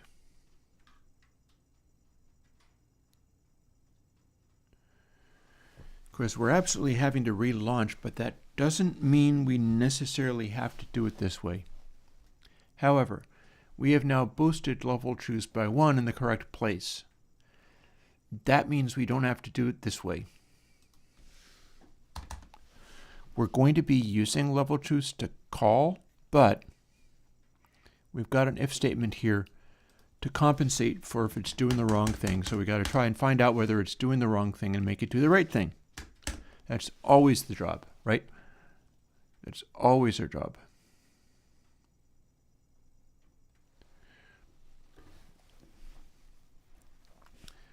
We're going to simplify this.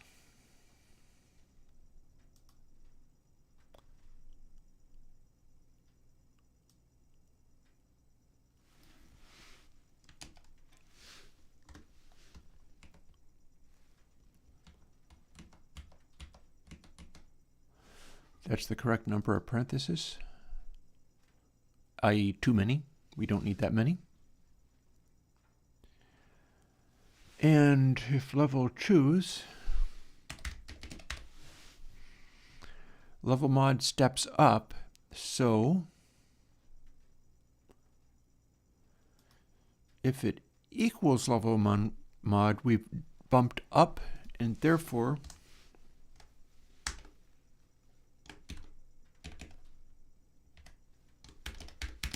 I typed that out longhand, apparently.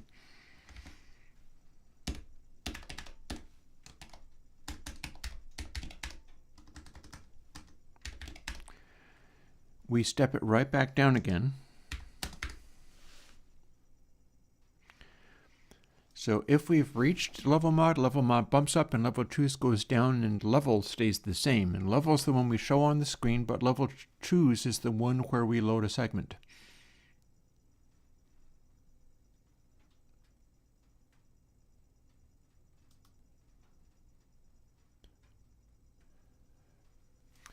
So that always works in this way.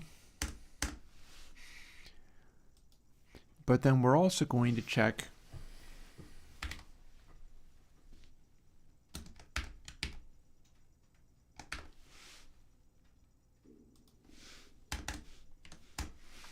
my stomach is rumbling something fierce. It's going to be nice to be able to have dinner at the end of today and make my tacos. I have the Old El Paso shells, meaning I hopefully won't be biting the inside of my mouth doing it. And let's see. Oh wait, wrong. Wrong. Got to go this way instead.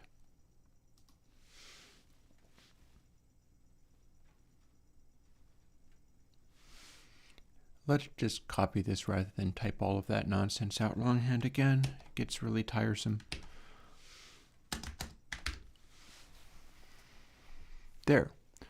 There's a series of if statements I can believe in. So now if it's equal to level mod gets bumped up 1. Oh, hello though. I think we have to start it in a rather special way. It had better start at -1. Let's see what we got.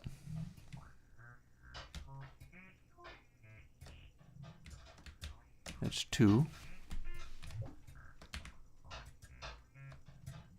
Nope, that ain't working. That ain't working at all.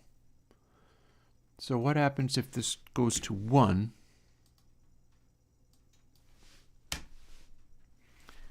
And that goes to 0. And now what do we get? Do we start to get the behavior I'm looking for? I.e., now we got another one. Okay. Okay. Now we're going to start here.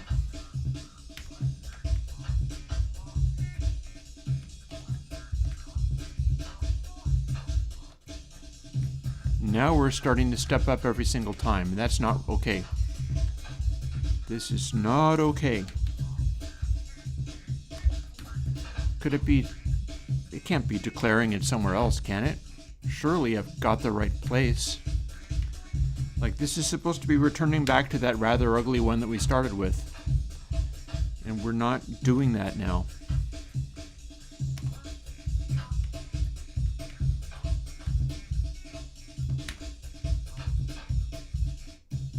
Yeah. That ain't working at all. That ain't working even slightly. Why? Why is it doing that?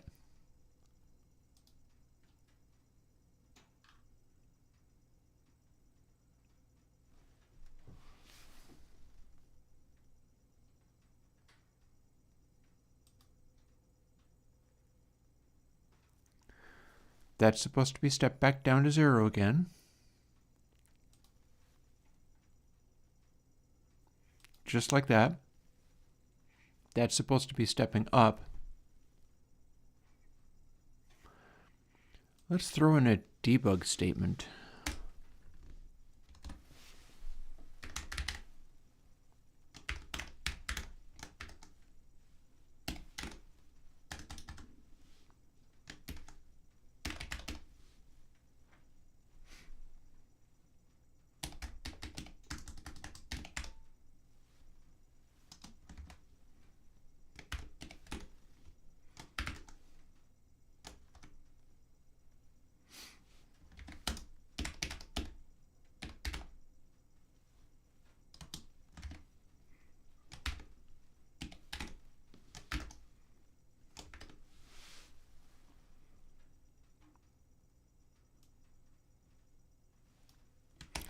What are we even looking at with this nonsense? This is supposed to be working and being clamped to that position. Where'd my debug even go? There it is.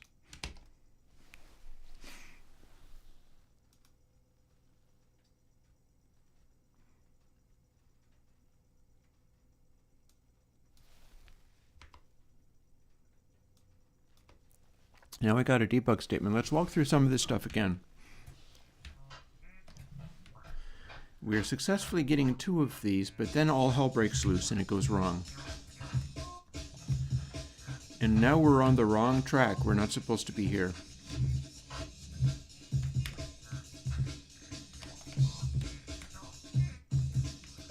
And we're definitely not supposed to be here already.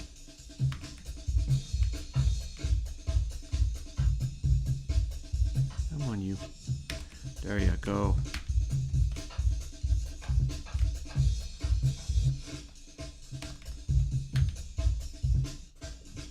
And we're super definitely not supposed to be here, although this would be a good one to start on. It's pretty.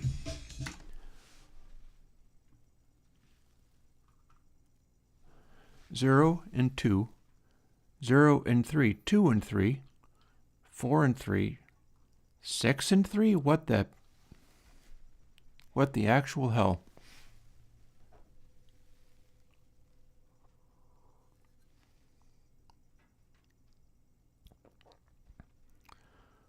What the actual hell? Why is it not able to put that back down to nothing again? Something's going really weird with this, I'll tell you.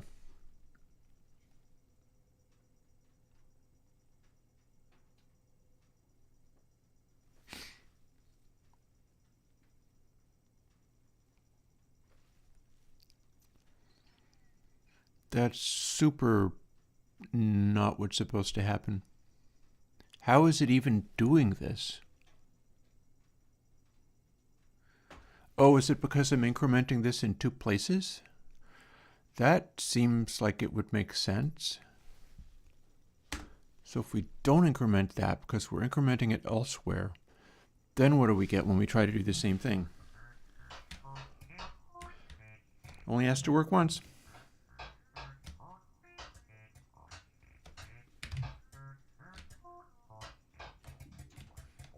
There's 2.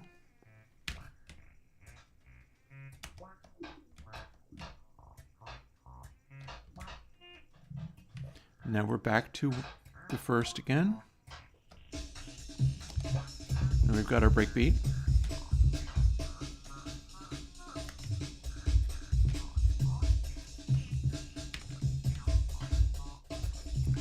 There's 2 again, which we don't like very much. Going to be swapping that one out. It's a little too annoying to be level 2. Or a lot too annoying. It's not really hard, but it's just not pleasing somehow. We've got other levels that are even less pleasing that I just got rid of. This is 3, which is a little prettier.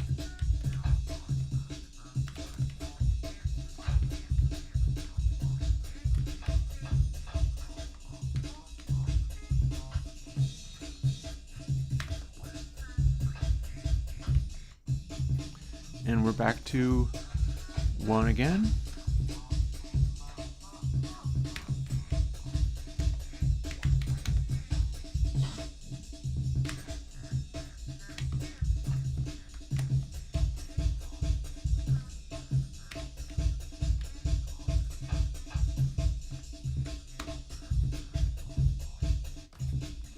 There's 2 again. Okay, I think it's working. Dare say it's working.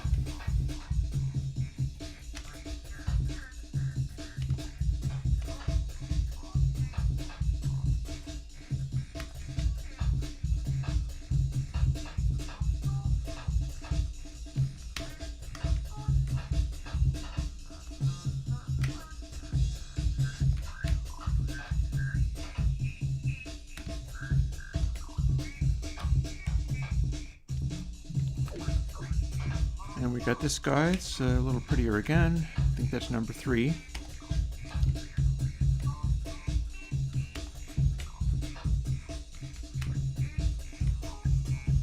You get familiar enough with all of these and then you end up playing a different one.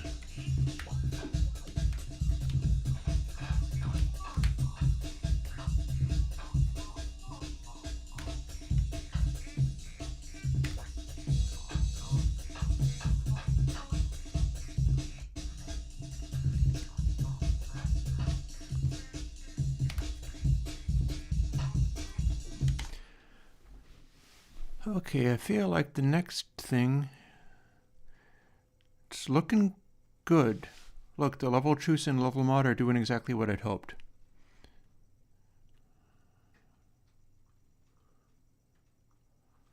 So 002, 001, 012, 0123.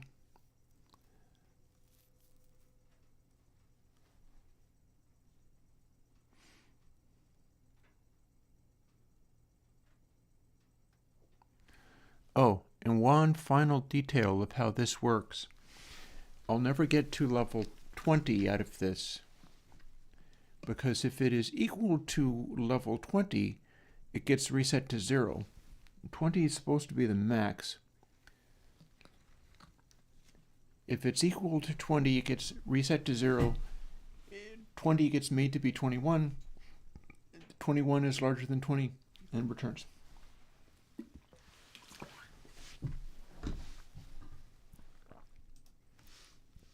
Therefore, if it's equal to 21, it gets reset to 0. And 21 becomes 22, at which point it becomes back to 21 again. And that is our final setting. So the next system is just to figure out what the sequence needs to be. So this might be the point to just kind of look at these. Do a little quick save there. And then we'll look at these and figure out which ones we like and which ones we do not. And then reorder them.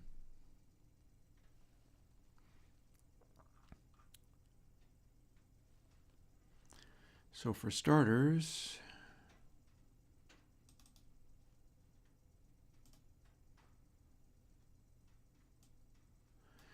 we're going to call that Desert Sands.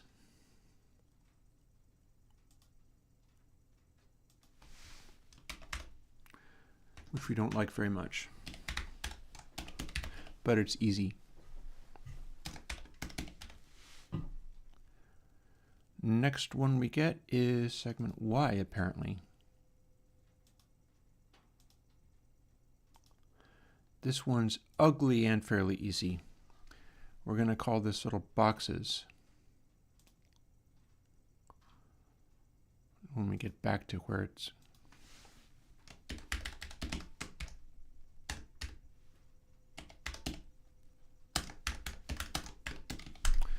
ugly and easy. Next one we get, because they're all scrambled up because they were more or less organized in order of how hard they were to do.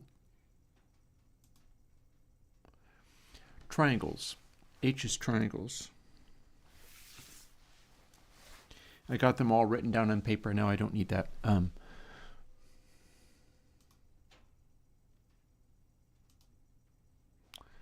Bouncing all around here.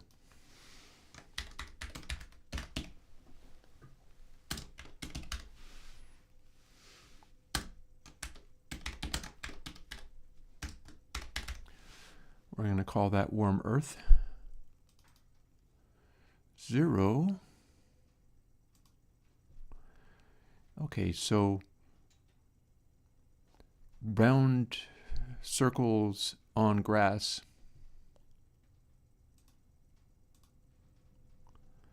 Well, now, why did you just do that? Huh? How about try doing it like this?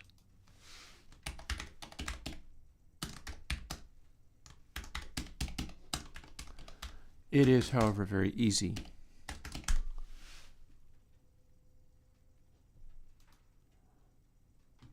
M.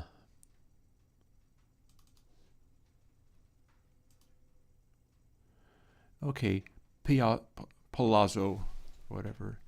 Italian tile roofs.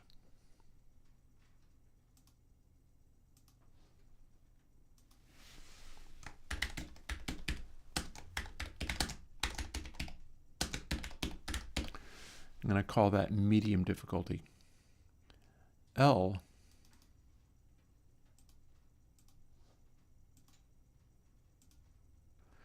Okay, pachinko machine. That one's actually not all that easy. It's also not all that pretty. Let's see if we get our script back by closing it. Okay, good enough.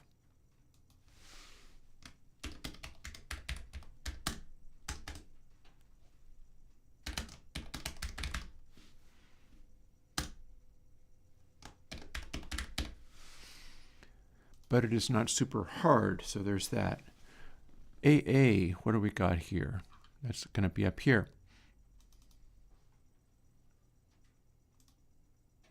Oh, diamonds. So this is one of your prettier ones.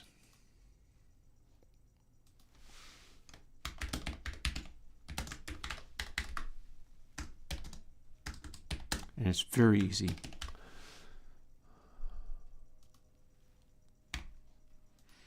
And we're going to be just shuffling these around once we get to the end. E. Some of them we're putting to the end because they're just unpleasant to play. Oh, hello. So segment E. This is one of the more difficult ones where the timing ball can get stuck up here and just be generally unpleasant. This one's no fun. What shall we call it, though? What's its name?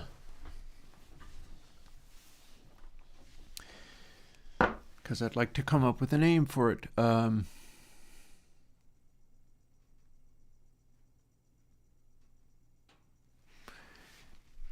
Angular traps, because you're constantly bouncing around among the angles and not being able to get through. So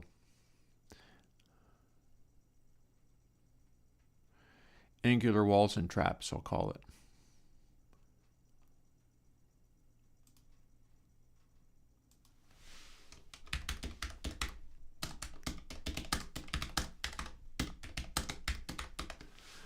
And it's among the harder of them. G.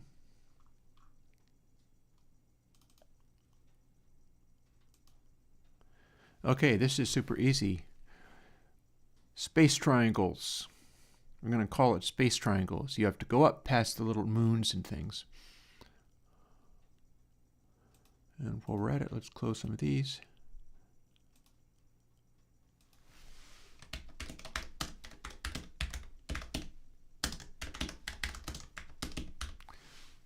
Pretty and easy.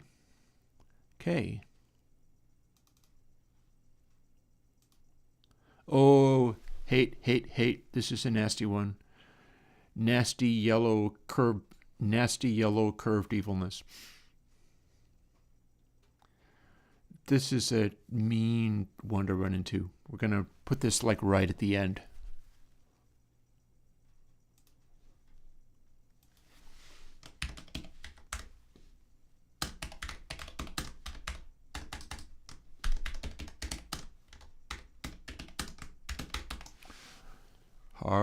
Hard to play. Okay, back over to segment C. How about? This one's kind of fun. It's not the easiest one in the world, but it's kind of fun to be bouncing around in. It could be, I don't know, passageways or something. And areas like this, it looks like stuff can get trapped in here, but it can't. It's impossible for that to happen. So it's more ominous looking than it actually is.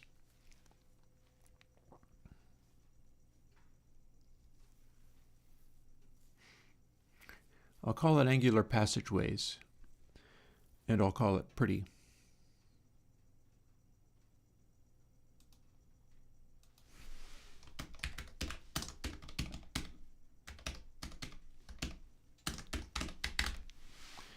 Compared to like curved yellow traps, which is ugly.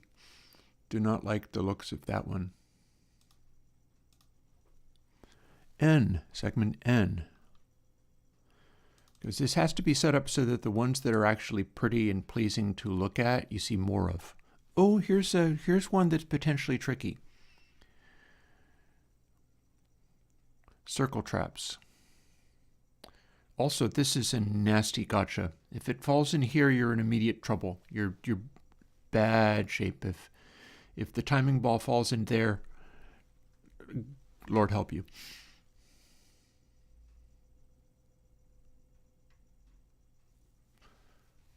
So that's a potential big gotcha. Incredibly hard to get a ball over there without going off the top of the screen.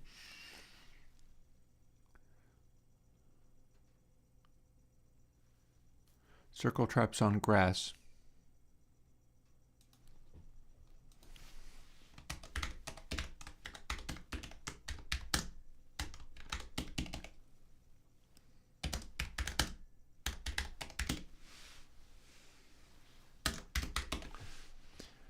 Which doesn't necessarily mean it's that hard, but the ambush factor of if it ever falls in there, you're in big trouble. And when your lettered ones go off the top of the screen, they go away. But when the timing one goes off the top of the screen, it does not. So it could just fall in there, and then you're in big trouble. AC.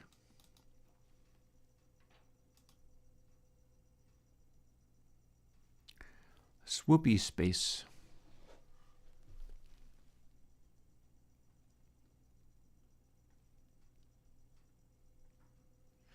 This one's fairly easy and not especially interesting.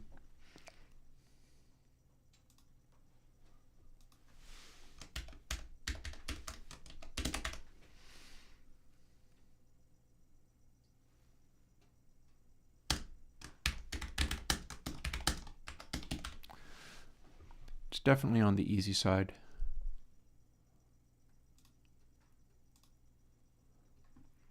F. What do we got for F?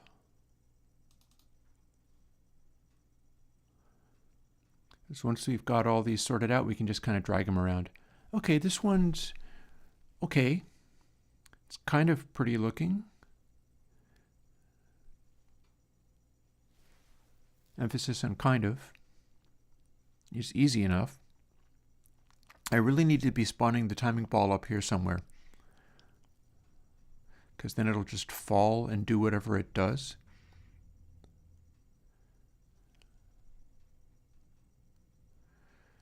So F. Right and wrong passageways, maybe? You go up here and you just bounce right back. This is not actually a way to win. Only these two are the way to win.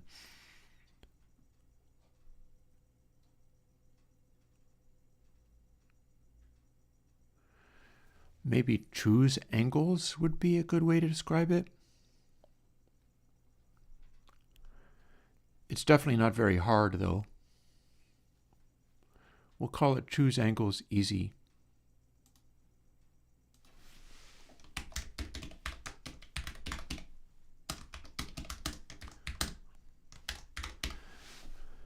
And it's on turf because it looks a little bit like ground with some grass on there. AF. Oh, hi, hi. Here's a potentially ominous one. This is not as easy as it looks. Although this part means it can never actually fall into here. This looks like an absolutely terrifying situation to get stuck in, as does this. It looks as if it can fall over there and the timing ball just sits there until it dies and you can never reach it. But it's not true because it actually can't end up in there. It looks like it can, but it can't. And you'd never know because you can't get up there without going off the top of the screen. However, the timing ball can still land here, and that's the problem. And it's really hard to get the other guys up there. So this one's hard. Evil curves on grass and hard.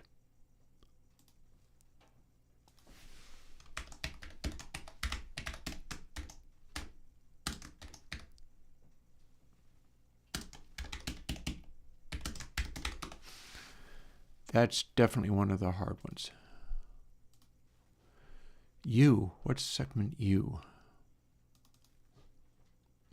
Also, the farther we go, the less likely you're going to see any of these. So it'll be a long, if we've got ugly ones like the banana-shaped ones, which are also a pain in the butt, it gets to be a long time before you see that again. Segment U. Ooh. Combat Tank Plus, which is fairly hard. Not unreasonably hard, but fairly hard. And then getting the balls out the top is harder than it looks, because they tend to bounce around in a useless way. It's not unbearable. As long as you can get a guy in there to bounce the ball around and keep it from being out, it's doable. But it's a lot of work. So this is later in the script.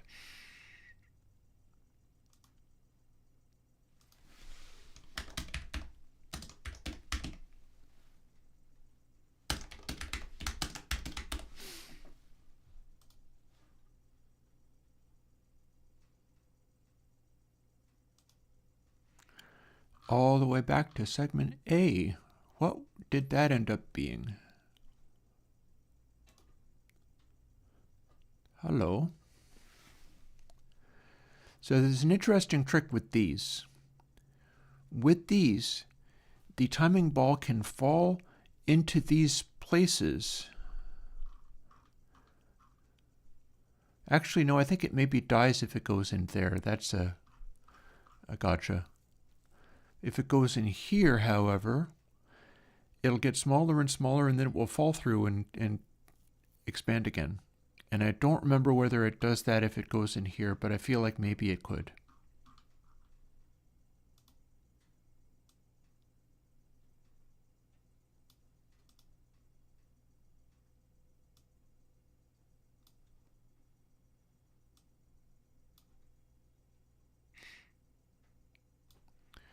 And if it don't, we can arrange that it does.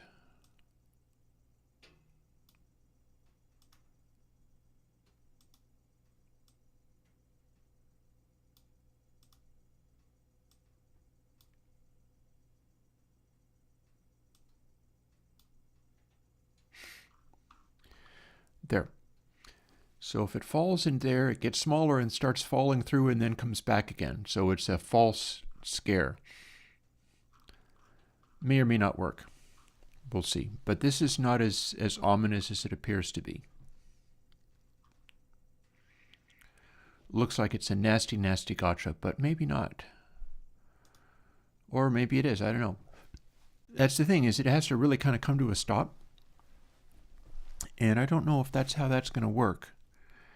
At some point, I should probably experiment and see what it does. But yeah, so segment A.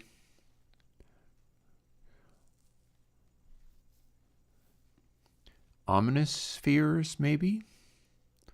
It's possible to get everything out. It's just a question of, can you manage to do that? And are these actually gotchas that the ball can get stuck in?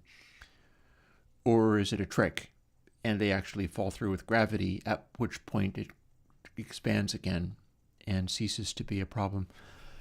I'm going to call it ominous gravity balls.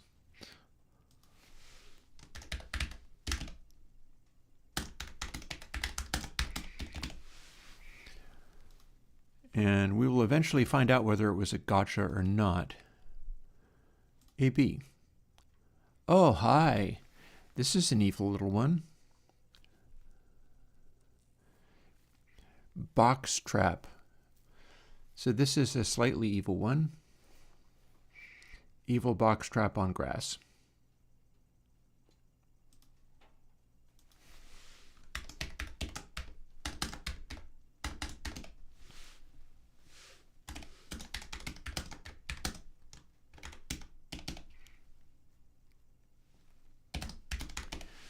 Which is pretty hard. Somewhat hard.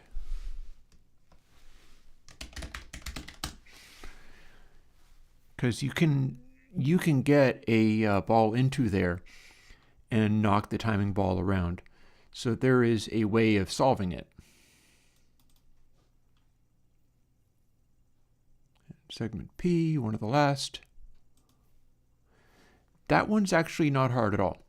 The timing ball can fall through there, but then it starts to roll, and it easily gets through this area.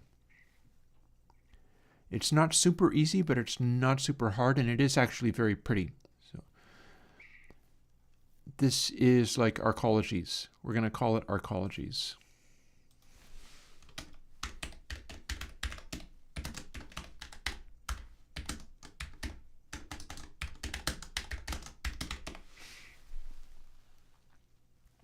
So there. And then lastly, I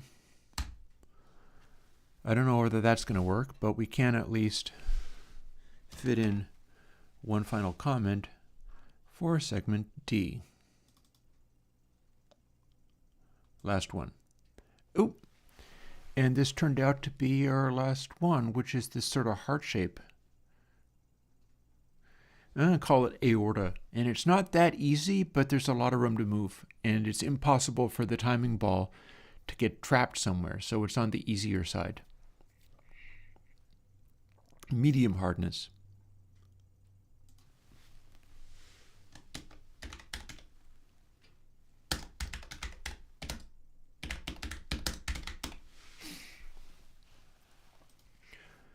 And now that we got that,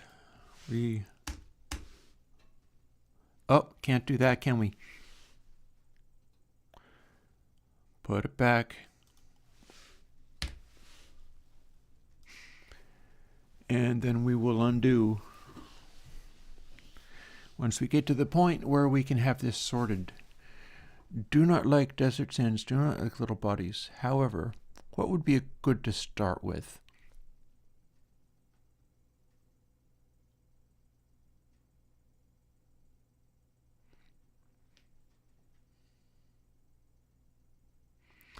How about moving all the tough ones to the end? Can I do that with just this? Kinda and kind of not.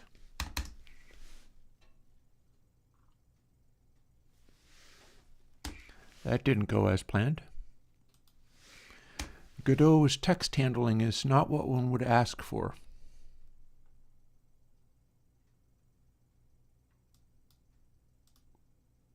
Sometimes it's really toxic.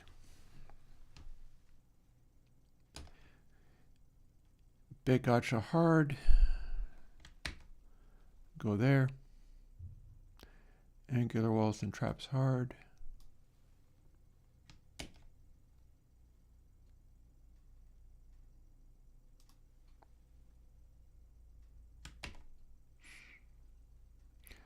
Nasty curved yellow needs to be like last because it's ugliest. It's so ugly that you really notice that you haven't seen it before. You go, oh my, what the hell is that? Evil curves on grass. Whoa, hang on there, Sparky. What's your selection think you're doing? So evil curves on grass, circle traps on grass, evil box trap.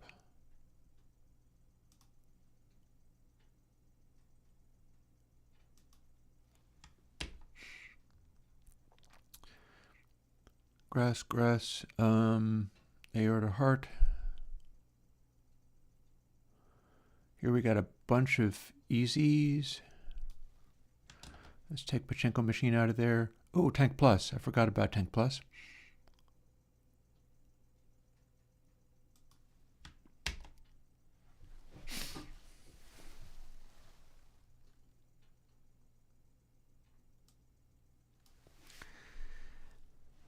Let's maybe stick some of the prettier ones right up front. That one's pretty. Diamonds, of course, is also pretty.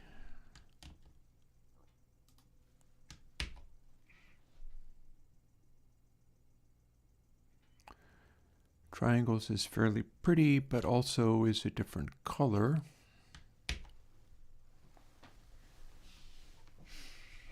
Little boxes is ugly, so let's not have it. It can go later simply because you'll see it less often that way.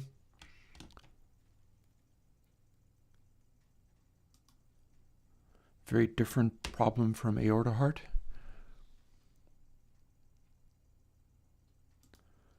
Space triangles.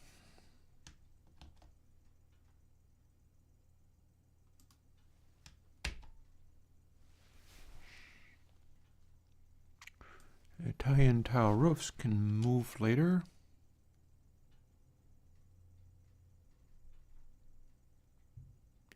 It can go after Tank Plus.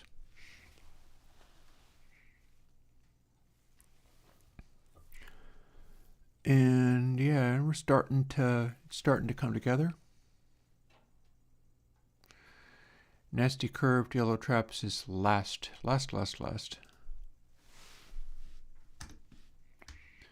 So we know we're going to do that.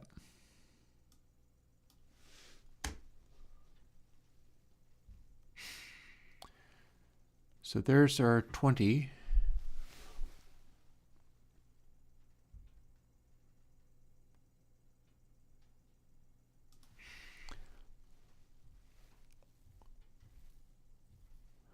Here's the first time we start seeing something tricky. Let's put ominous gravity balls earlier.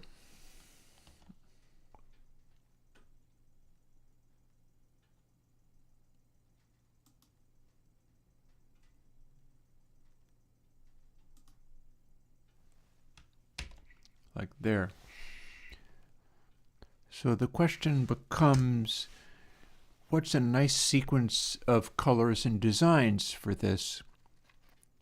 given that we're going to be going back to these beginning ones frequently. I'm bored of desert sands, but I know that it is easy as anything. Let's put it a little ways up. Not because it's in any way challenging, but because I'm so tired of seeing it. Circles on grass gives way to desert sand, so it's green giving way to yellow.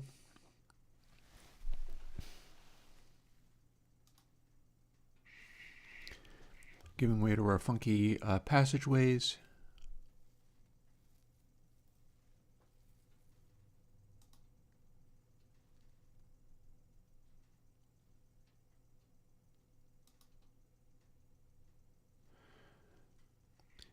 And then we get up to evil box trap, and we go back to the beginning.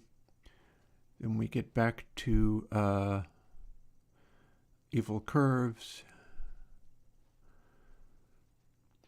Then angular walls and traps, and then circle traps, and then the nasty curved yellow ones that are some of the most challenging. And let's save,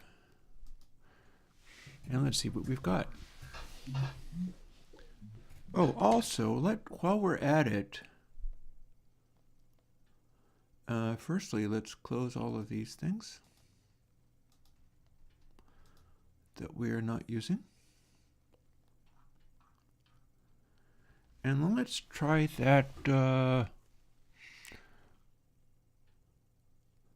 Global's Fire Timing Ball A.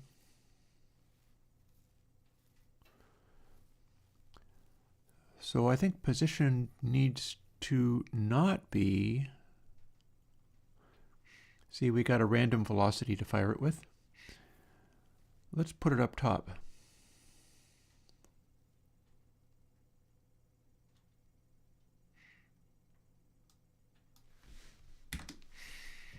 And fire it harder. And where's our, I'm assuming it's across and down. So let's go investigate what, if the cell position is less than negative 540, that's what puts it up, larger than, otherwise it's gonna be 0. Or hang on, is that even correct? Is this even correct? Yes, because this is the if statement, this is the else. If it is not larger than negative 540, it's silent. So y needs to be even smaller than that. Y is negative 700 or something. I know I have space for it, so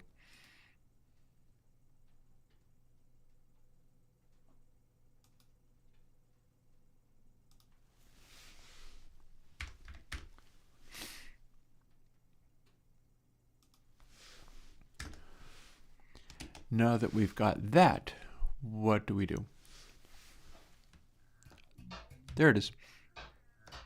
Oh, and it's one of our little amusing gotchas. I do need to have that as a splash screen. So here's the thing is you go, oh no, how am I going to reach that to make it move? But it's not even a problem because guess what? It falls right through.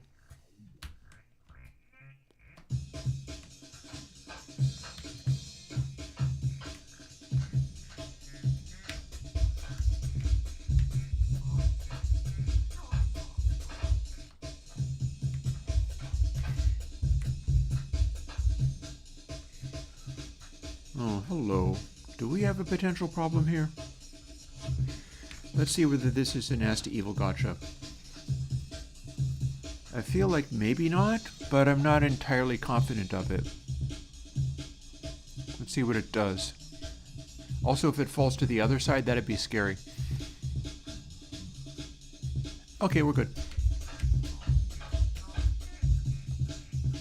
However, that other one, ominous. Maybe I need to make a hole there.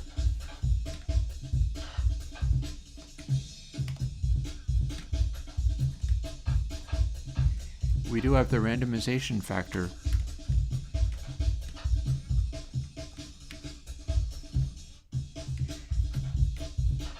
Up, up. Is it gonna? No. Not this time.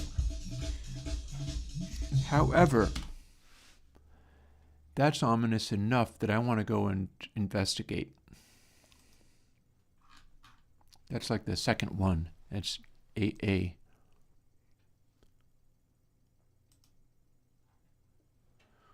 What must we do to squeeze that out so that if it does turn out to be a problem, it's a fake problem?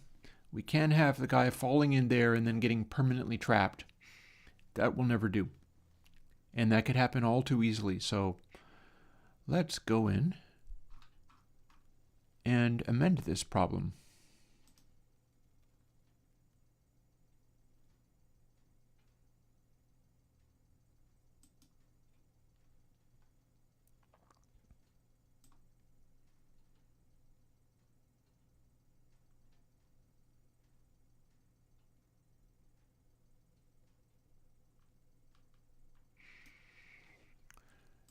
Now what do we got?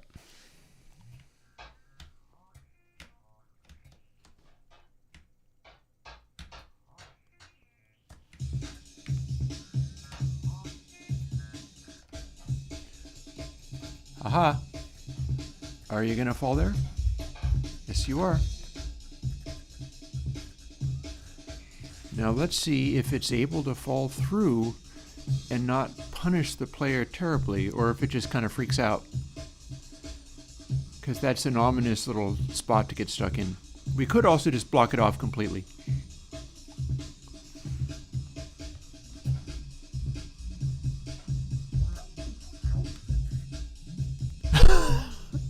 Okay, that's hilarious.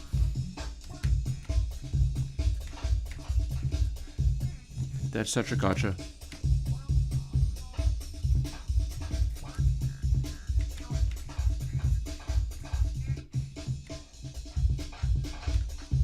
That's so silly.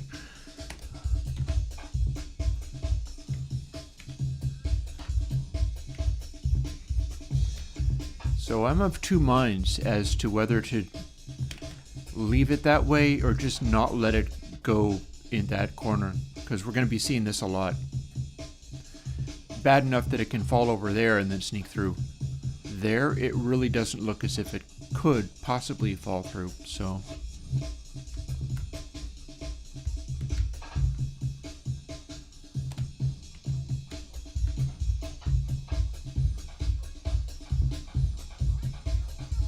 Now what? Okay, that was amusing.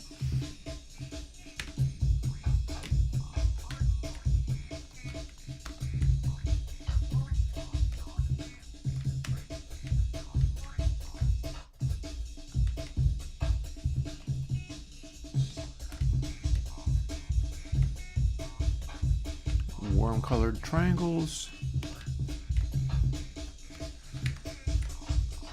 This is like easiest thing ever, but we do have to keep that guy moving.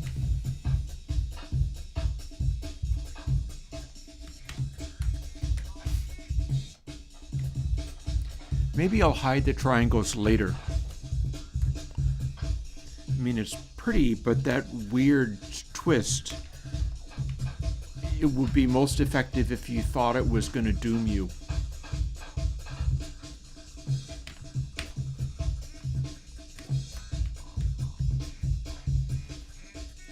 So maybe diamond belongs much later, rather than constantly. It's also kind of visually appealing enough that saving it for a later level seems like that could be a thing.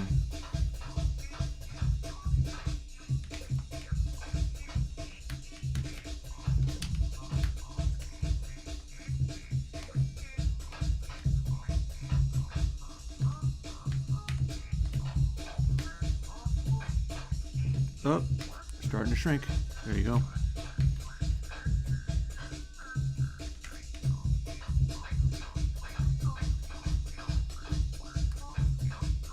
Oh, we're struggling to get through. Come on. There you go. This is a good beginning one. It's fairly pleasing looking, and it's dead easy.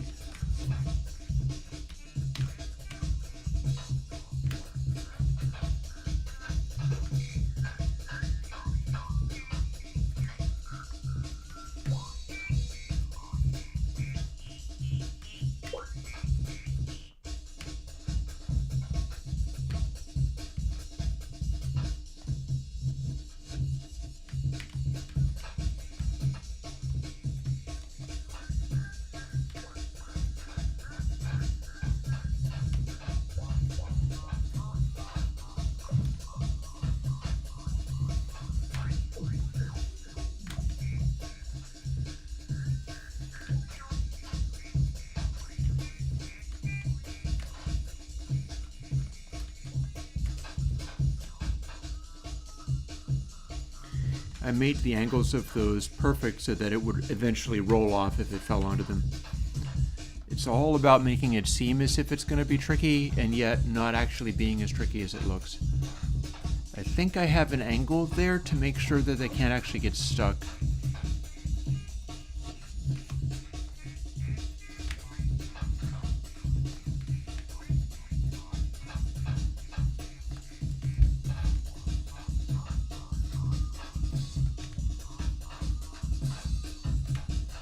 These guys around a little bit, and it's going to be busy for a while going up that way.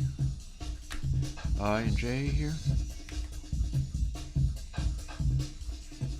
You can get caught out by getting stuck in places.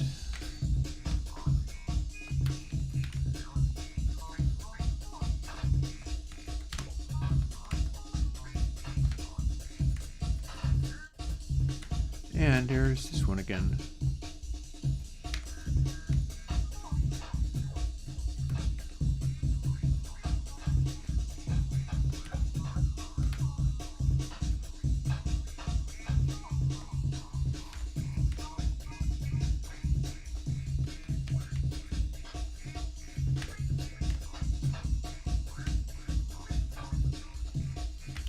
Come on, you. Move. There you go.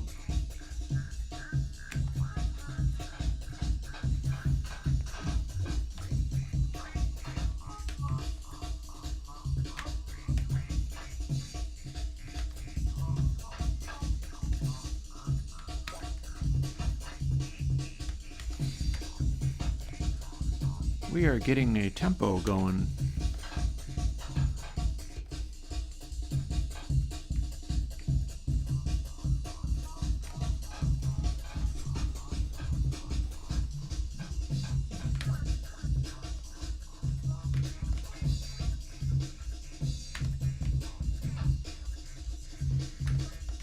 Maybe having it be at times 10 for the high speed exit is too much. Maybe it should be times 2.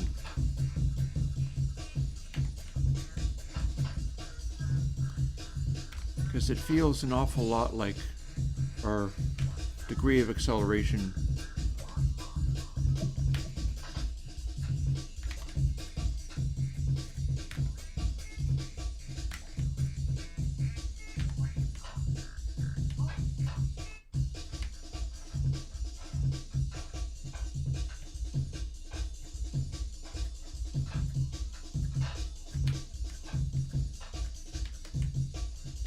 Come on, bouncy. There you go.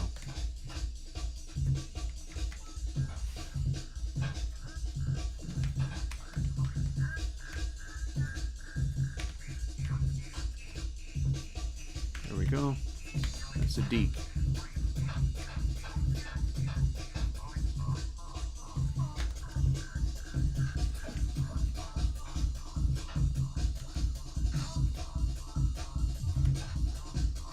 There's definitely strats, and it's definitely got the capacity to be engaging in its little way.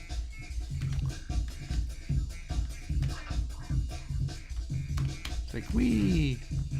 Random pachinko mode. And of course, if you have good timing, you can end up really good at steering it around and doing all these things. And in theory, it's always possible to just sort of lock in and be doing it and doing it and doing it and doing it.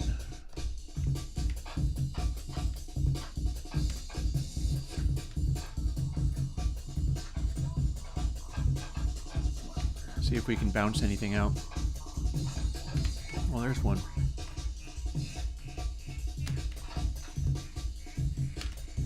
There's another. There's another.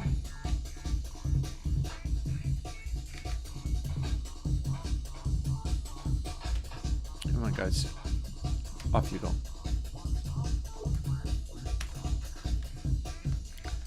So part of the fun is the situational awareness of like looking to see what's close to an exit and hitting it and going.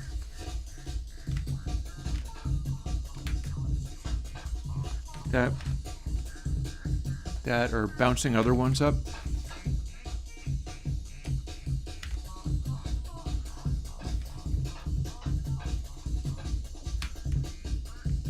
I know.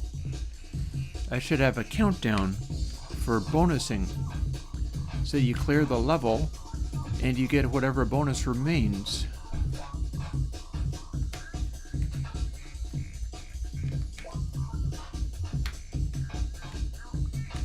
Only question is how much bonus and how and what and how do you show it?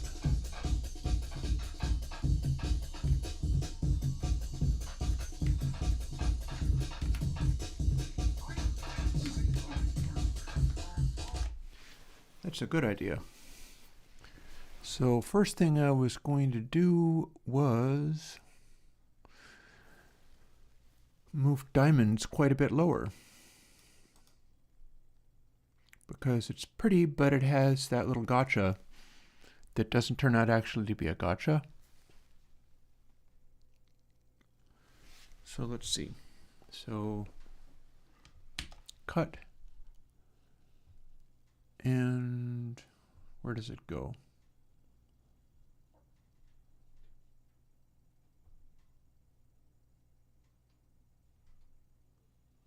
Let's put it in after aorta heart. It'll take quite a while to get there. Which maybe is not great. How about putting it in after ominous gravity balls? Oh, hang on. Undo.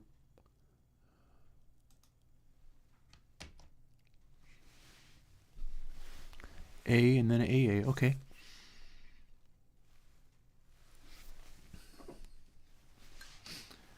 Dregs of my espresso here.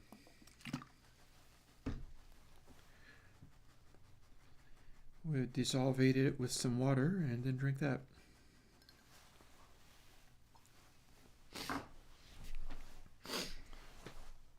Oh, and wood stove totally going out. Maybe I want to attend to that.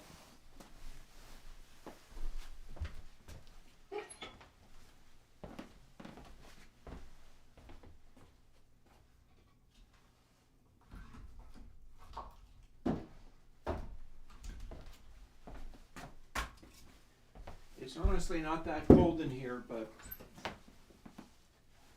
you might want to keep it going.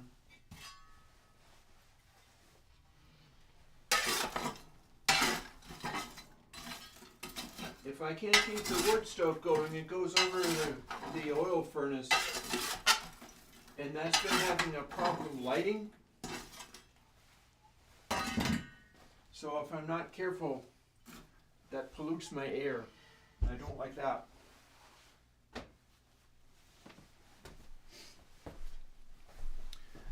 We're going to try to fall back on the wood stove where possible. So that should light up pretty soon. And let's see. So we've got these. We've got our stepping through them repeatedly. And I am approving of that, so that's good. It'll take a long time to get to the ones in the end, but it'll just, you sort of keep doing it. And then the idea was, rather than have the BPM meter show literal BPM, we were going to go into Tanker, exit at a high speed, you get a bonus point rather than 10 points. So it's going to ramp up But then the way to really jump up is going to be to complete with time still left on the clock. And it will not stop you.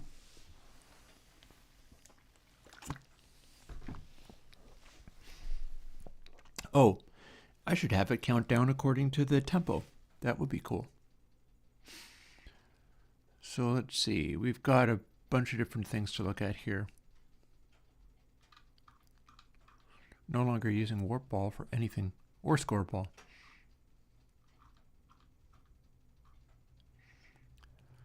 Let's see.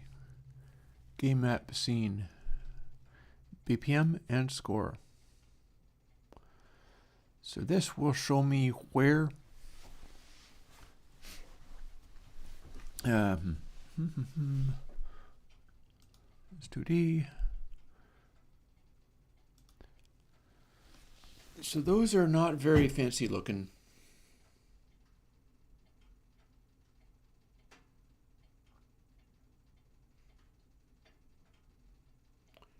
Not very fancy looking at all.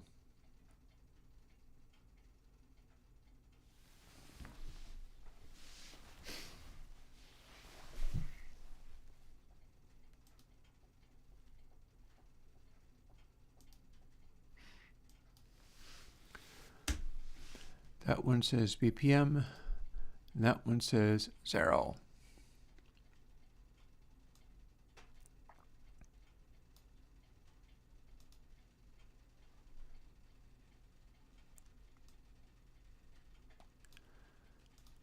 I wonder if I can horizontal align left. Oh, good baby. Okay.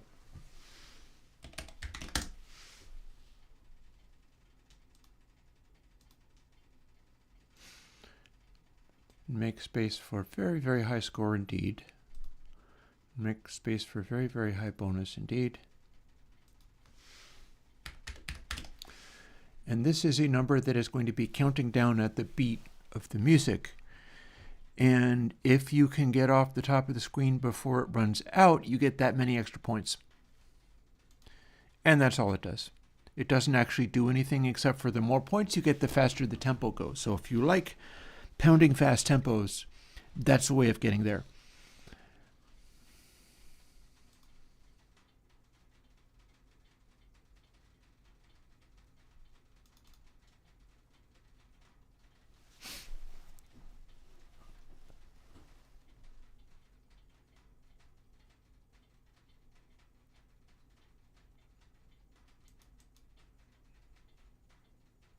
There's globals.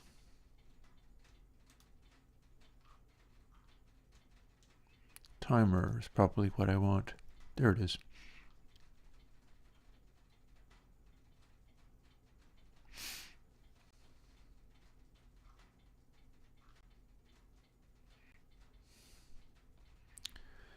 Globals we're going to want to put our number.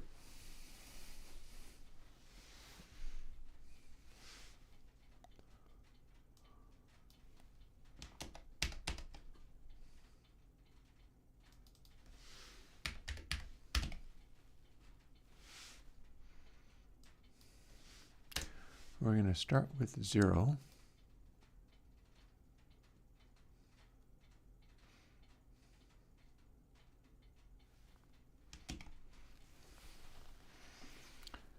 You know, you could restart the bonus whenever you hit the timing balls, and that would be a motivator for using that functionality. That said, I don't know. I am skeptical at best.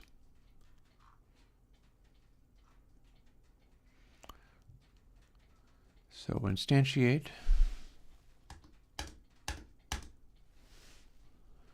We do not need to print debug this because we've already sorted it out and it's working fine.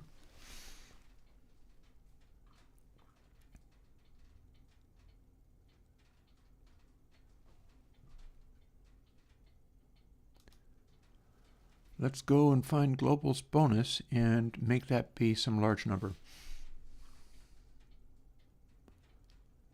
Up here where we're instantiating this other stuff.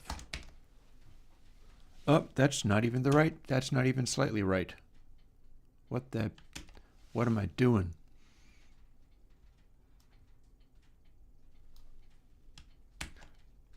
Copy that.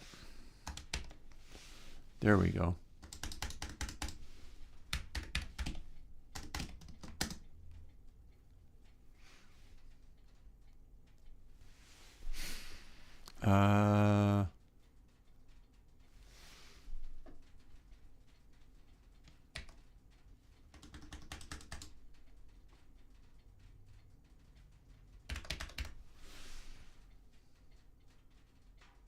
That should work.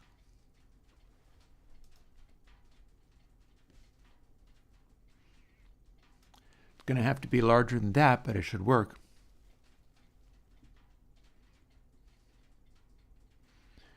And now I just got to go over here to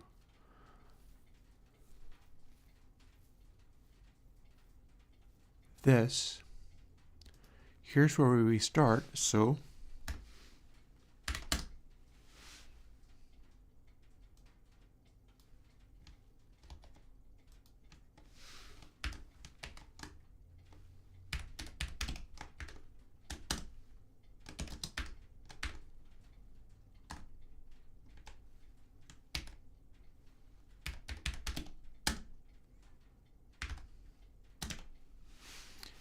that should logically work.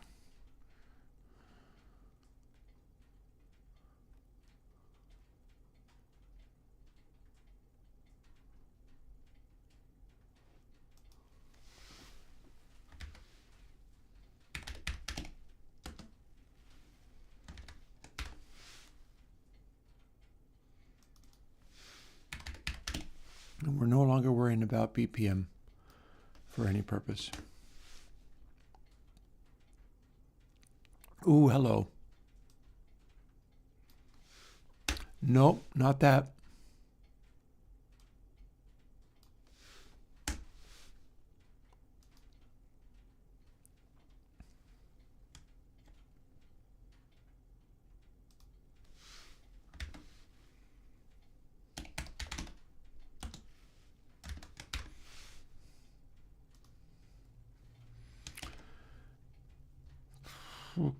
We forgot to put the if. There we go. Now what do we got? Oh. Sorry, didn't mean to do that to you. Try again.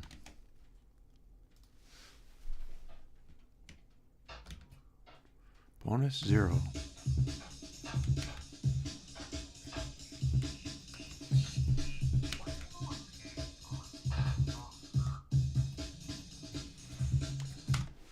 Okay, we are making a very large number.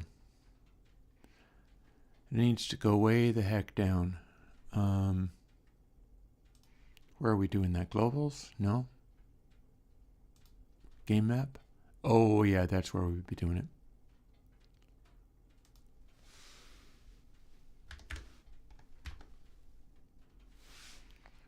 So, logically,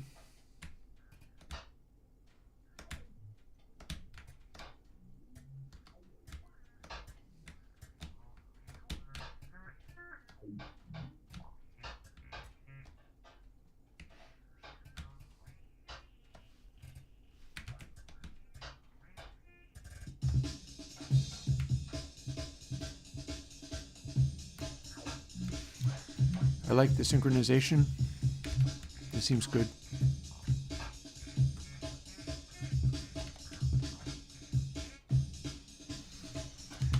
We only need to bump up the score correctly now by literally using this number.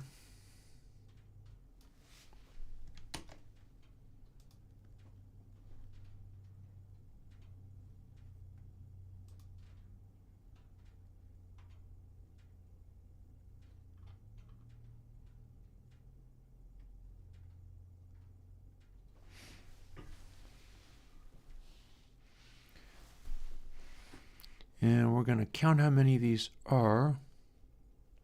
Or we could just do it every single time, but I don't know, that's not necessarily good. You got to get all of them gone. And where do we count that? Not here. In timer.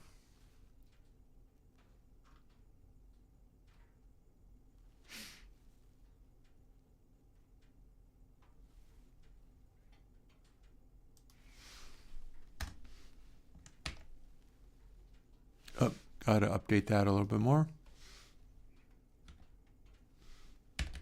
Like this.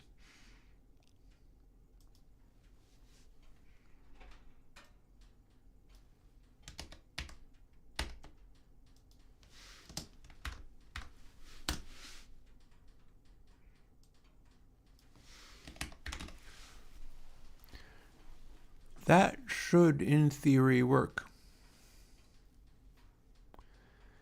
We do that, the score will bump up by the bonus. Let's see if it works. 54, yep, looks like it worked.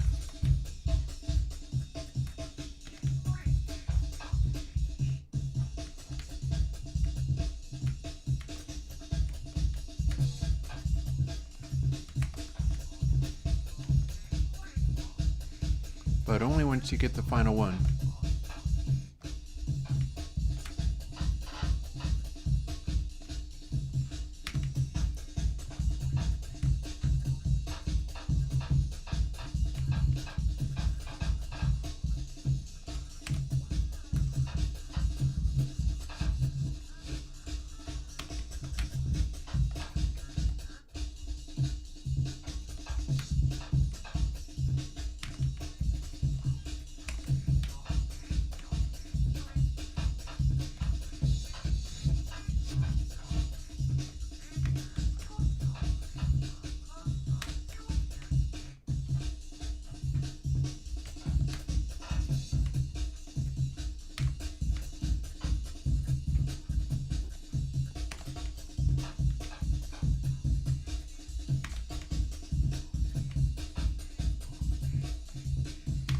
And then we'll see what happens when we run out of time.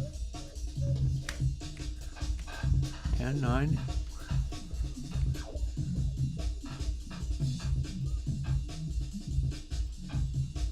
$177. I should get to 178 by going off the top of the screen now. Got there. Also, if it doesn't have a bonus, it shouldn't even be showing. It should just go boop and be gone. So far, we're functioning okay.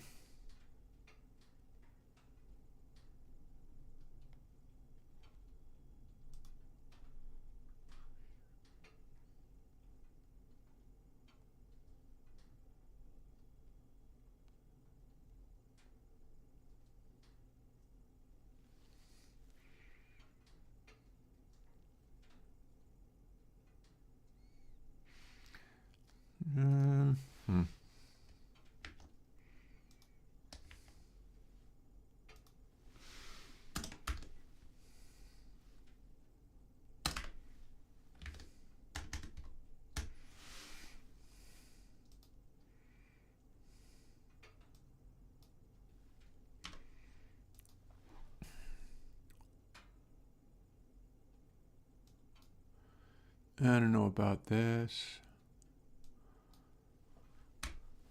Started at 30. Where did it redraw that stuff? Also, do I need more fire in the firewood? Or wood on the wood fire?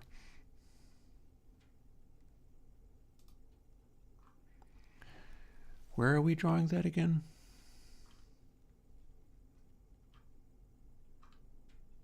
Not here. How about in here? Are we drawing it there? Doesn't make a lot of sense that we would be doing that there. I'm not sure if that's the thing. I don't think we're drawing it there. We're drawing it here. Yep, we're drawing it here.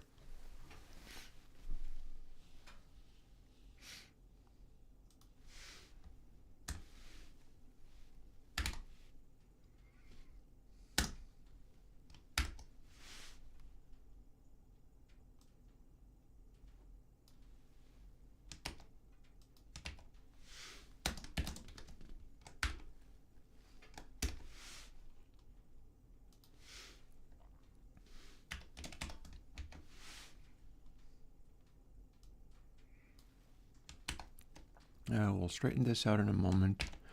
It just wants a couple of tabs, like that.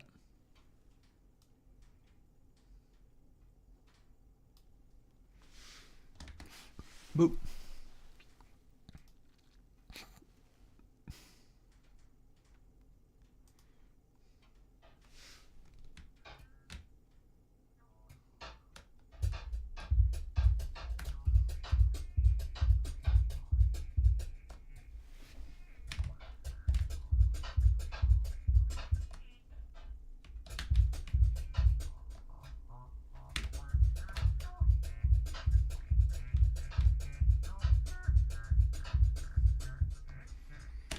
Bouncy little sucker, ain't you?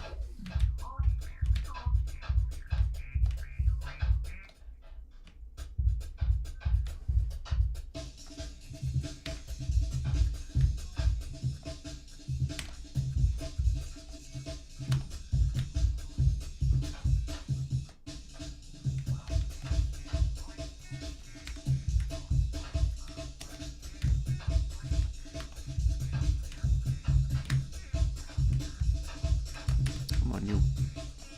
There we go, a little bitty bonus.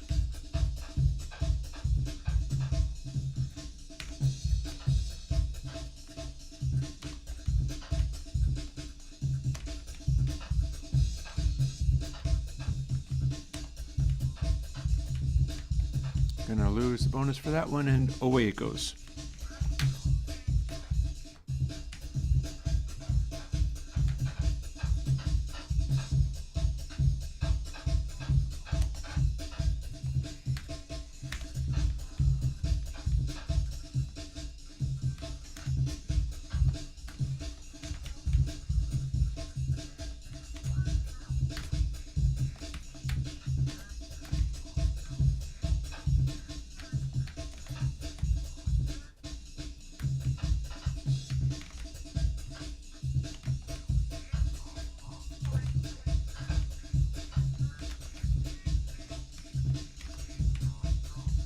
Any more bonuses? Can we do it? Can we do it? Maybe. Yup. Score of 100. Woot.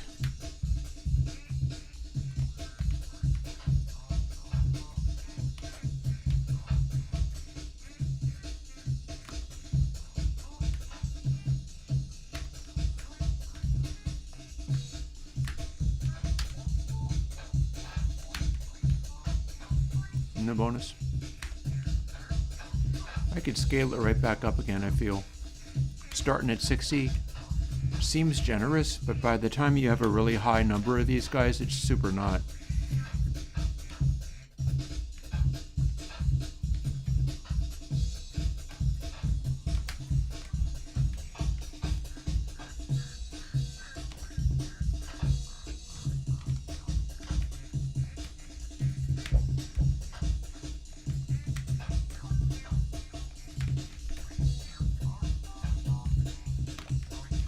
Bonus time is running out,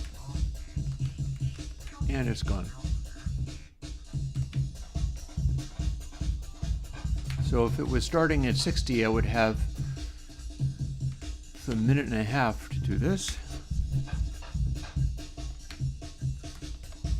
This is not the easiest of them, but it is one where it's very safe because that timing ball is going to get stuck there and then come through. No bonus.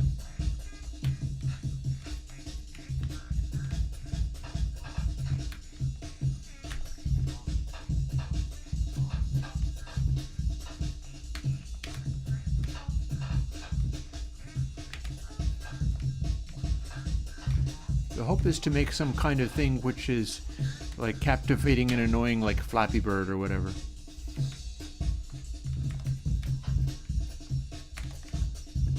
How about this one? Can we get all these guys out the top in comparable time or not? Sequential. And we're doing it while ignoring the other guys. And no bonus. Yeah, I am satisfied that I'm going to want to bump it up to a minute plus whatever I do with level.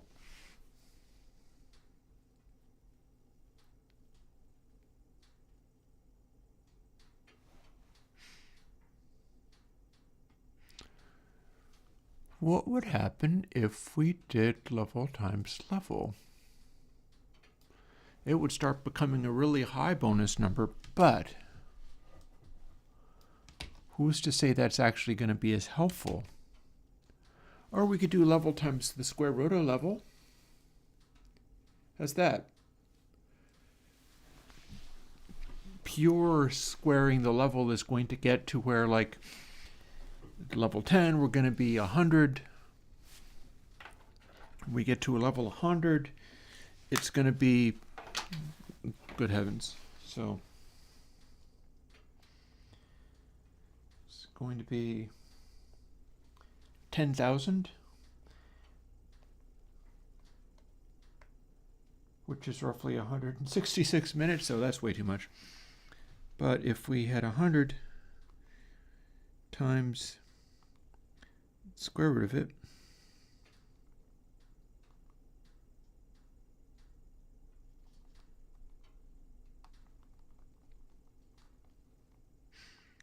that's the easy 1,000, and you divide that by 60, and that's 16 minutes.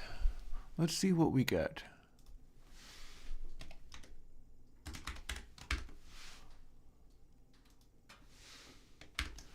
Let's see what this does.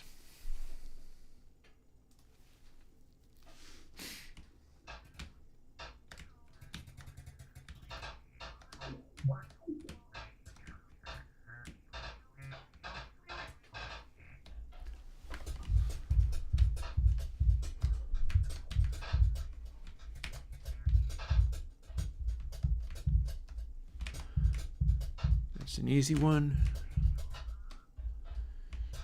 We're getting a decent amount of bonus going on.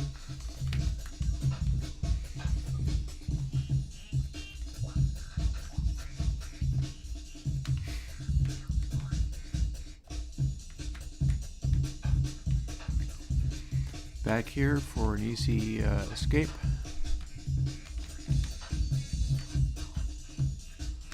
E. There you go.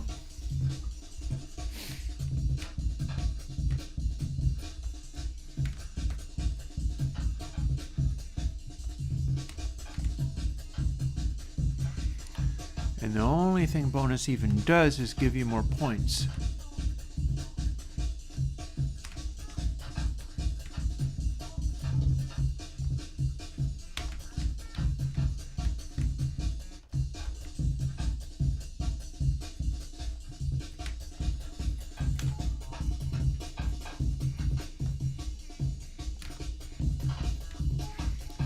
That would have been great if that went right through.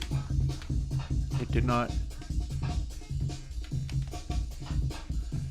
We're super ignoring the timing balls with all this focus on the bonus. All right, 77 this time.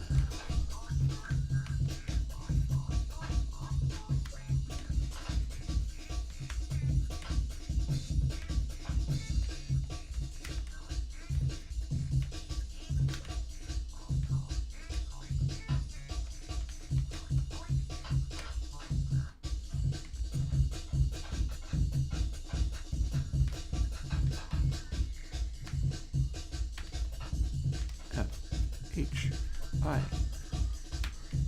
D. Getting some of these guys out of here quickly.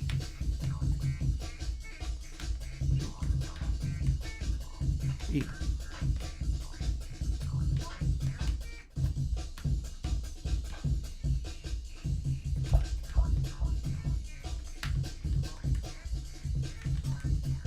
This is a very easy one, hopefully. Maybe.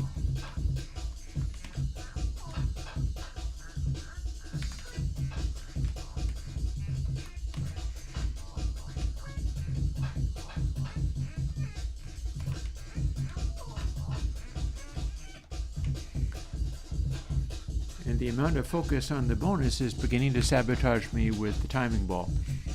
And that is as designed. It should be confronting you with nasty little choices like that, where you're fixating on something and then it hurts you, and you gotta go back and figure it out elsewhere.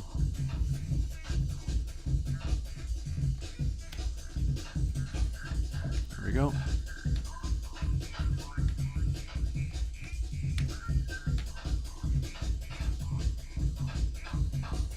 No bonus. But we not dead.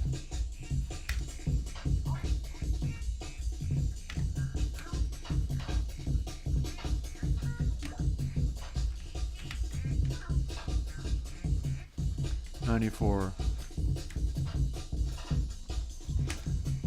The square root might actually be not satisfactory. We might be too ungenerous with that.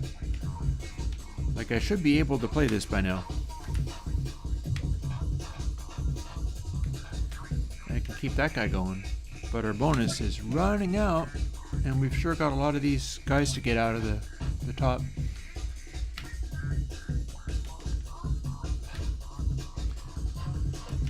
The whole idea is the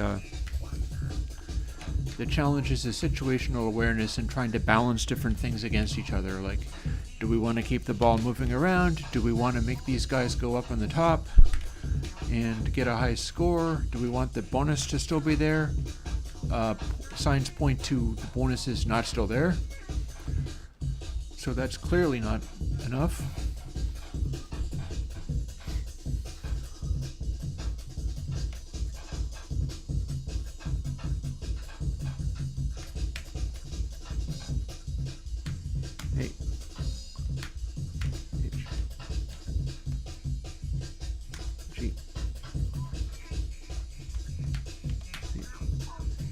Yeah, it's definitely much harder when you have larger numbers of these.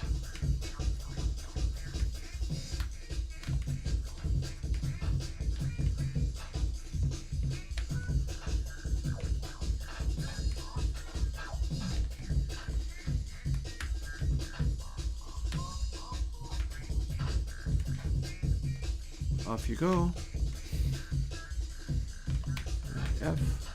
First boots that up, and we do not have we've already not got a bonus. Yeah, I think I might actually have to do the square of the score, which just makes it all the more interesting, doesn't it? Because then it makes it seem as if you could get this huge boost of the score. And the higher the score goes, the higher the tempo goes, so you start getting into this deathcore scenario where it gets ridiculous. And of course, that is half the fun.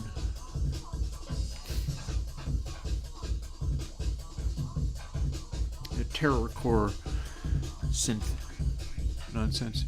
Yeah, bonus is already gone. And yeah, that's absolutely not going to work.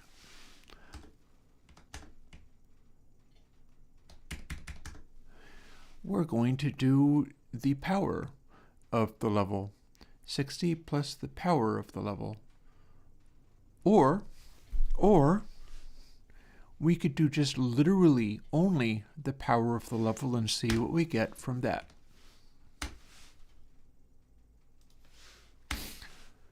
What does that give us if we just do this? Well, it starts out dull. Nothing's happening. Now we've got 1.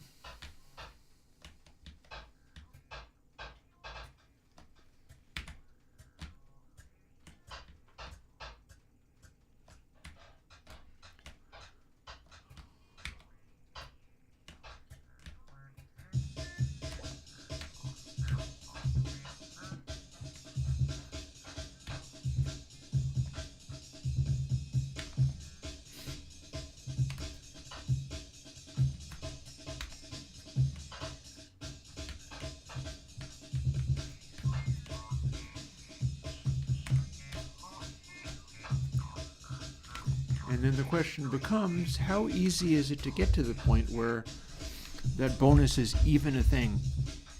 Because we're going to be returning to the easy ones again and again with more and more of these balls to play with.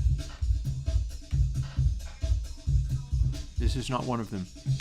This one is fairly challenging.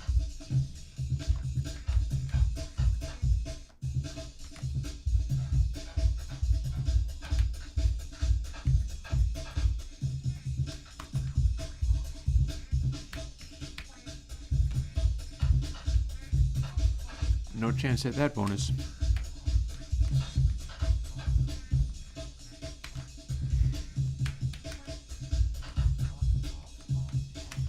One more guy. This time it's 48. So you kind of don't even try for them.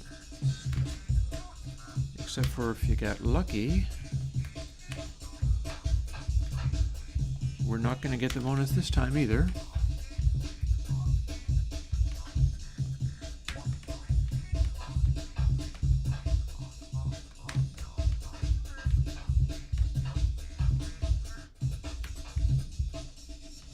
Now we got 60 seconds to get them.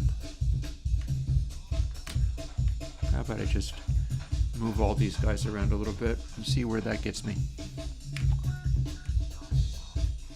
H.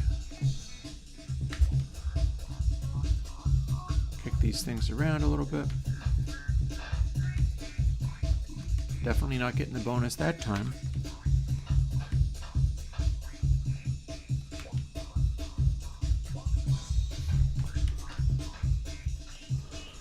E. C. Come on, you. There you go.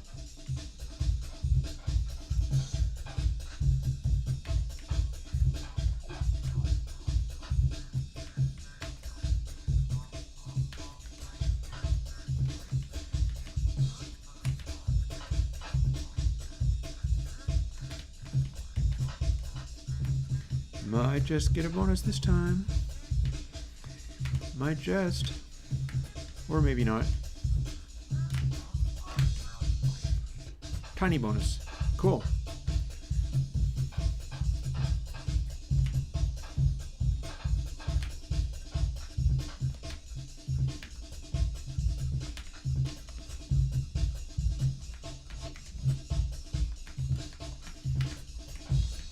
And you get to listen to the music play, anywho.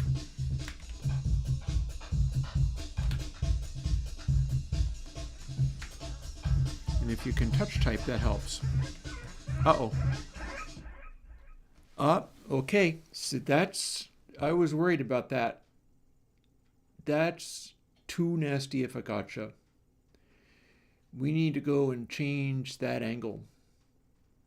It got stuck up there, rolled over to the side, and came to rest. That's not okay. So, arcologies, this is.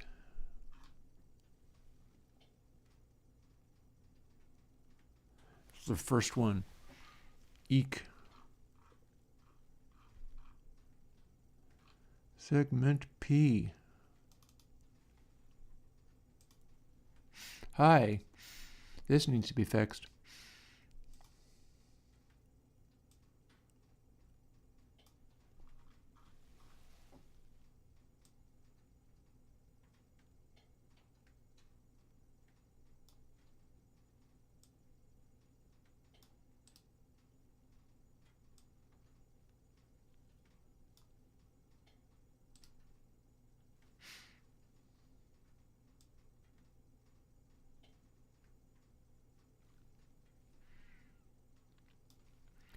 That ought to do it. That's just enough of a slope that that's going to work.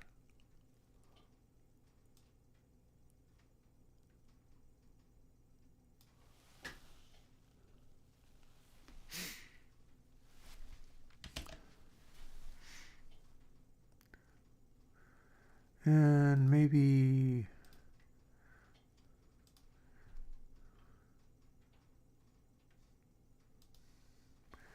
play with the numbers a little bit. Bonus starts as counting down from 10, but then it starts ramping up in this other way. And this is looking to be fairly straightened out. I think I have more fire going out too.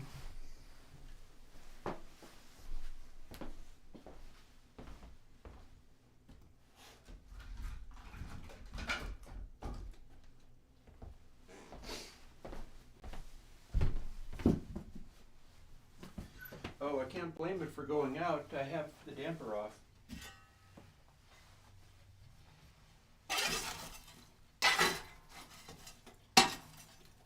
It's the thing that maximizes the heat, but not today apparently. So let's amend that concern.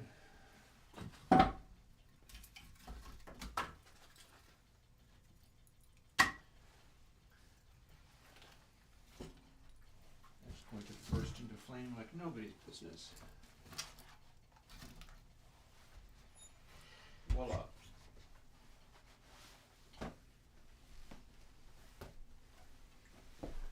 And then I can definitely turn the damper on.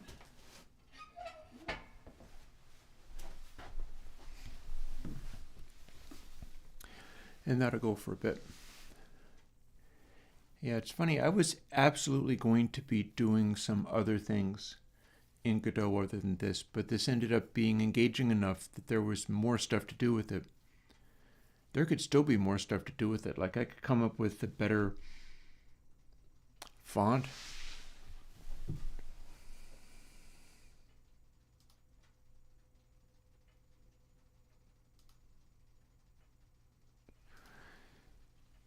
We're using that font for the letters, but that doesn't mean I have to use the same font for this.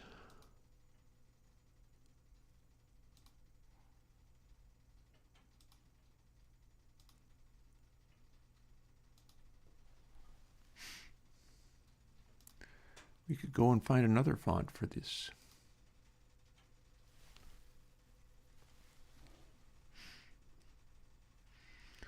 Or we can just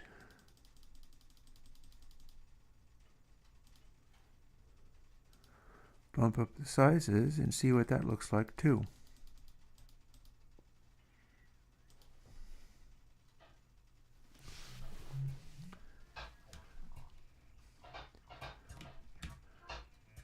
Actually kind of like that.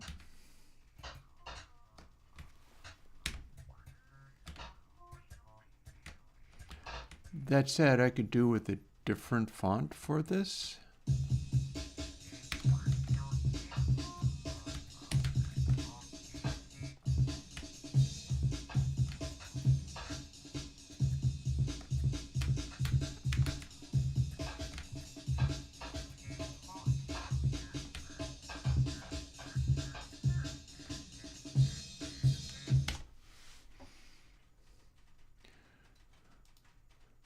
Not sure I'm that big of a fan.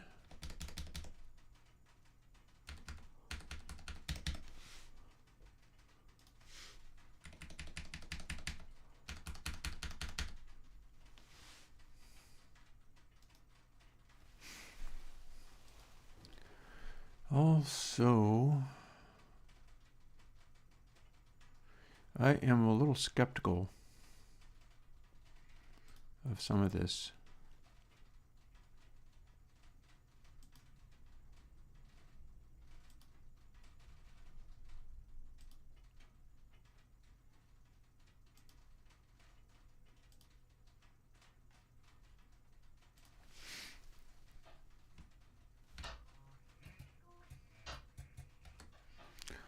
Like maybe it would be nice to be a light color instead of a dark color, because it can be different from these bouncing balls.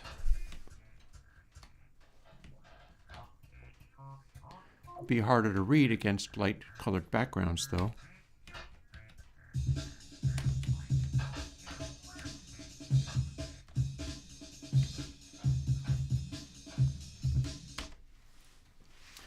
And I do wonder whether there might be some kind of cooler font, because that is just, that's like Linux Liberation font. Like, yeah, Liberation Sans bold.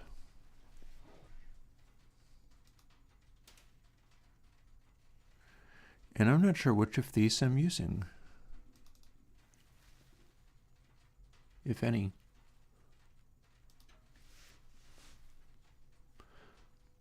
Ref counted.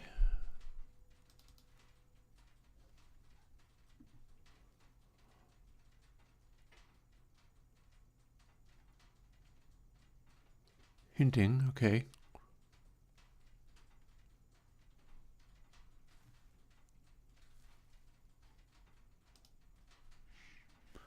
That's taken over the entire screen. That's made the entire screen go totally blank. Sorry about that. Giant font window covering up everything. So if instead I was to go around looking for like Google fonts, which I could do by, well, I can just go and search for Google fonts, honestly. Let's give that a try. Oh, I see some comments. I got so busy working on that I didn't see them. Yeah. Jeremiah, I've been missing you for ages, apparently.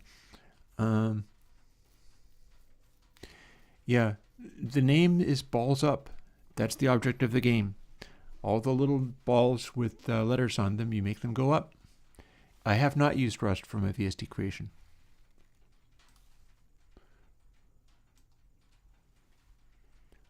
So there we are.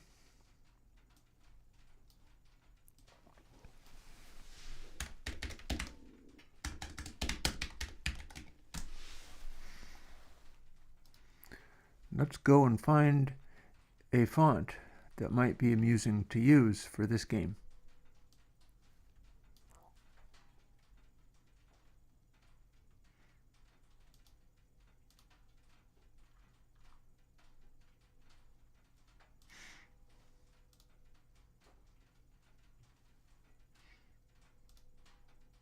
Nope.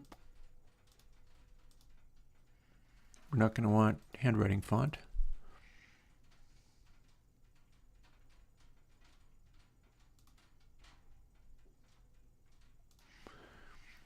Sans serif, probably more like what I'm going to want. Yep, I've used Jura things before. I've done a variety of things like that.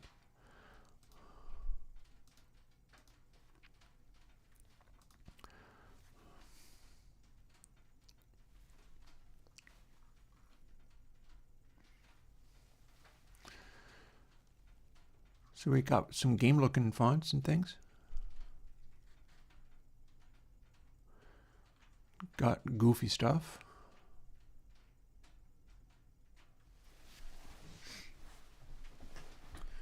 So what might be amusing for a freaky game like that? Remembering, of course, that it's doing a drum and bass thing.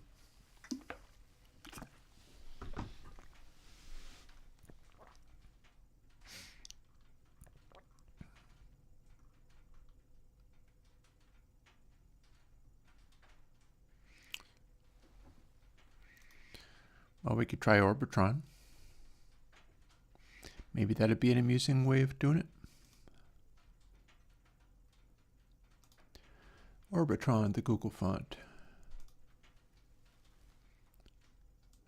I'm going to scooch this out of the way a little bit so that I can get access to where I'm doing my work, which is going to be in here.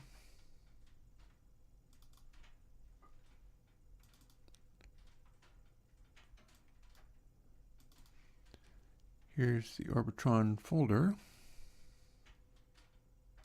Static A. Oh, okay.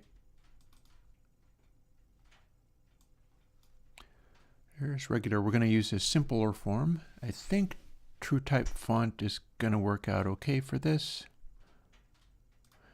We're not going to be using it for the balls because it's going to be too hard to read.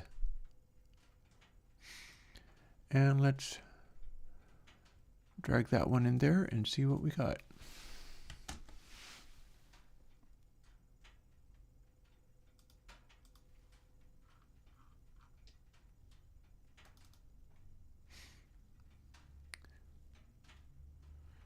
So re-import. Here's the question. Is it able to do this or is it not?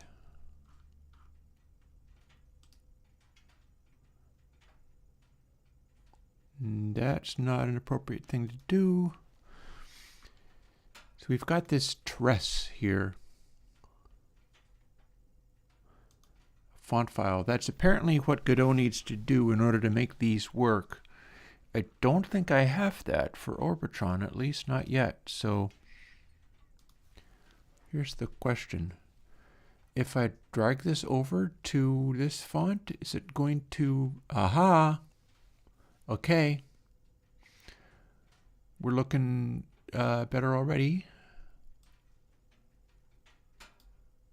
Bam! Okay, that looks like a video game. Hee.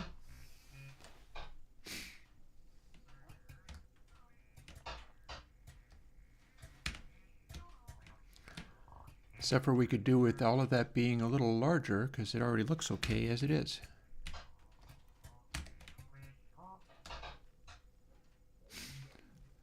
It's fitting on the screen relatively okay though, so let's just keep ramping this up, shall we?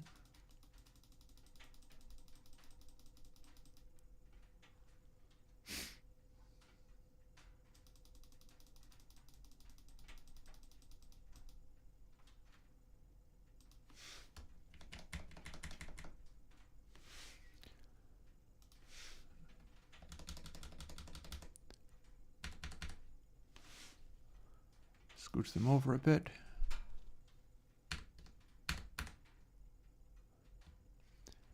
So minus 520 and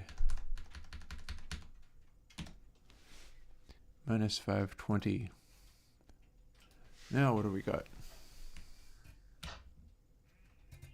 I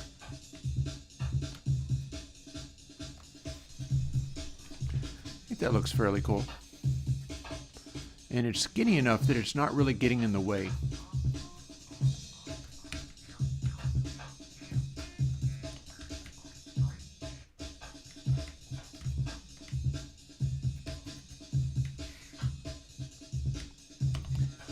As we punt the timing ball well out of the way.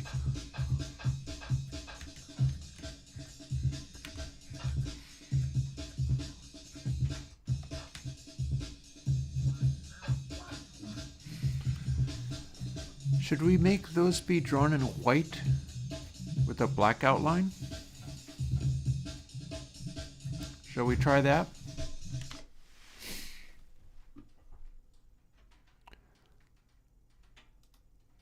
Let's try that.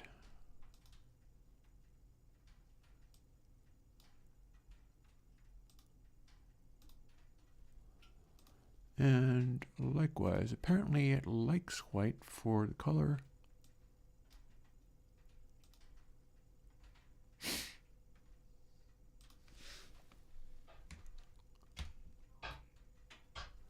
We need more of an outline.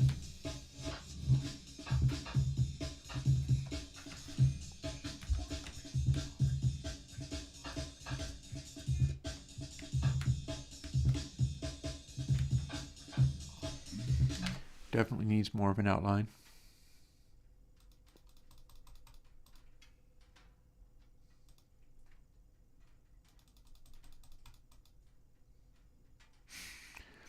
I wonder if I can do a semi-transparent outline. I do seem to have a, so let's see what this does. Is this going to make it so that it's a nice little shadow effect? Let's totally find out.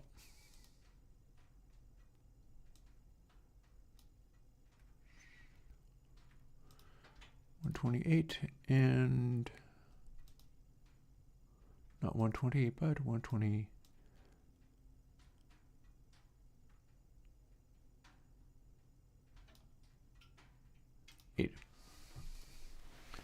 Now what's it look like? Okay. I have a pretty good feeling about that.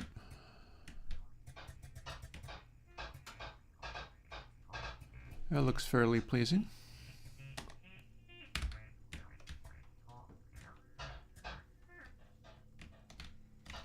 Shows up over the background okay. We could maybe do even more though. We've also got the capacity to do a shadow.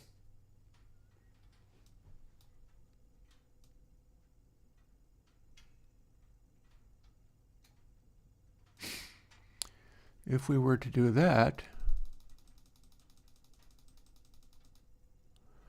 what's that look like? It's not very offset, is it?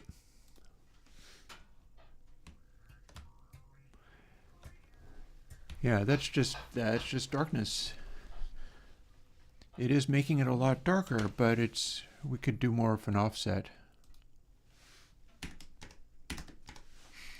10 pixels. How's that look? That looks pretty freaky, which is not necessarily good though.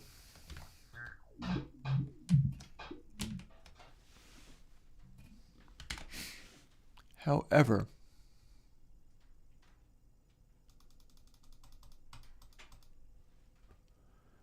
offset of 10.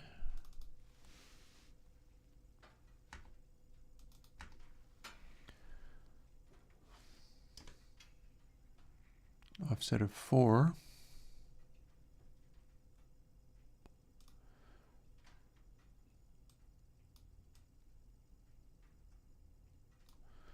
$64. How's that look? Oh, okay. I'm liking that. I'm liking that a whole bunch. I think that looks pleasing. Let's use it. We could even make the white color a little bit more see-through so that there's just a hint of texture. So we got 64, we got 128. Got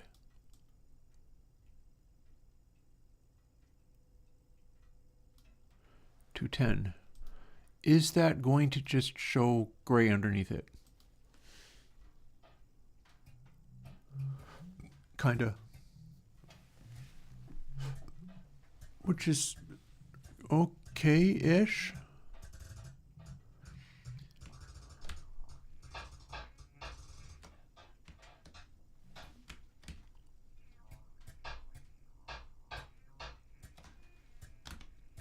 See what it looks like in some other contexts.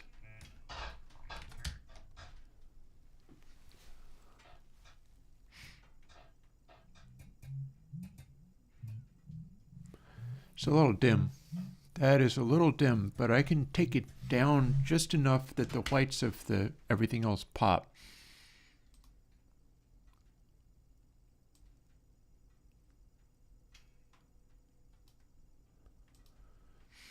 We'll try 220, and let's go and match the other one.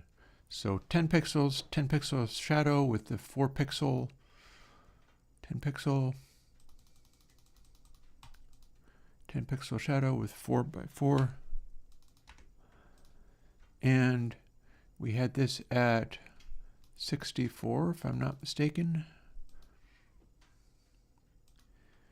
And then the primary is 220.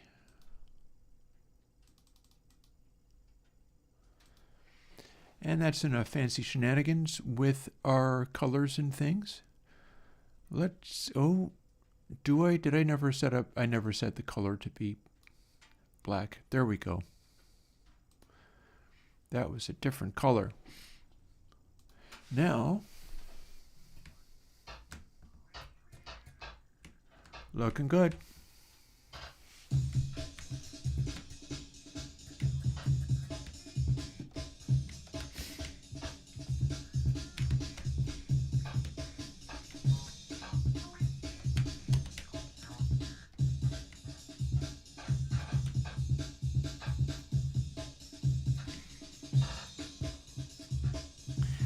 And my apologies for the way this time around, I have not done as well at seeing chat because chat has been like one person for a lot of the time, but also I covered it up with this screen, which I didn't really intend, but that's just kind of what happened. So I'll work on doing that better next time. I know I can.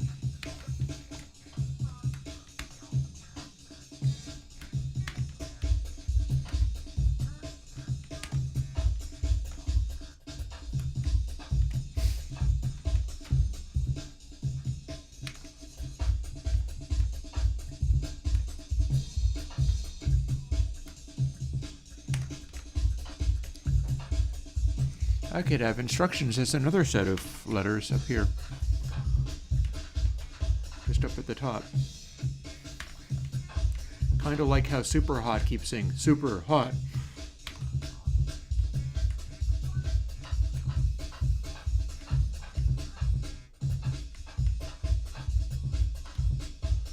Big letters for the score and the bonus. Does not mean it's necessarily easy to get.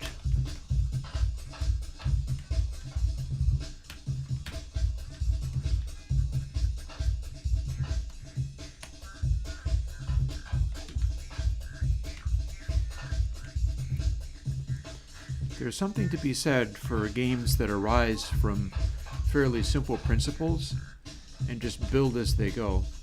Hello, here's a simple principle. Let's see if we can get a high score here.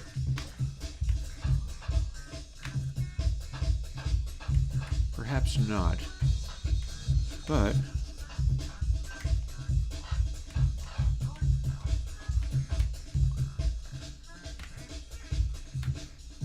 we're not going to get the bonus, but we're going to get to the next level.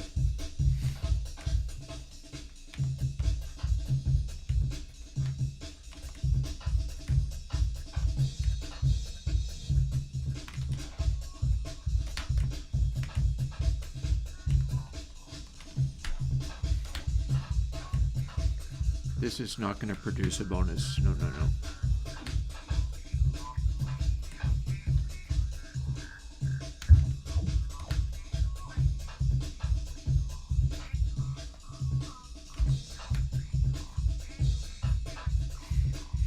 I could make a little note, like a thing that goes bing when it's the last 10 seconds of the bonus. Go bing, bing, bing, bing, bing, bing, bing, and then off.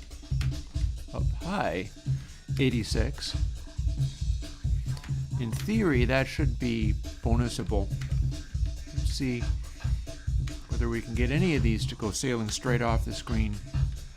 That's going to be a nope. That's going to be a maybe. That's a D. That's an I.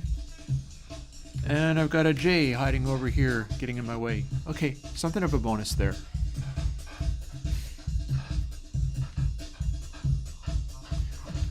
The amusing idea is, will this become just an insanity of ramping up tempos if I'm actually good at clearing the bonuses?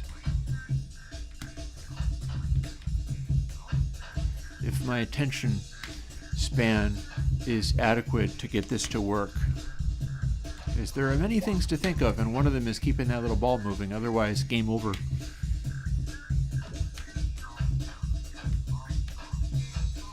You get stuck doing stuff like that, it's absolutely no use. Some of these levels are just not geared for getting big bonuses on. No bonus there, but this might just be bonusable. Just go up that way every time, or something much like it, without forgetting to keep that guy moving. Boom. There we go. How are we doing? It is actually demanding that I do a bunch of situational awareness and know what the heck I'm doing.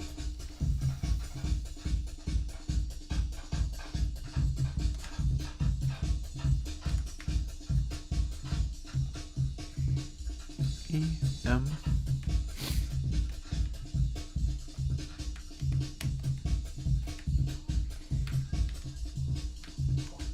G. That was nice. That went well. That's not going to go well. Trying to immediately spot whether something is heading for the exit or not. 74. Do a text to speech so it counts down. That'd be wild. Out you go. No, you don't. That is not going to work. J. There you go. K. Very good. Okay, B. L. We're not going to get that bonus, are we? But we're pretty close. There we go.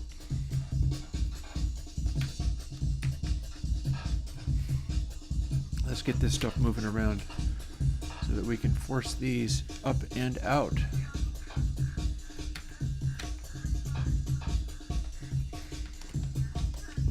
They bounce around too easy. You get a bad bounce and it goes flying back down again. And of course we do have to pay attention to a timing ball or lose everything. Come on, up you go. You too, J. To L. Very good. N. C. F. There's a decent bonus. There we go. You can hear it ramping up. You can hear it going. It sounds like it's throwing additional things into the music too while we're at it, and that's cool. Also, this is that level that we don't like, except for now we do, because now we're trying to get everything up and out real quick, and it's actually cooperating fairly well. He says as it fails to cooperate well. Up you go. Up all of you go. Very good. C. E. B. I. G. L. Come on, will ya? Go. There we go. And as we keep ramping up, it starts getting sillier and sillier. And this is the one where it's actually not going to trap me in doom anymore. So how many of these can we get to go out? That's a D. That's a P. G can be used to kick some of these other guys around, bouncing them up to where I can aim them out. There's a K, E, U, except for that was N, never mind. L, J, H. You read them at lightning speed and make them go flying. Take a minute to bounce them around wildly so that in hopes of getting some of these guys up and out. There's an I, bounced off of the G. F needs to go, there we go, G. And C is my, come on, there we go.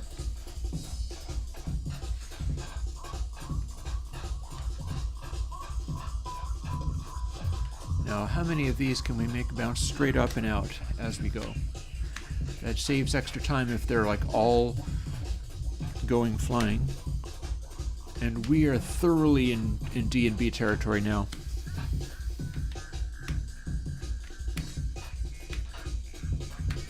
Up you go G, up you go F, B, that's Q, got up to Q by now.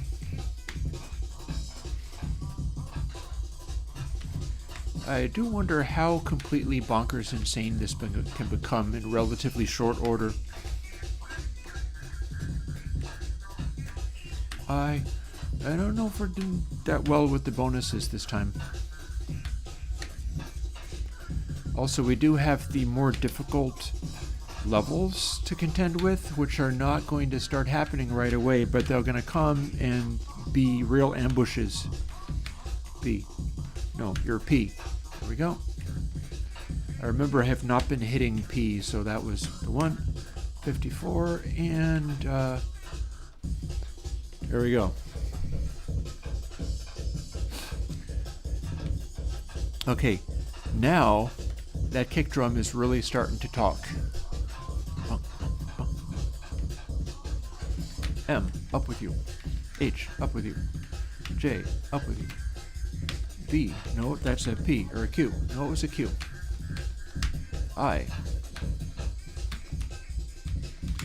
Let's move R down underneath here just to make stuff become more chaotic. I see a D, except for that it's a P. E's ready to go. N's ready to go. C's ready to go. Oh, no, it's not. R's ready to go. Except for no, it's not. L's ready to go. There you go. R, C. O needs to go and hit the timing ball. Very good. Very good. Timing ball goes off, so we now have a different tonal thing. That's a, no, that's a D. Up, up, up, up.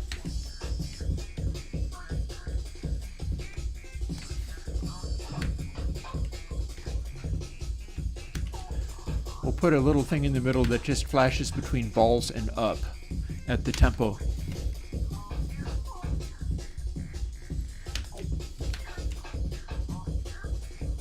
Balls up, balls up.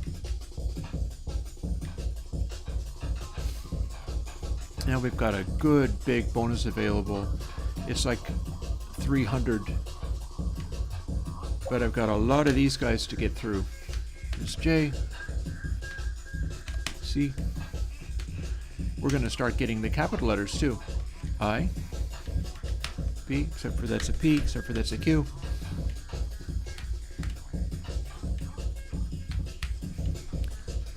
Away we go. And B, no P, no whatever the hell you are. There you are. There we go. So it seems like you have so much time except for when you don't. R, move these other things around, please. There you go. G is your turn to go up. Very good. Same for you, K.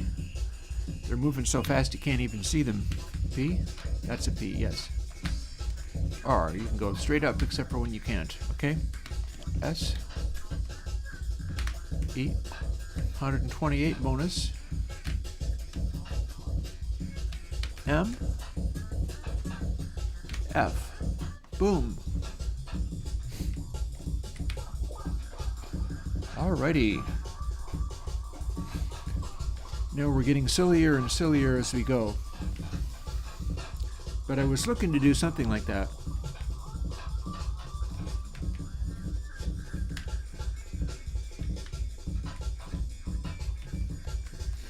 This is one of the easier levels to get everything going, so...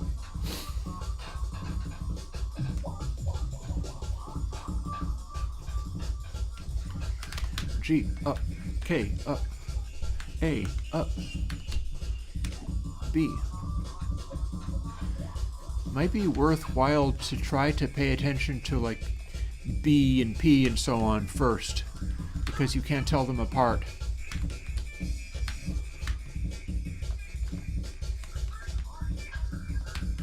S, D, P, whatever you are. I.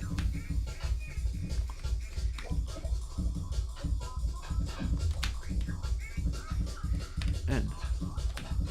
Bonus of 152 on the way, except for it's 145. 140. Come on. Boom. Okay. Now this is where things start getting hilarious. Let's see how far we can push this, shall we?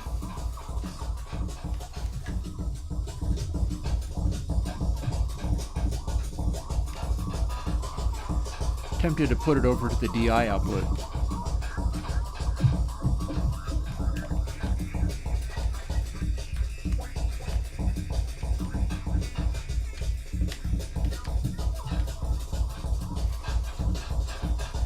Knock all these guys around.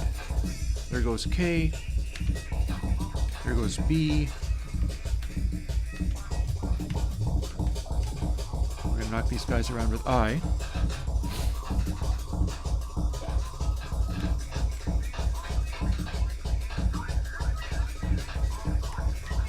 You don't want to go out, do you?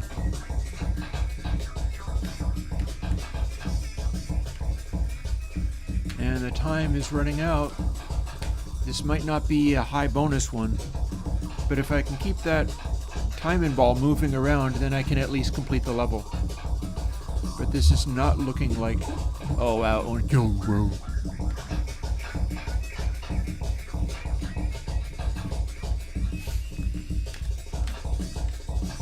This is kind of an insane game. It's a little crazy.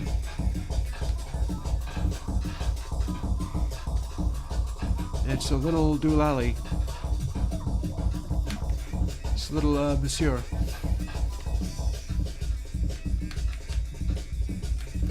That's a U.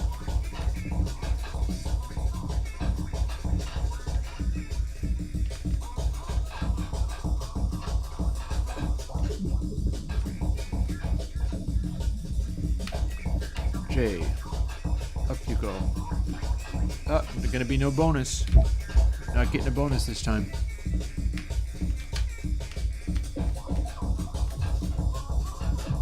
But we're not out of the game yet. I'm gonna leave H up there unless it gets bounced out. E. There you go. Very nice. A.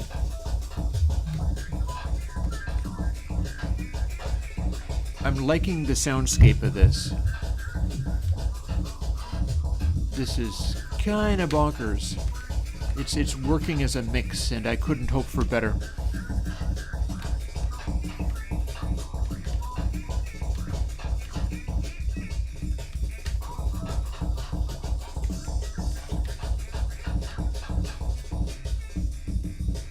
Okay, a couple more.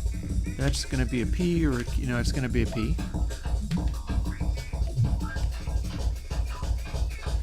Also, you can't tell this, but it's panning about wildly as we go.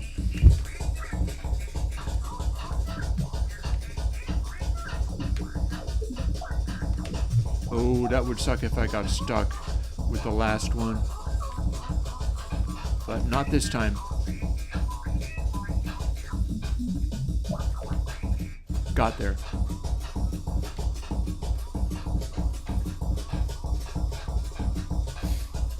Got there.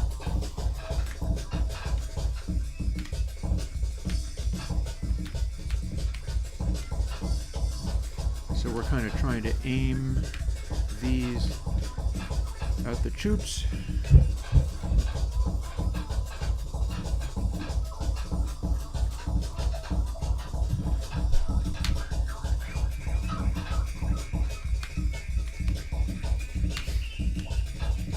We've got a potentially very large bonus if I can get all these guys out in great speed. That said, I don't know if that's going to happen. We got a lot to deal with.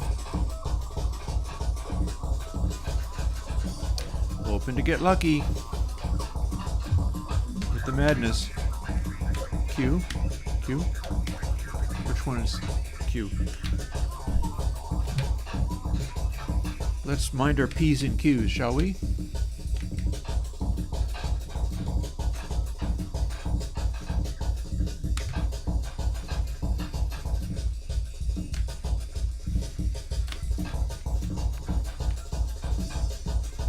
Whoosh.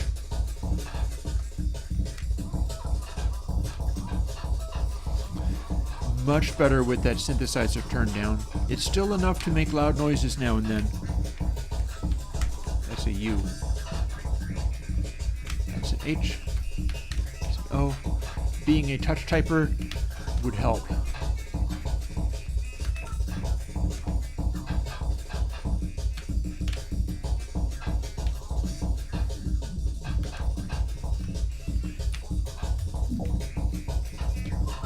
That moving just in case we have no luck. Hi there.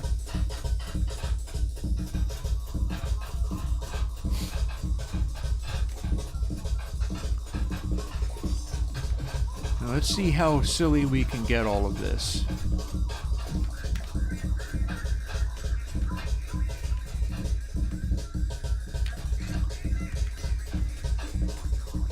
Let's focus on the ones that are indistinguishable from each other. We'll get Q out. We'll get B out. We'll get P. No, that's O. There's M.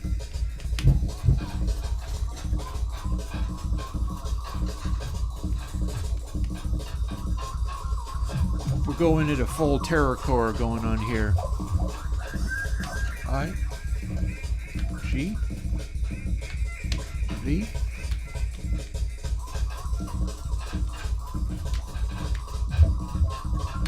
J. F. Nope. D. Gotta get the ones that I can't see correctly, like C. S. Keep moving. There's a T. A. Why do I have another A? I shouldn't have that yet. K and L. Come on, come on, come on, come on, come on. Out you go, you bugger. Boom. Okay, the Terror Core is much with us today. This is Gabber.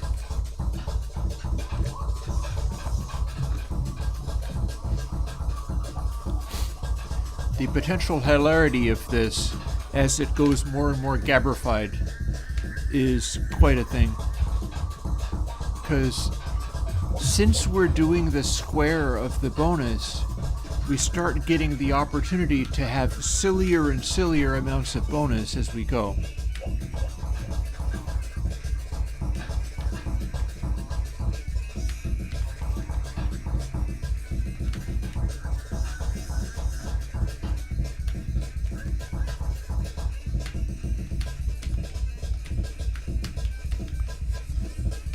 Move. Move, move, move, move, move. I love how the kick drum drops out as soon as you have booted it. You get something to go flying out, at which point the kick drum lays out until you select another one to go. And then the kick drum is back, and it's a brutal, brutal gabber kick. Whack, whack, whack, whack.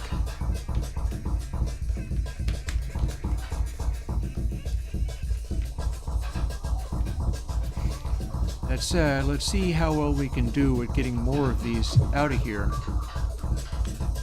You're D. S. W. O. F. Stuck. B. Are you B? Yes, you are. Two more. I. Come on. Come on. Out, out, out, out. Boom.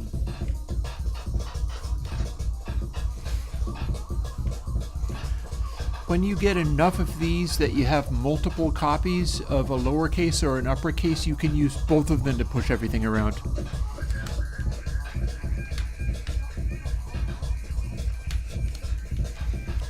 I'm trying to spot things that are close to the... Boom, there we go. Ones that are hard to tell apart first. Q, you need to go out. B, you need to go out. P, you need to go out. Let's see if we can get a really insanely big bonus.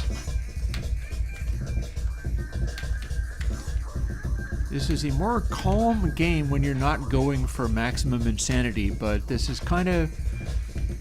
Okay, D. You're a D. Up you go. Up you go. F, up you go. V, up you go. O. L.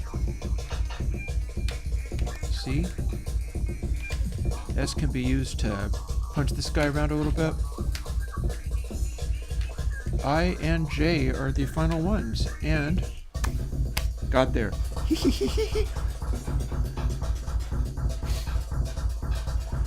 Beyond Gabber.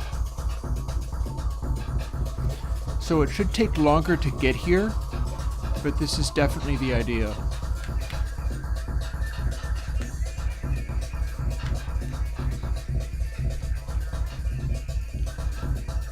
Let's see how much we can make this melt down before I fix it.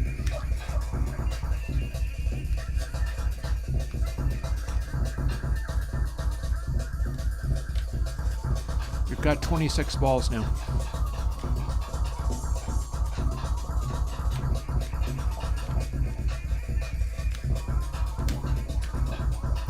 Part of what I'm doing is just trying to get maximum bouncage.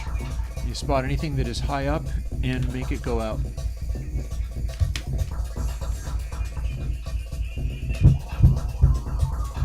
You can knock some of them straight out without actually having to control them. F, up you go, and you. More insanity.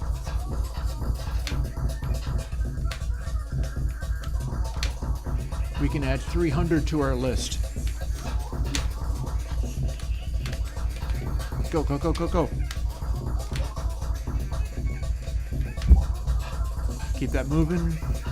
We don't want to lose the game at the last moment. And we're on to the first capital letter.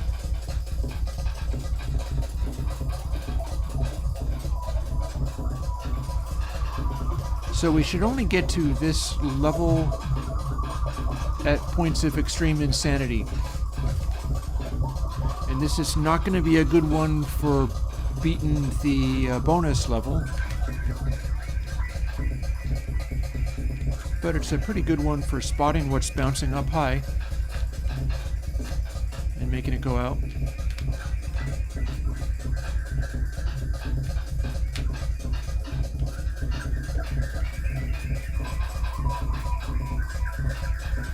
Come on. Up you go, you little bugger. Go, go, go, go. There you go. Now let's keep everything bouncing around again.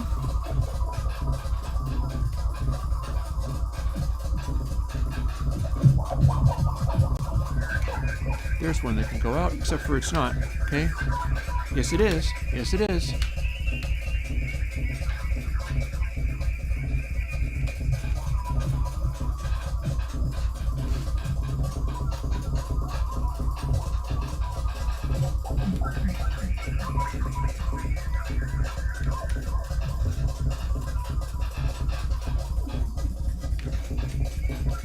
N, which can be mistaken for U, so we don't want that.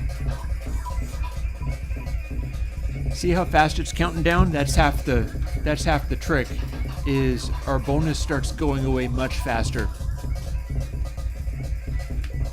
Come on, come on, come on, come on. Keep that thing moving. That's a U. Goodbye.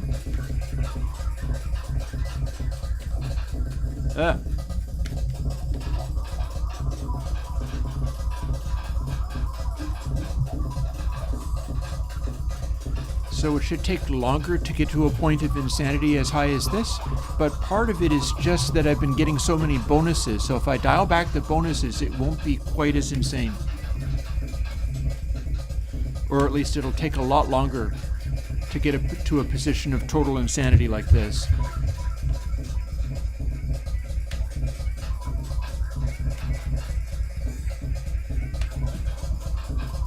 We're definitely not getting the bonus on this one.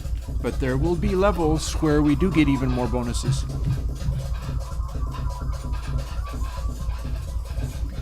So you gotta always bear in mind that there are the insanely talented people with impossible hand-eye coordination. And they can take any game that you make and just demolish it. So people will get up to this level. Z, up you go. K, up you go. Oh, it doesn't want it. It's going all the way down again. Oh no. Arg. That was frustrating. I thought I had that one.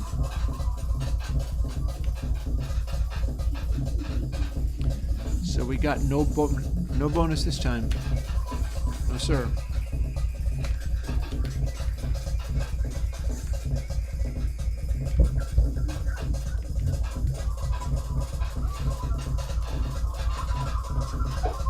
We're definitely dialing back the bonuses. There's no question about it.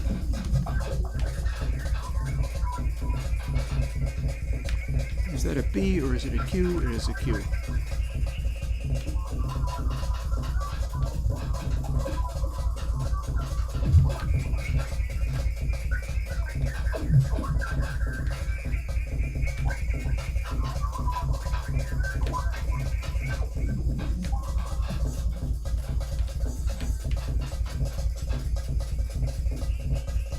Terror Core. It's gonna be time for me to start thawing out my taco stuff pretty soon. Which is not, I mean, it's thawing out, but...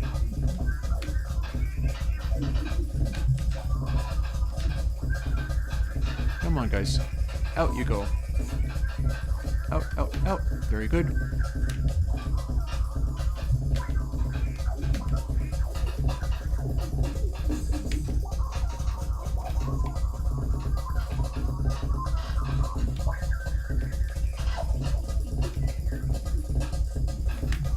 Just trying to get these last guys to go anywhere useful.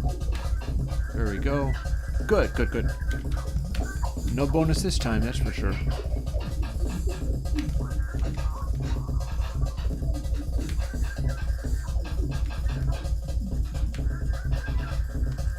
One more.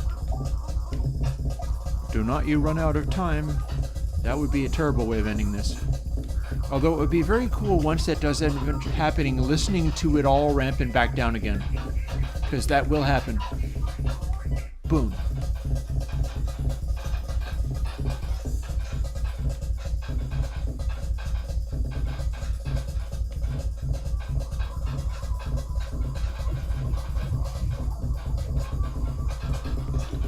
Yeah, we're just bullying everything out now. Out you go. Out you go. Out you go, if we can.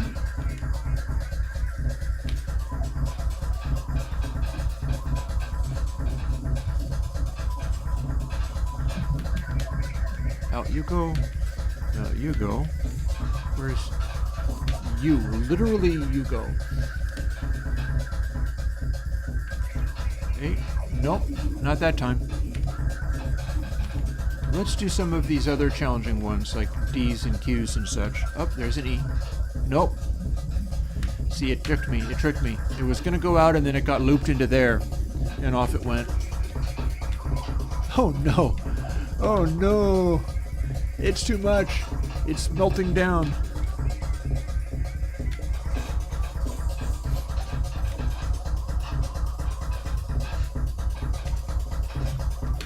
Why? Because we like you. J, capital A, C, H. Nope, not that time. So, B, no, D. That's a D. Up, went wrong place. If you mess, you go cycling through, and you have to try again, like that. B, missed.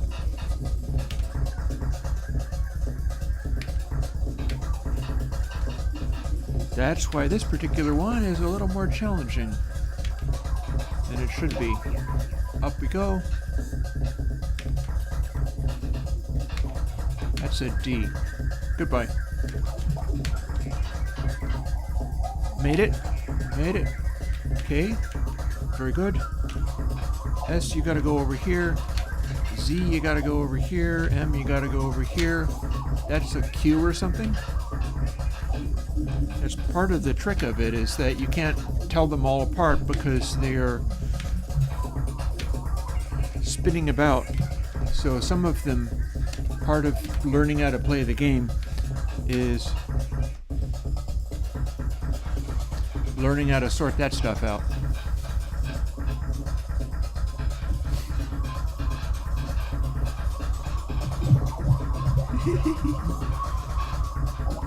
W, out you go.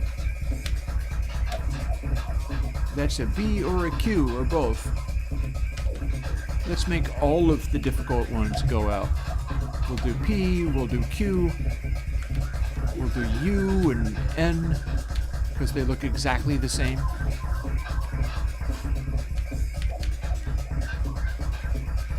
There's an S.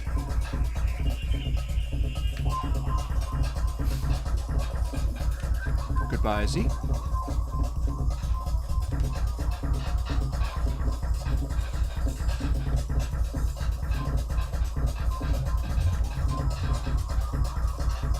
Hey there, V. Out you go.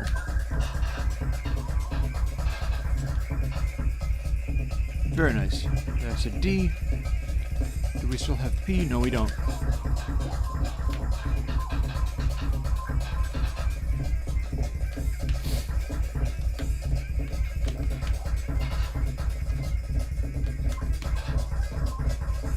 Whee! We're getting just capital letters left over now. Oh, nice. It pushed another one along with it. Except for it didn't actually go, it just pushed it. H.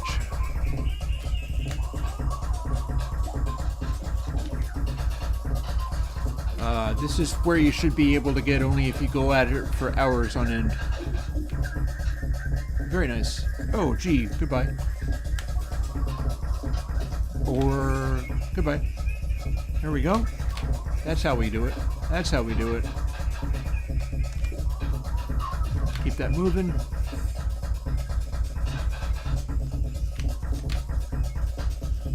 I'm loving how crazy this sounds.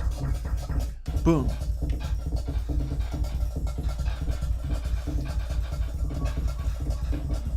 It gets more ridiculous as it goes.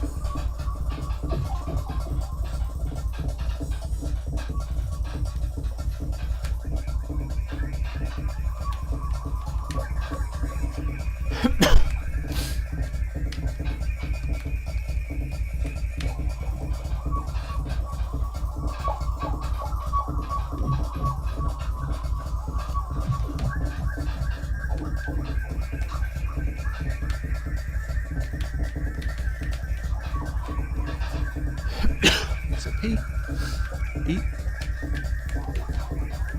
C, Z. Hee hee. Gonna do the N and the U. We can boot some of these things up as we go. B, no, Q.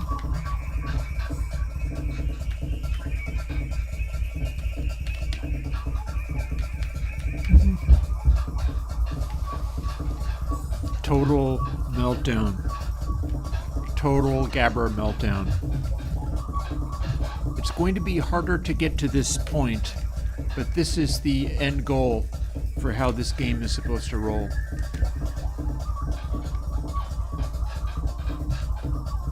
It's going to go beyond until it's just nothing but a blast and noise. H. Capital A. Very good. K.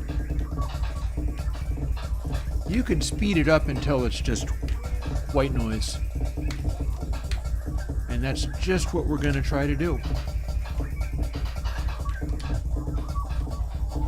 Although we're making sure to move everything. Capital D.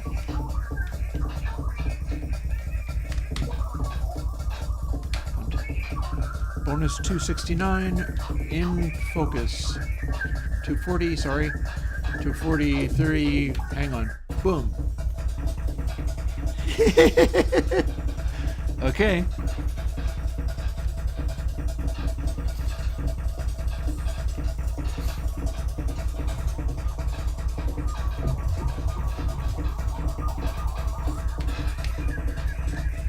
B, I, H, R, C. We could get a really... The great thing about it is that the faster it goes, the faster the bonus runs out. So you can get the bonus upon bonus upon bonus, but it does actually get harder the harder you go. if you really want to push it, you got to keep track of everything. And that bonus is running out at the light speed. Come on, come on.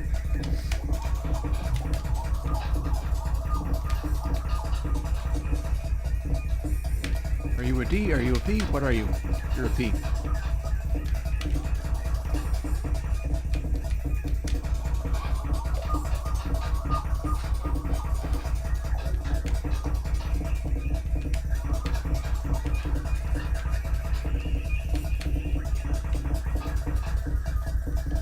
And man, does this go hard.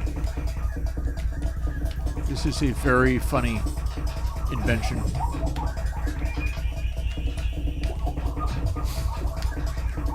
Swear to God, the video that I do releasing this, I'm just going to play it until it explodes. Go.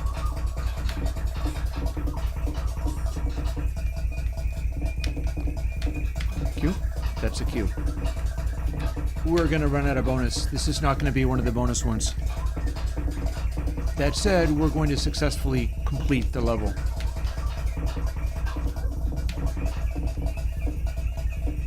He says, is that in fact a lie?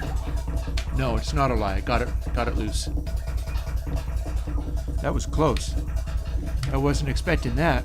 I wasn't expecting like actual danger of losing the game.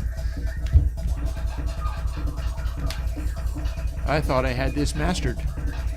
But that was close. Boom.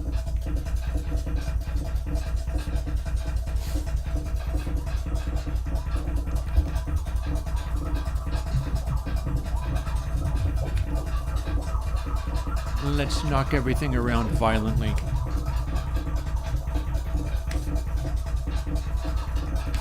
Capital E, up.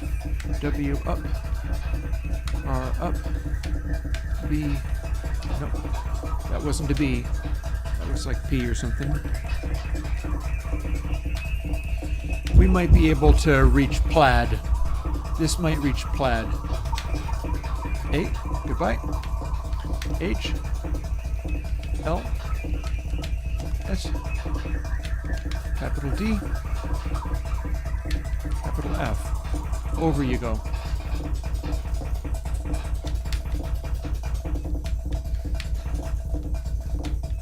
X, T, capital C. We're just going to try to keep everything moving, even if bits of time are slipping away. Because if I lose track, we could actually lose the game and have all this madness stop. And who wants that? I ask you. That said, man, is that bonus ticking away. The whole bonus thing could actually be scaled. I could divide it all by 2 or something for...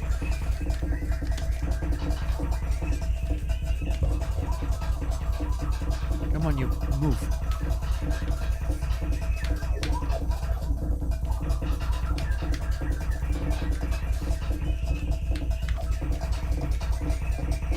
Oh, we're not going to get the bonus, are we? There will be times, but ironically, it's actually getting harder to do that. J. Done. Okay. Now this is going to just be hilarious.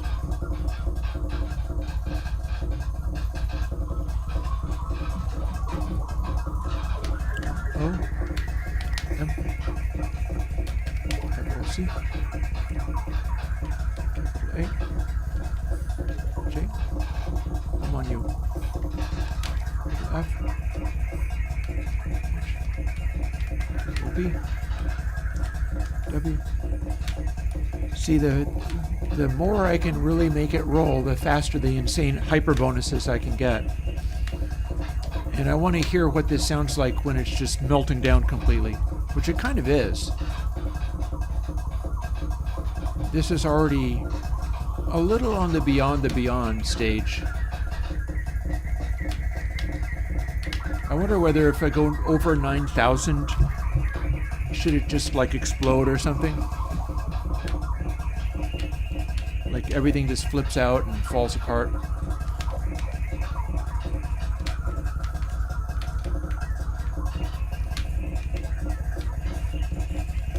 Oh man.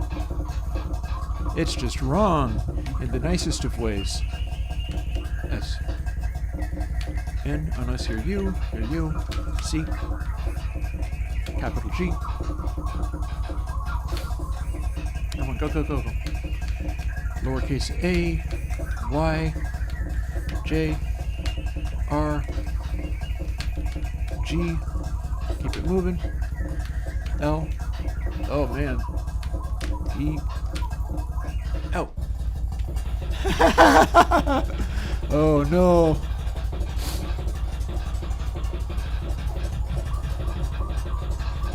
Oh no. This is just wrong. In the funnest of ways.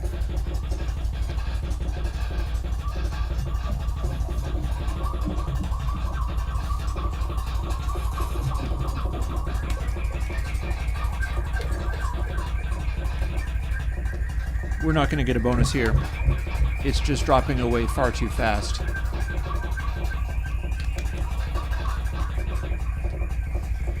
Here, the concern is not to have the game end through some kind of nasty situation. It's okay if we don't get the bonus this time. That said, I would like to get rid of some of these difficult letters, P's and Q's and such, because I can't tell them apart from the other ones. No B, you still got a Q.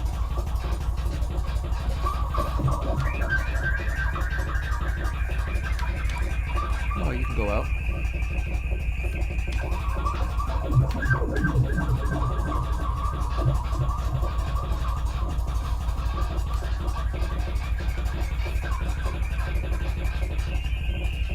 Okay, so U and N are my next mistakable ones. We're going to try to stick to ones where I can easily see what they are. There's a Z, so that's fine. Oh god, this is fast. It's so fast. Z is ready to go out. X is about ready to go out. Oh, no, apparently not. It's R, but it's too late. Capital C.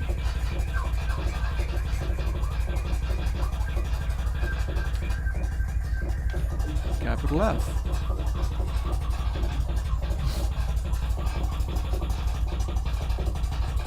That bought me some time. Oh, I'm all the way up to capital H. Check that out. There's a lowercase j. Goodbye. There's a lowercase y. Too late. Sometimes you just can't figure it out. It's all happening too fast.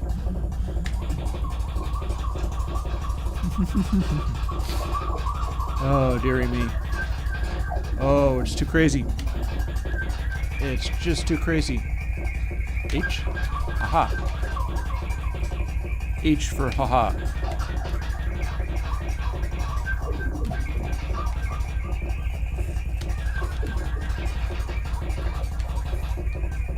Capital F. Okay, let's keep everything moving.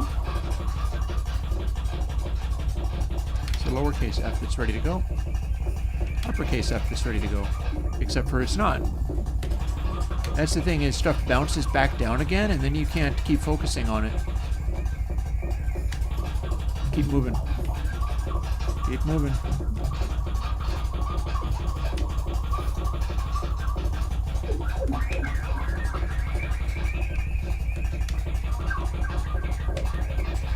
Oh, down it goes.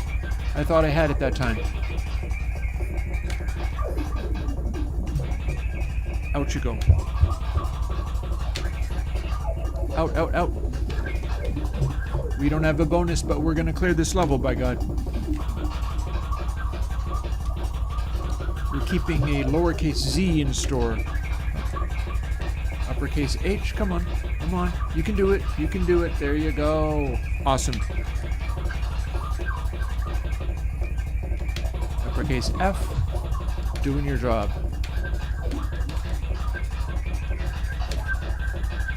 Come on, there you go.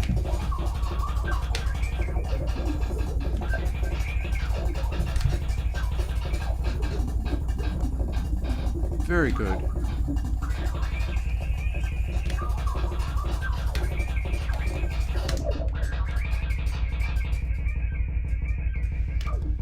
And now we got a second one to play with, just in case our luck is out.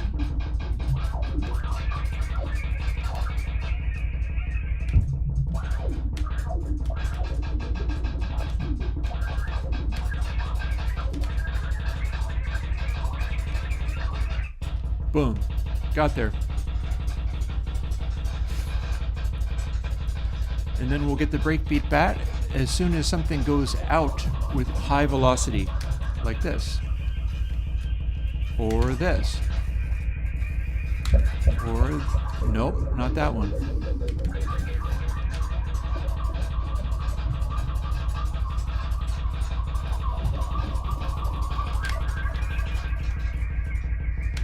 What's it going to take to get the breakbeat back? Don't care. As long as we can get these guys out the top there, we don't care.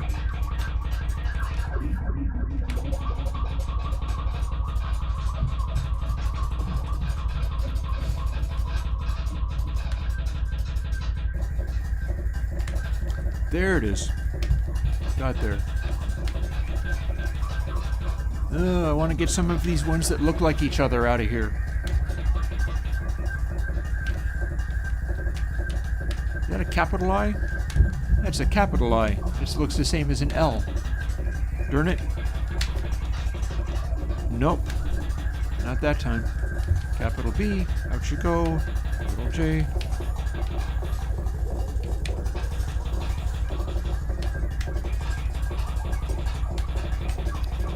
I have a bad feeling about this. Keep moving.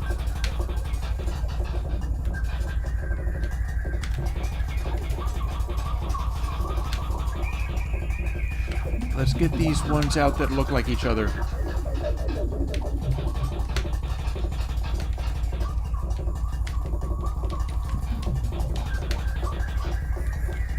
Capital C. Nope. How about the A? There we go. Capital C again. Nope.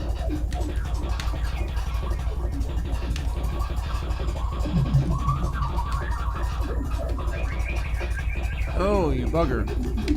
That O is not cooperative at all. Up. Yeah. The heck. They're misbehaving big time. Out. Out, out, out.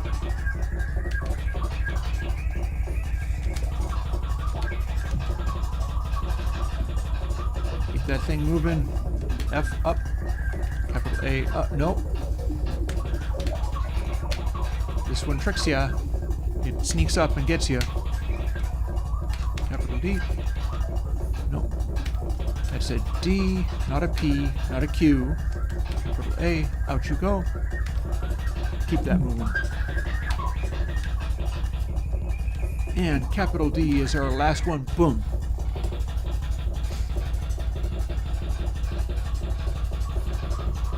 So we've never seen this before.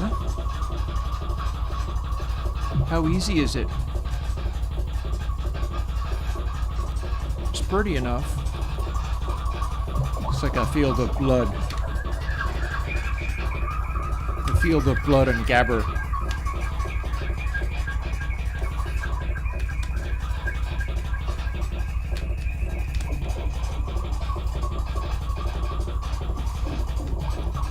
A variety of spaces where it can fall through. F. Goodbye. Q. B. Let's go after all the ones that I can't tell apart. And see, it's going to fall through that slot. So we got a little time.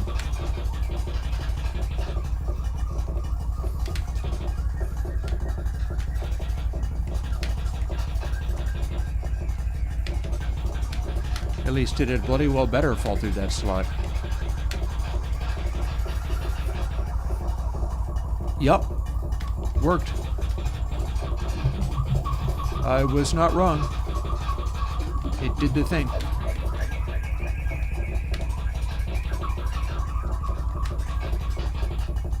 And off it goes. Out the top.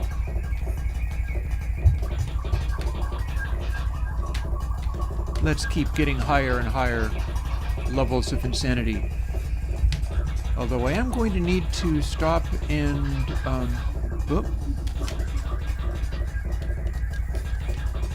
thaw out my taco cheese. But this is a way of spending the rest of the evening. We'll keep doing this until the computer explodes. Come on, you.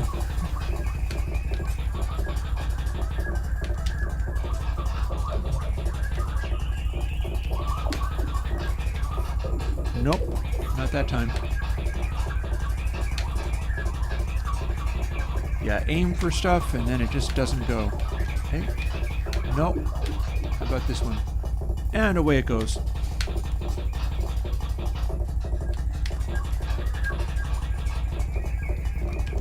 X can stay there. Actually, no, we don't need X to stay there, do we?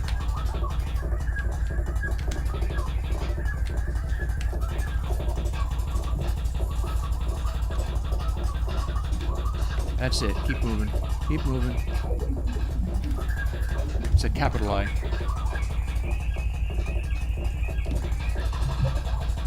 Come on, get down there so you can hit the thing before it runs out.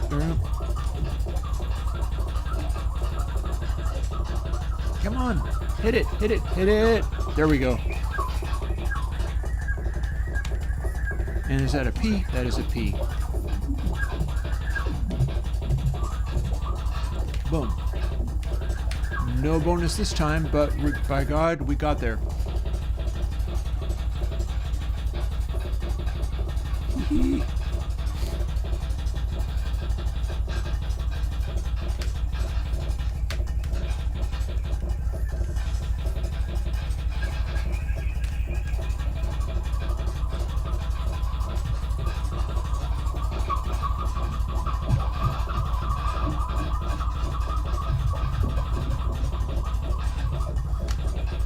Y. Capital I. Good, thank goodness.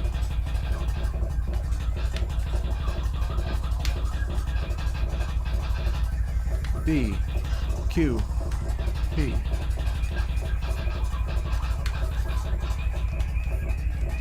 Capital B.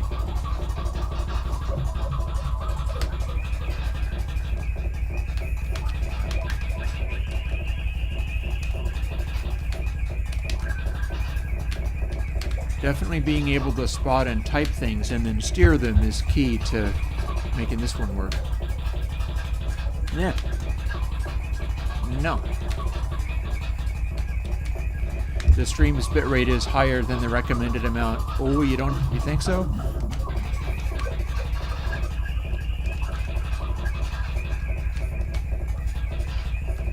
We're gonna be running out of the bonus, though. I don't think I'm gonna get the bonus. There's just too many. That said, my luck is holding.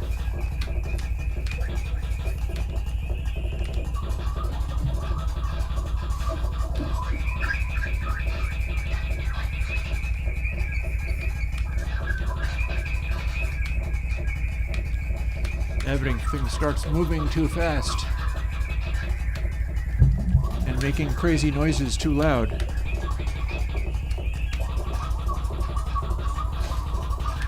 How are we doing? Can we do that final bonus? That's a capital K. Oh no. Move, damn you. There you go.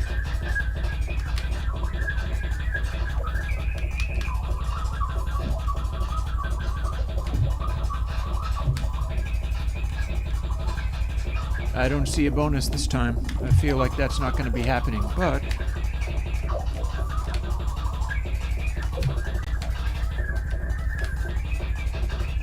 A little better one. Oh no.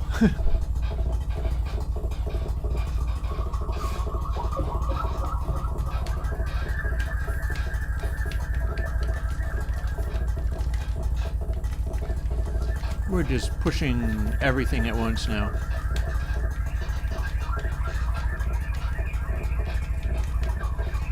Everything goes up.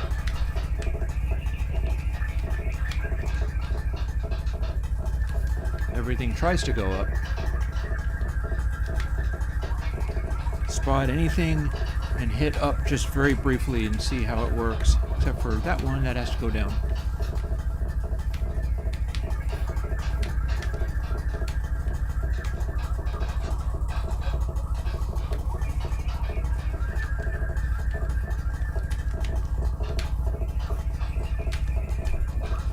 We're really cranking it now. I really want to see how much I can ramp up the insanity in one play session, knowing that it's not going to be ever this easy again to make it push this hard.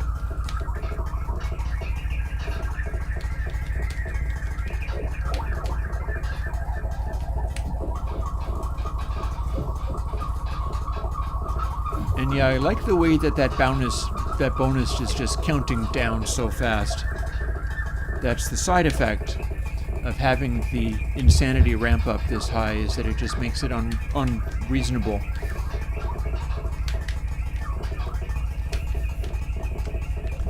It's a total meltdown.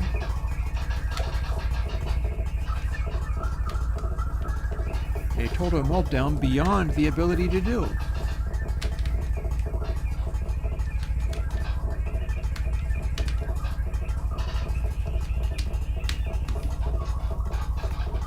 Said we're getting kind of close to the end, though. W, capital L, move.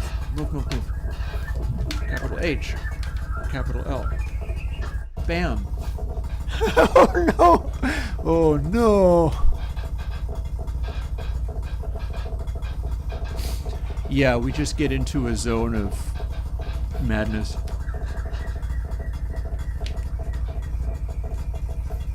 I wanted to hear what this sounds like when you get there. It should theoretically take much more to do, though. It should take a long time of just persistent effort.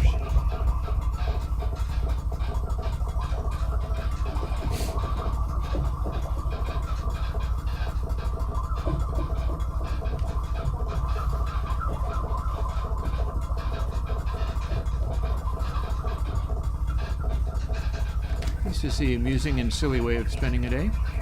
Oh, that's not going anywhere. That is, however. And so is that.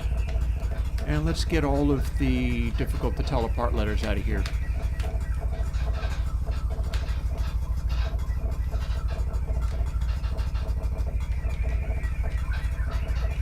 It's like capital I compared to lowercase l.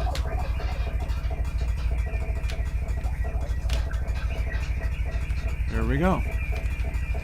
There's D's and B's and P's and Q's in here, and I can't tell any of them apart when they're moving too fast. No P, no B. There's one D left.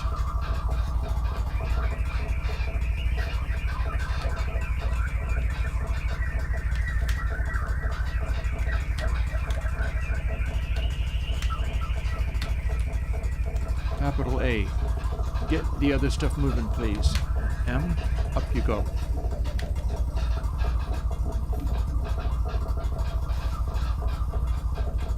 That X is on the way out. That D is on the way out. That F is on the way out. Except for when it's not. There we go. H, sir. Oh, maybe not. Man, is it hard to get all of these cleared in the appropriate amount of time. Okay. Everything starts moving faster and faster to the accompaniment of, like, computers eating themselves. See? Out. Why? Oh. Yeah, I feel like this is going to be one of the bonus, but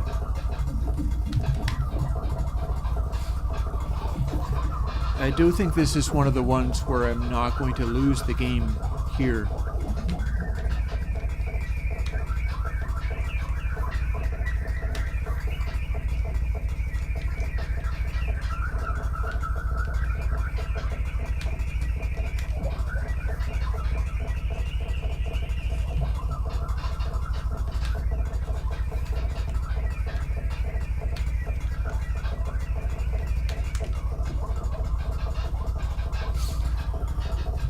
Pretty sure I can keep it together even if we're not winning the bonus this time.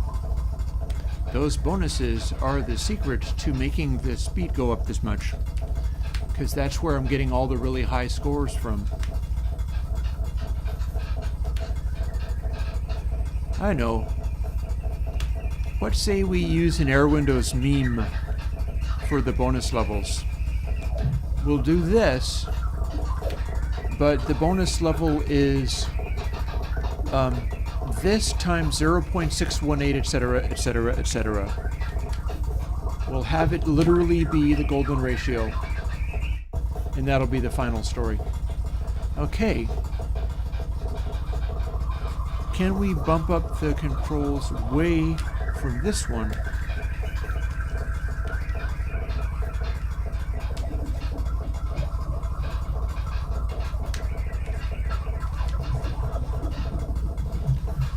Well, I kind of keep losing them and making them bounce wrongly. There's a V. Goodbye. L. Goodbye.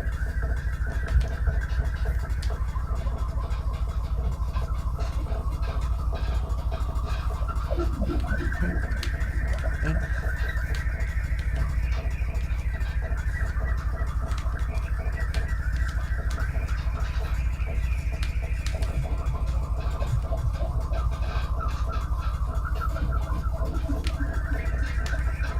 you.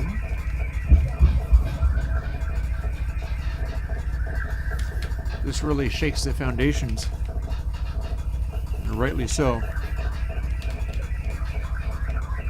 Man, it's fast. Man, this is stupid fast.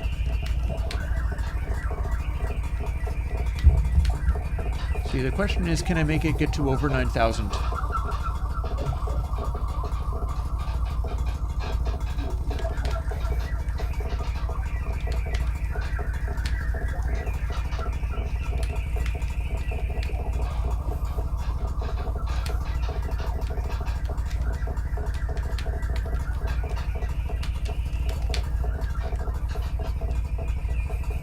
What the?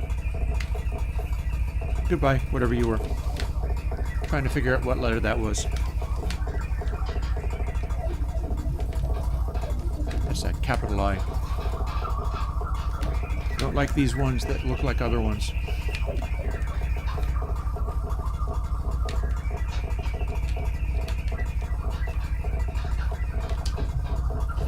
Bam.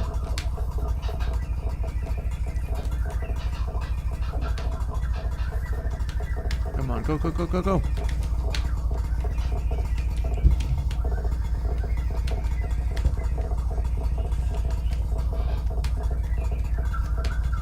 Jake, go, go, go, go, go.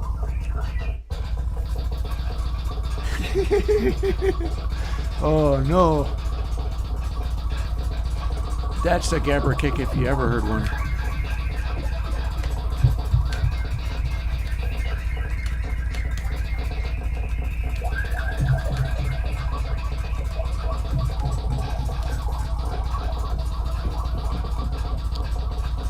Let's get a big bonus here.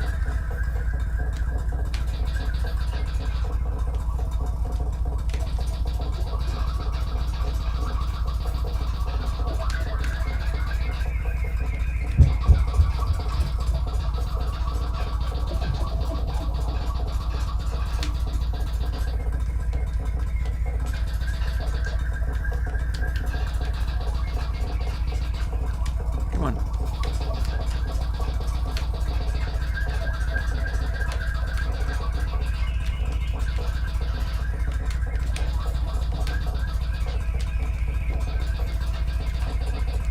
Speed typing.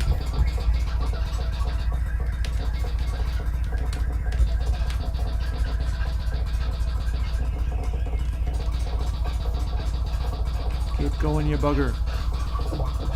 Yeah, we're definitely using that meme. We're definitely going to take the golden ratio of what this insanity is, and that will make it just that much harder to do while still allowing a lot of the craziness.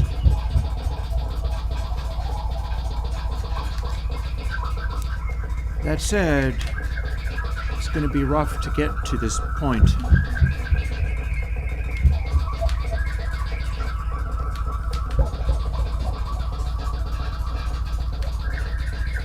Like, we're actually maybe not going to make the bonus. Maybe we are, but maybe not. It's just going too fast. Which is why this is a timing rather than counting down by seconds. Because it makes it seem as if you have such a big chance at a crazy bonus, and yet you kind of don't.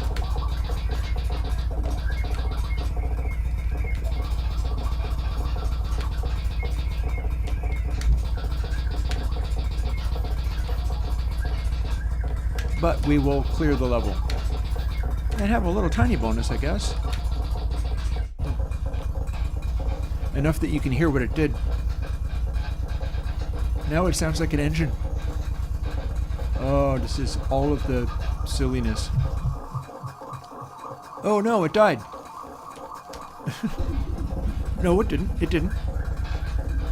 It kind of tried to die.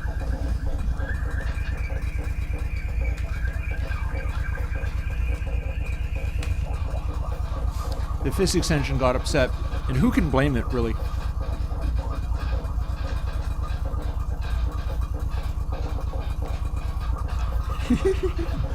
Oh, man.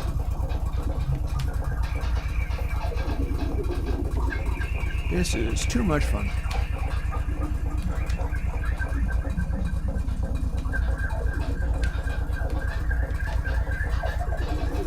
It's starting to sound like Pink Floyd. Several species of small bouncy balls gathered together in the cave and grouping with a pick.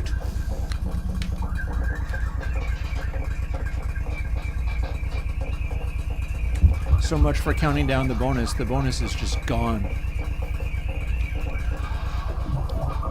There is no chance in hell I'll get it. Not on this level.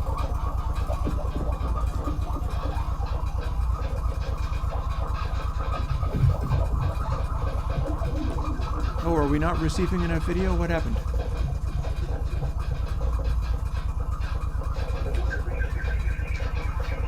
Well, we'll keep going and see what happens.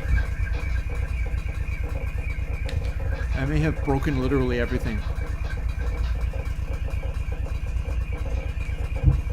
It looks like I'm still streaming, but I got a YouTube error.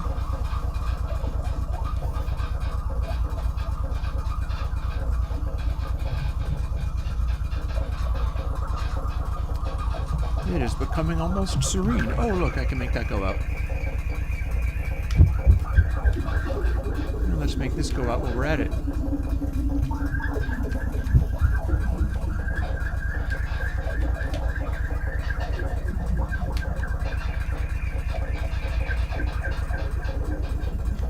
Well, that didn't work.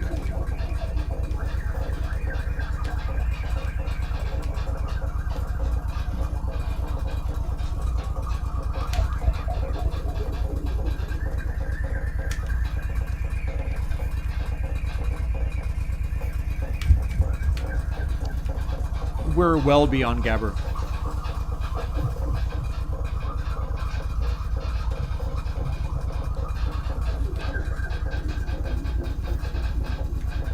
Oh, that didn't work.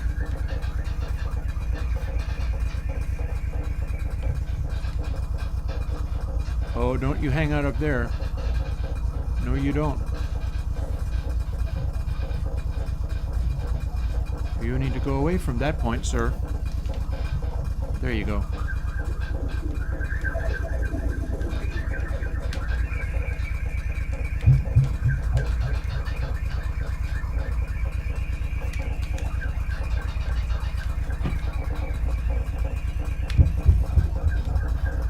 So, nominees for Best Video Game Score.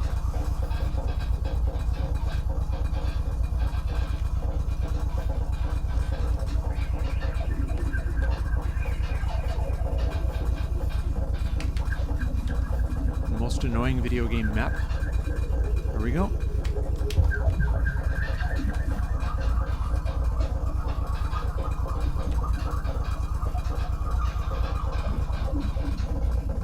Sure is something. We're way beyond getting a bonus here, but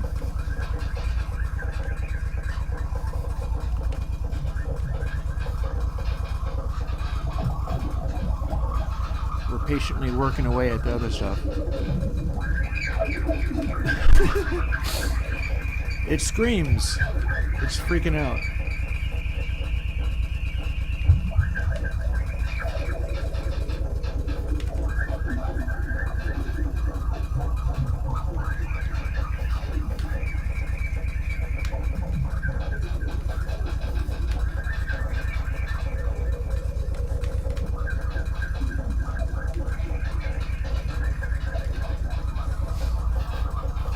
Let's kick some of these guys around a little bit and see what we can make happen.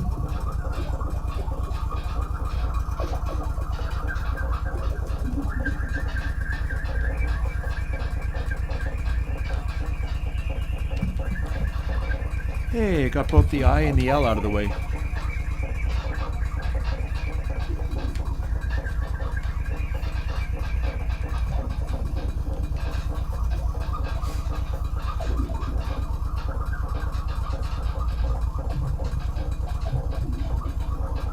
I guess I'll find out later whether viewing is just straight up paused.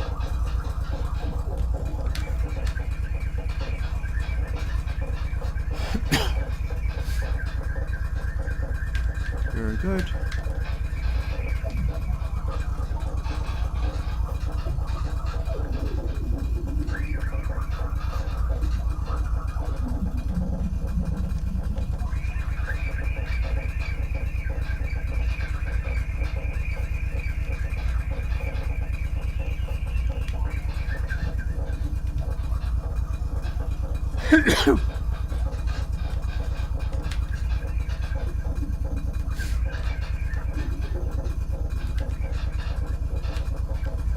They just always bounce back down, don't they?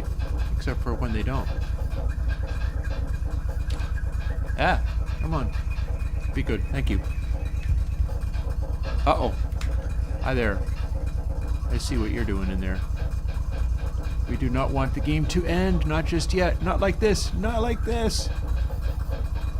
Don't tell me no. No, no, no. Alfred.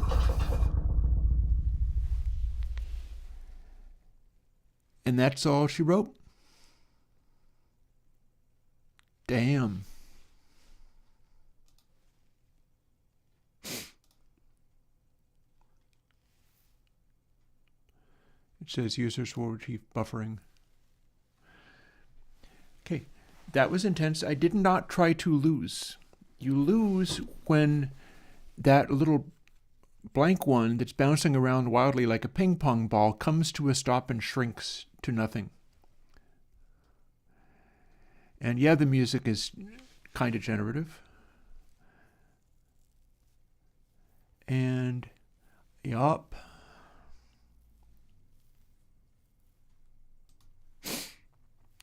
I got a score of 5,610. And this guy is still bouncing around, but game over, man. Game over. And there I was thinking I could master that and completely beat it. Well, I have two changes to make.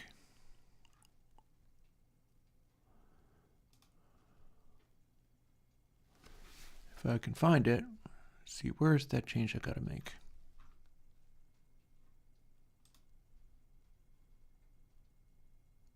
There's the change.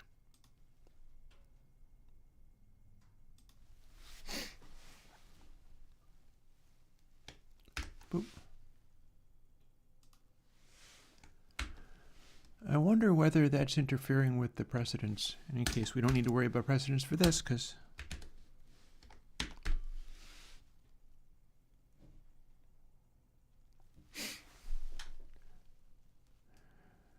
and hang on. So I honestly don't know whether I'm still streaming. YouTube's complaining like mad that I'm not sending data. I guess we'll find out later. We're almost done with the day. We're like 15 minutes out from me going and making tacos, except for I can't because I am 45 minutes past. I've been playing this thing for 45 minutes. Amazing.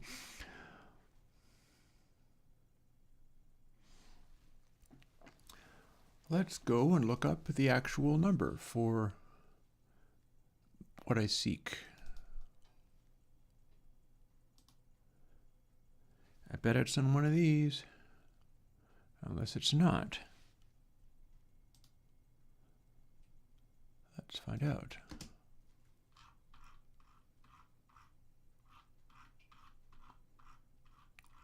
It should be, because I should have a sure enough. Bam, got there.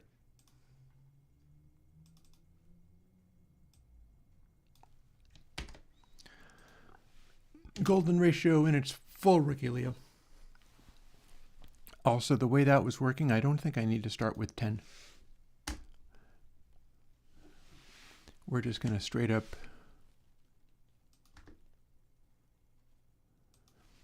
do this, get it to be a high integer, and only then multiply it by that to take it back down again.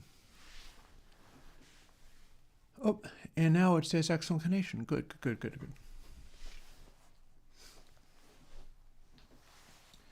All right, so I've got to take a moment to start thawing out some food because I'm 45 minutes late for doing that. And I'll be right back.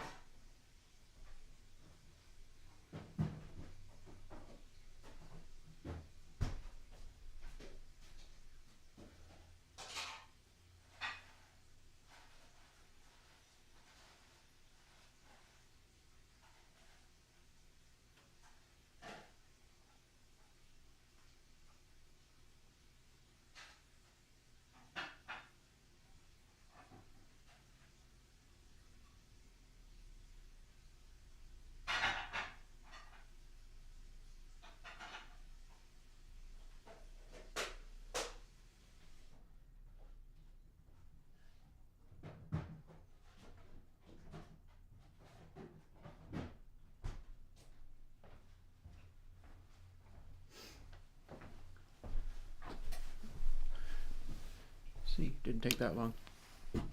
But that was an experience and a half, man.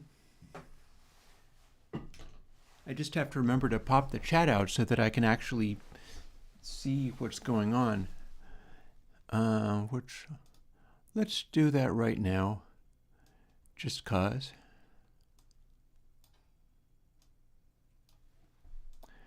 And now that we've made this change,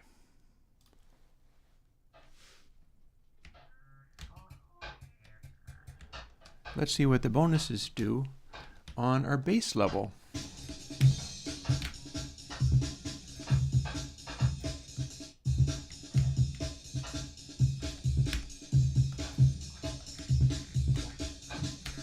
Well, we don't get bonuses very early on, do we? So it should take much longer to get bonuses this way. In fact, look at them go. They're just going away very quickly. But that should shape everything so that the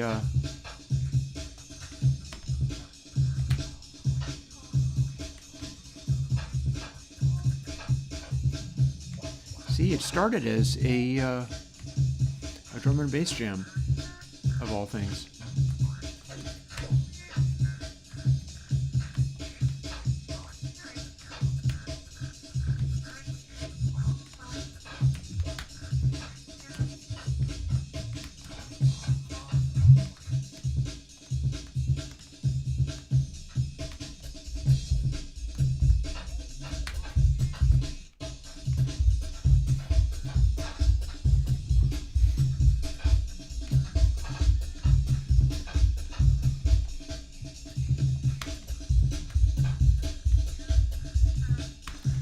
just going to see how those bonuses creep up as we start getting, but I'm not going to go for another 45 minutes, I promise you that. That was exhausting, but very distracting. It was good at being a crazy Twitch video game.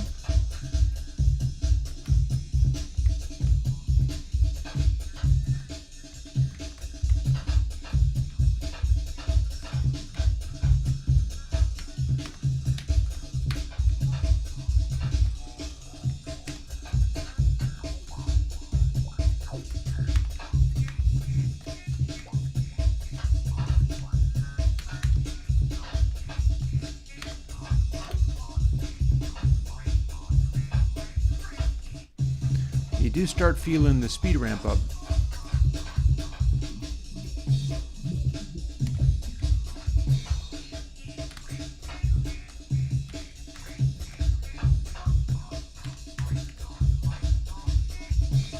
You don't really get bonuses very easily though.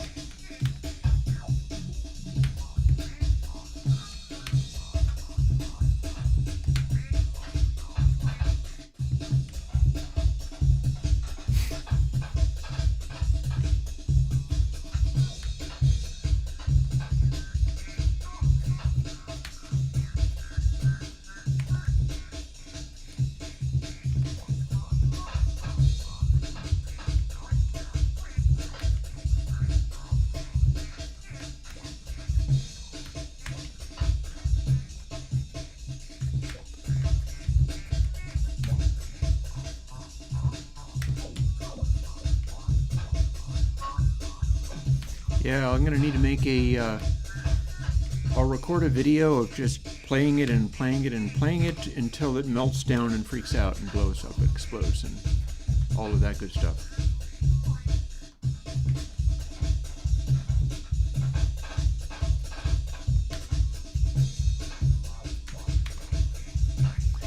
I do like the idea that even if maybe I'm not very good, if there's anybody who is superhumanly dexterous and is just capable of rocking all over it, they will cause the machine to explode in a madness of gabber in a way that should be quite delightful if they're using adrenaline to get there.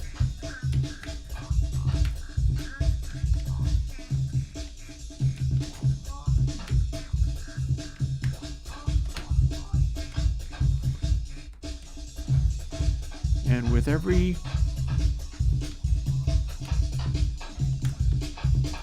new thing,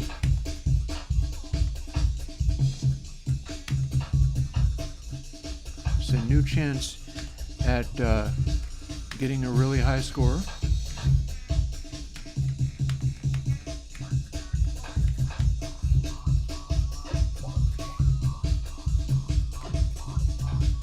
And yeah, you lose by this little thing that's making the noises. The noises, he says. That just went off the screen. When it comes to a halt, you lose.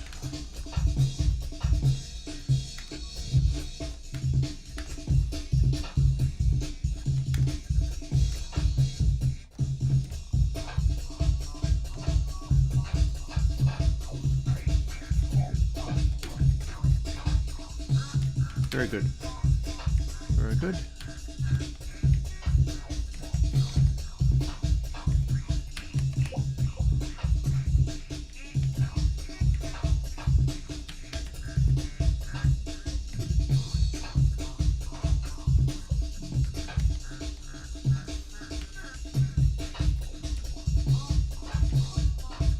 No bonus again? Oh well. Theoretically, eventually I'll get to one even though I've scaled it back. It should at least be showing me a larger number each time. So the fact that I didn't get there, see, it'll be now 87, 86. So it is ramping up. And then the whole thing is being scaled back. So if I get incredibly good at catching everything, it starts to become more possible. but as it becomes more possible, it ticks down faster and faster and faster and faster and faster and faster and faster and faster. And I think that is a useful side effect.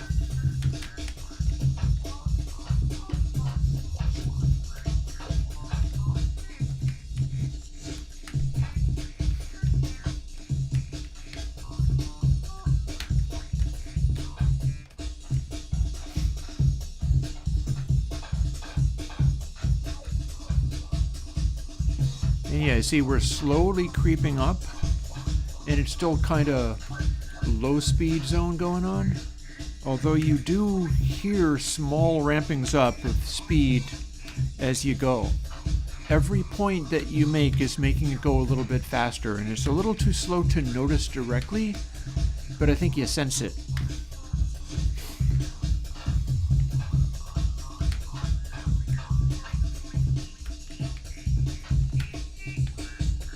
Yeah, no bonus this time.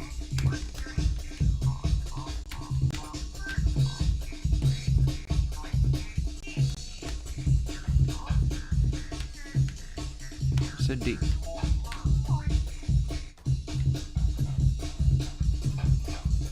Over we get to this one now.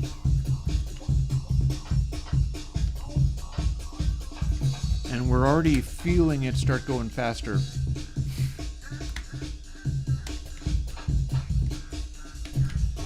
I don't know why I typed a shift there. We are not playing with capital letters yet.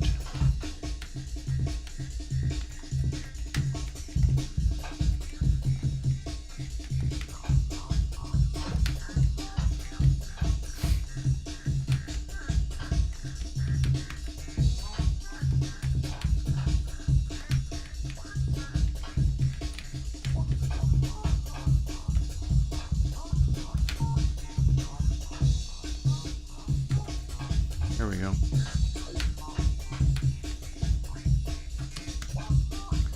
No bonus again. I thought it was going to be easier than this, but it's seemingly not. 138.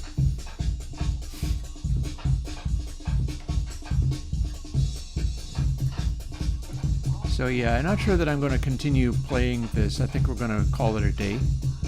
But this is definitely the game.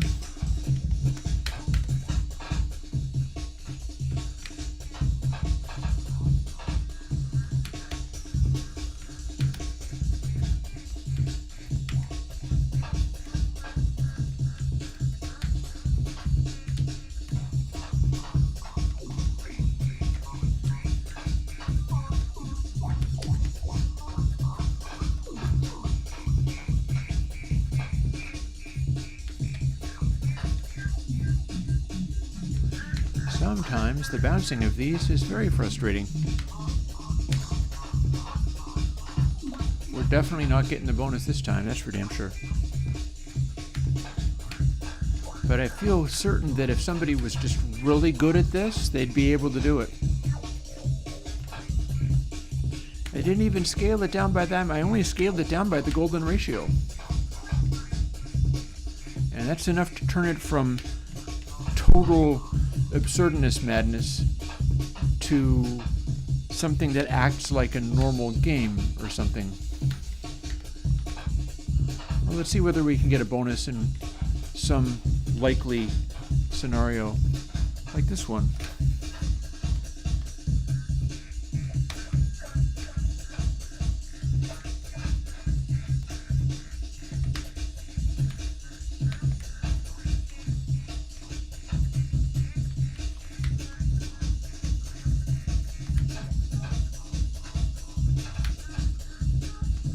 Buggers. Up you go. And you. And you.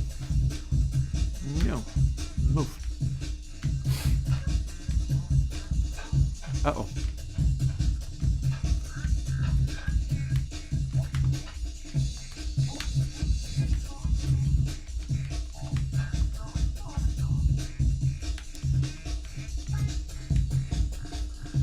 P.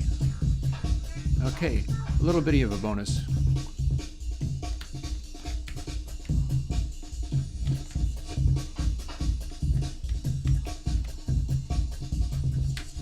see how many of these I can go out the side way.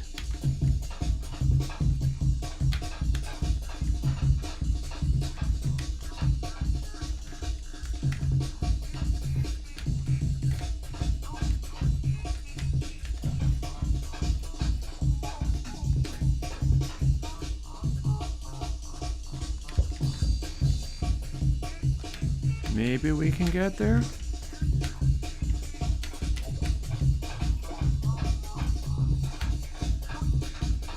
How's that going? They're fighting me. They're fighting me.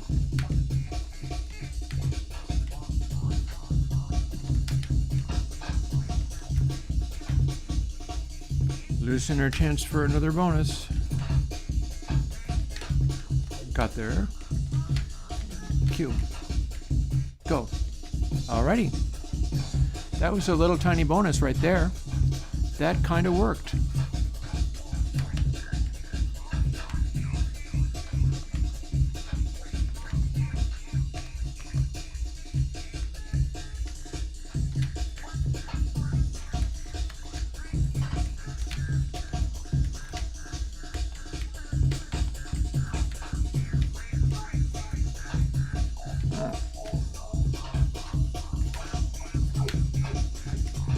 This is one of the easiest ones to get a bonus on, I think. Which is not to say that it's going to be easy, just that it's one of the easier ones to do it. You just aim properly and type the right one.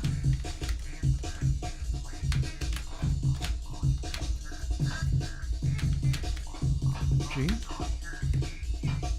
And last of all, A. Alrighty. That wasn't too shabby.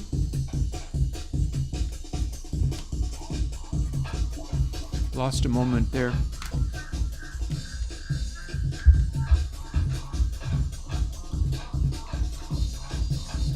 I said I wasn't going to do this and I'm doing this. I guess it's just the music is too good. Also, I keep feeling like if I just do it just right, they'll all go flying off the top of the screen and I'll get the coolest bonus ever.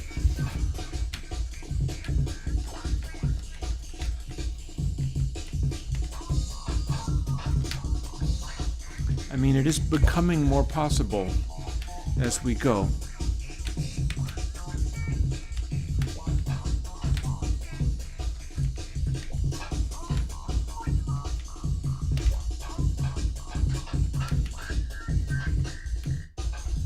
Yeah, that was such a big bonus that it changed the pitch of everything up noticeably.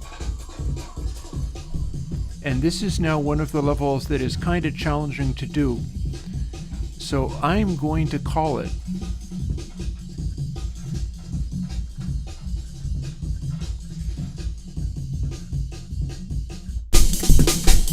Here's what it's sounding like.